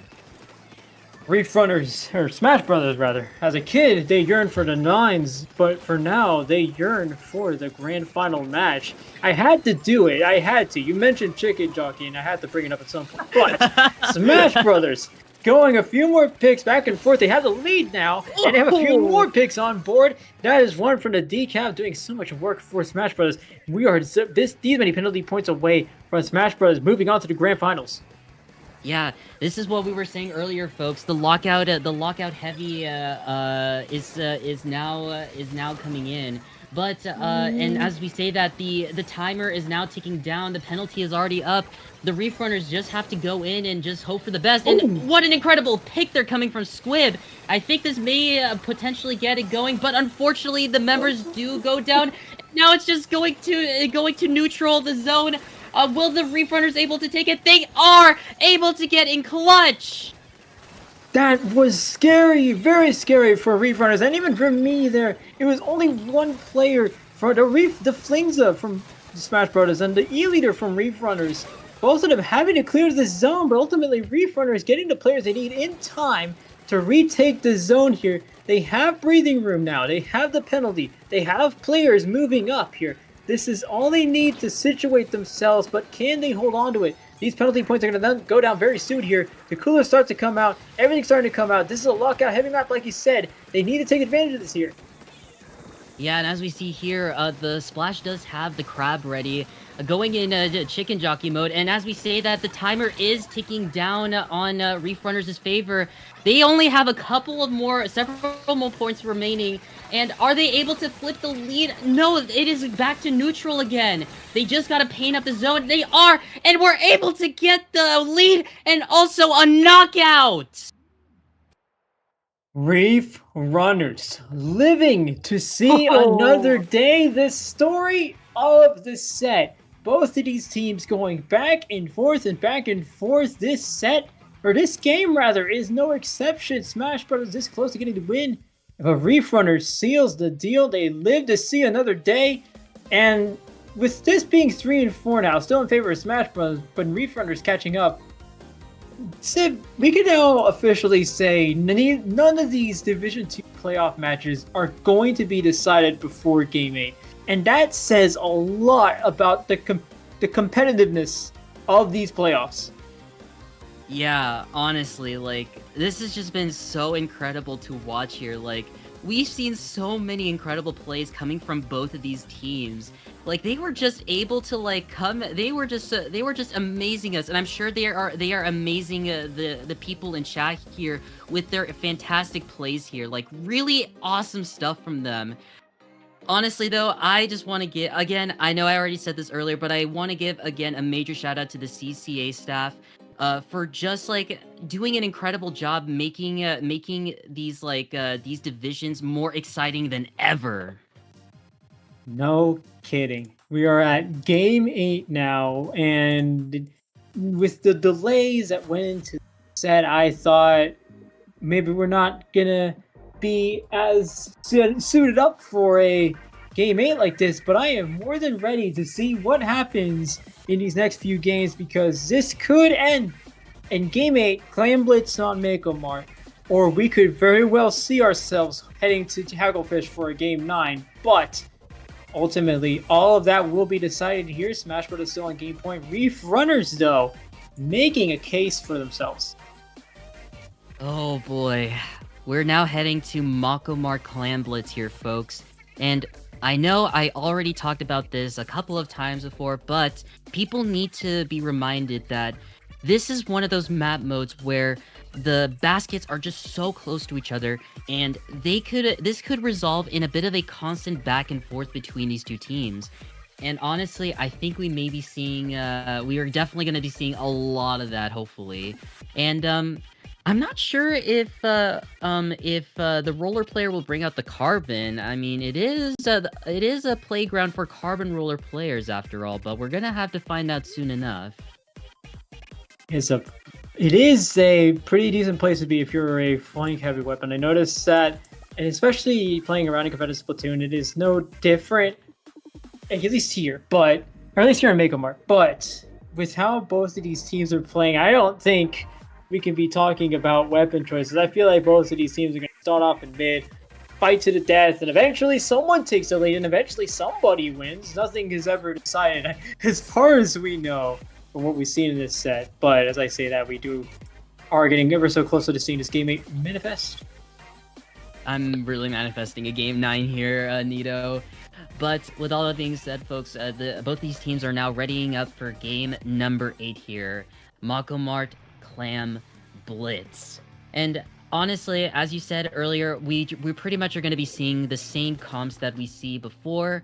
Yep. It looks like the roller player is going to be sticking with the V roller, and I noticed that Neku is running the ink brush.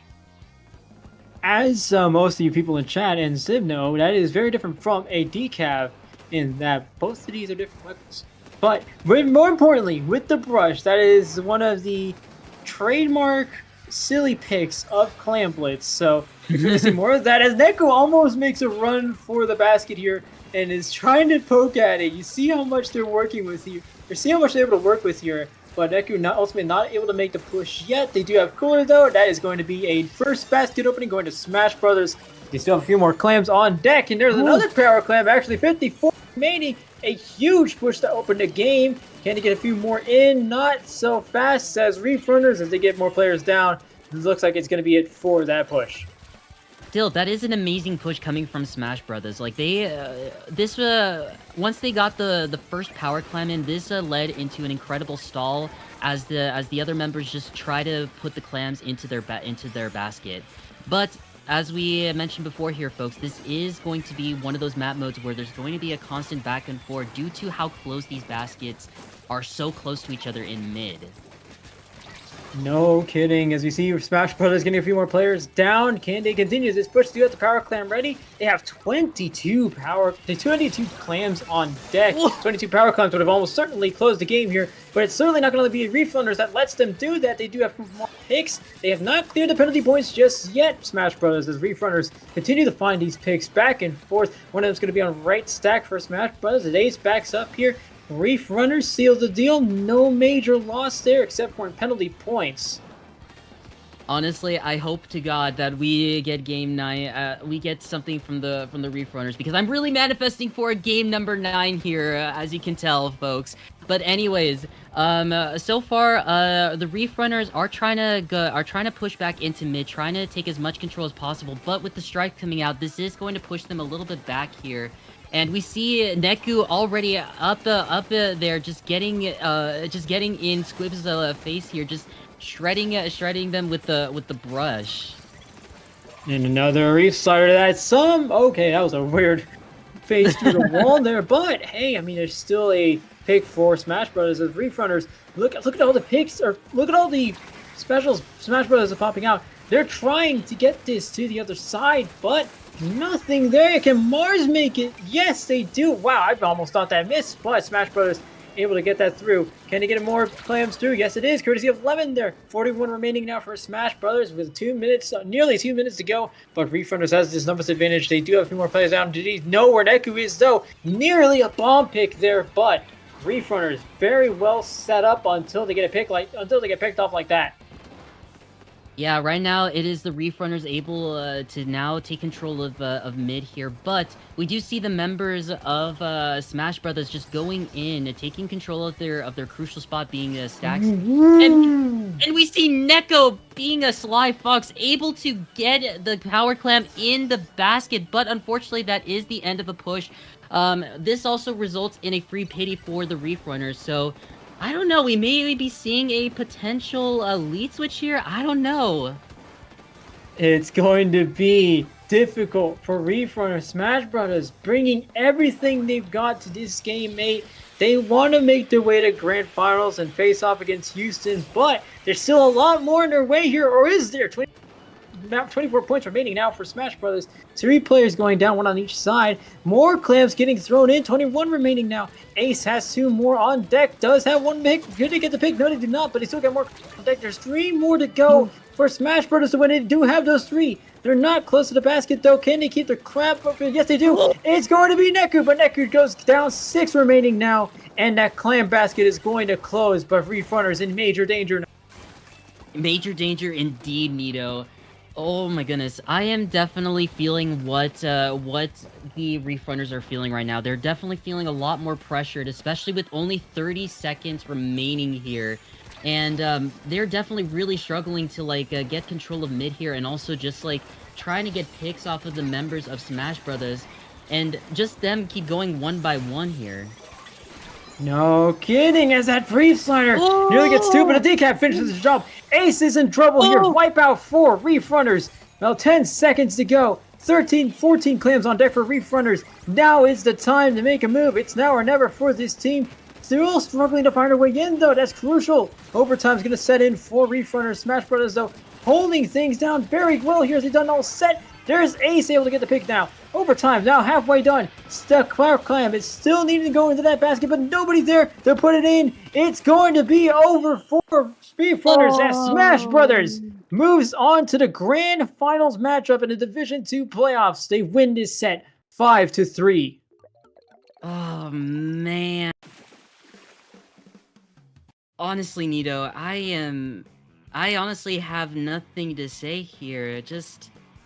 Oh man, it's so unfortunate for the Refrunners. Like, I really was just really hoping that they were able to win, you know, game number 8 here in order to get to a game number 9 here. But with how much annoyance that they had to deal with coming from the Smash Brothers, especially from Neku with the ink brush, like this all resulted in them getting a huge lead and just not letting them take control of mid here.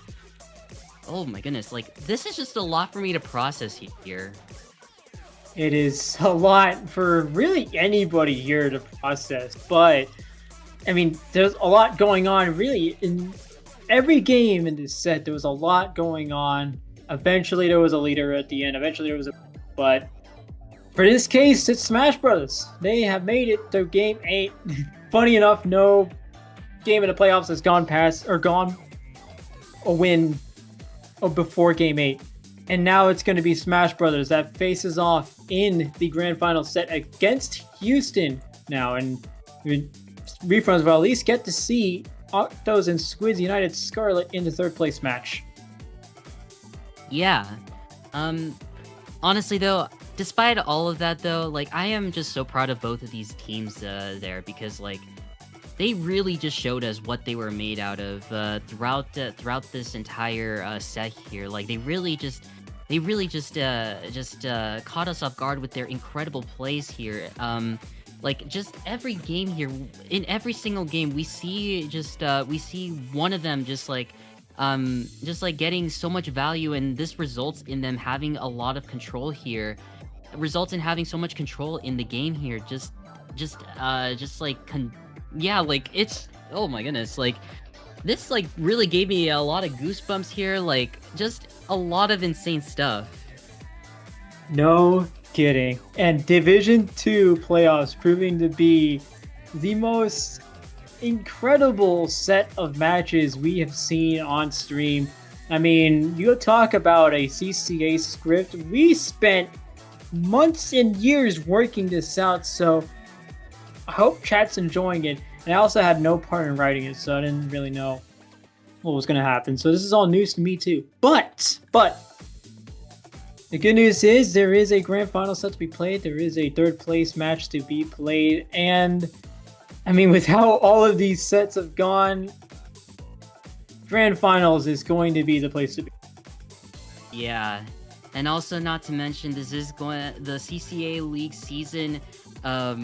Season 6 is almost coming to an end here, which honestly I just wish it's not over yet, because I really just want to see more action coming from all of these like incredible teams from Division 8 all the way to Division 1.